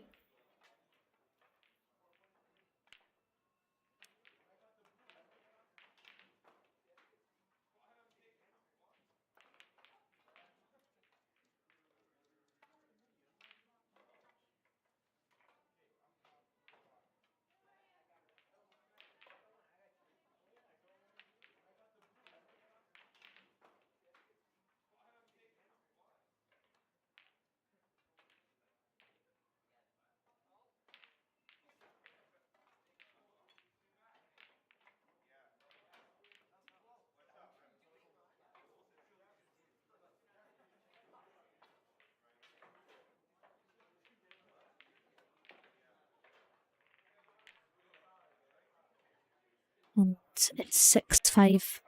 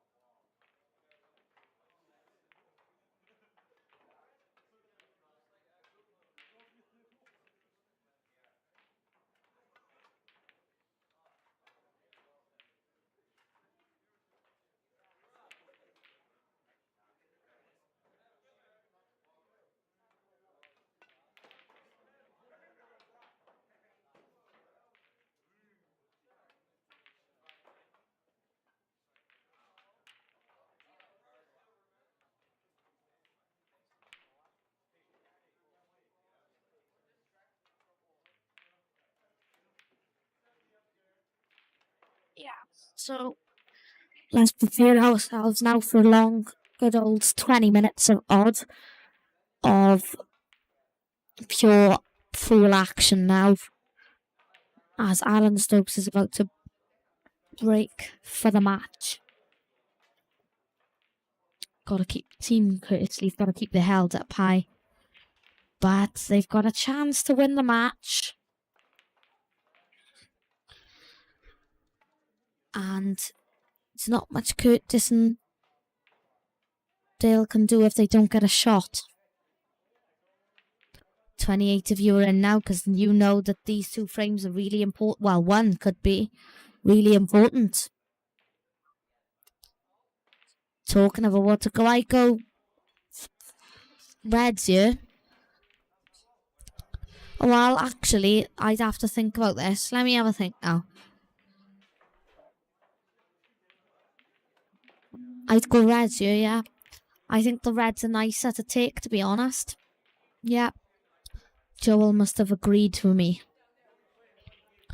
All you've got to do is just keep playing little stuns and taps.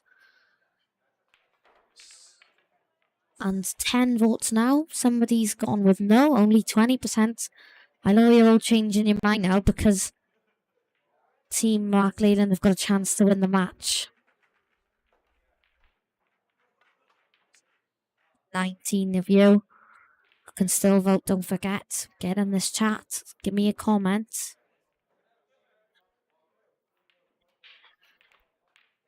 Screw back there. Play this one first. And then come back across to this area. Just for that red. That's hopefully where in his mind he's going to land. Yeah. Now this is the shot. He wants to land about here.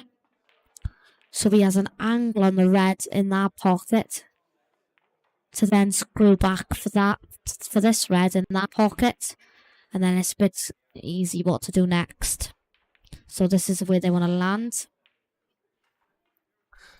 Big moments here. Yeah, he's still in line with where I said he needed to be. In this heart of the pocket is where he needs to be.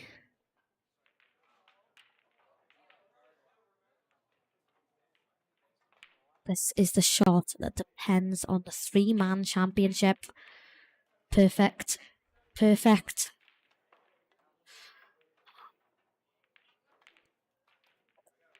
Just land here on the black. And you've won.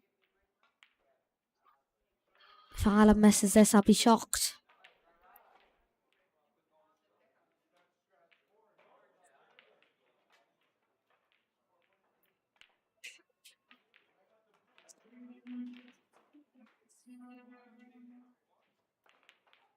Thanks to everybody that's tuned in.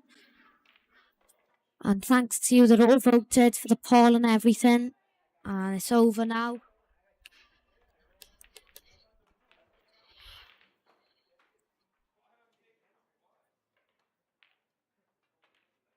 And thank you to everybody that's been watching today. I hope I provided you entertainment.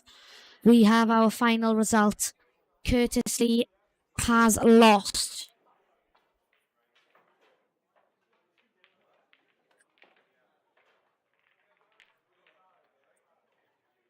£7-5.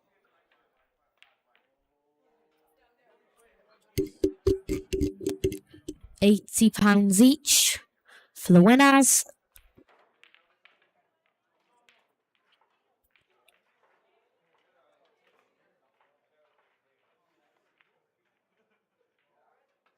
And thank you to everybody that's viewed the stream. And this has been an amazing tournament. It's finally over. Great effort from everyone. Thanks to everybody. Congratulations to the winning team, Mark Leyland, Joel Holmes and Alan Stokes. And yet, furthermore, unlucky to everybody else that lost. I hope you enjoyed the 11 hours and 28 minutes of action. Thank you, everybody, and I'll see you next time at a tournament. Good luck, everybody. Hopefully I see you on Blackpool Tuesday. Bye, everybody. Bye-bye.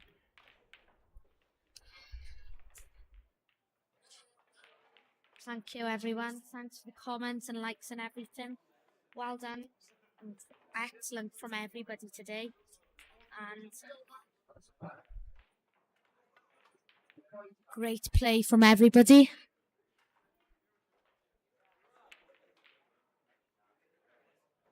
And thanks to everybody that tuned in, and thanks to the 868 people.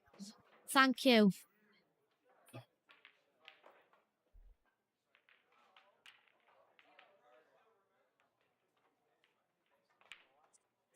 Thank you. It's a lot to me. I hope I provided you with entertainment and you understood my commentary. Sorry if you had to listen to any of my bad singing.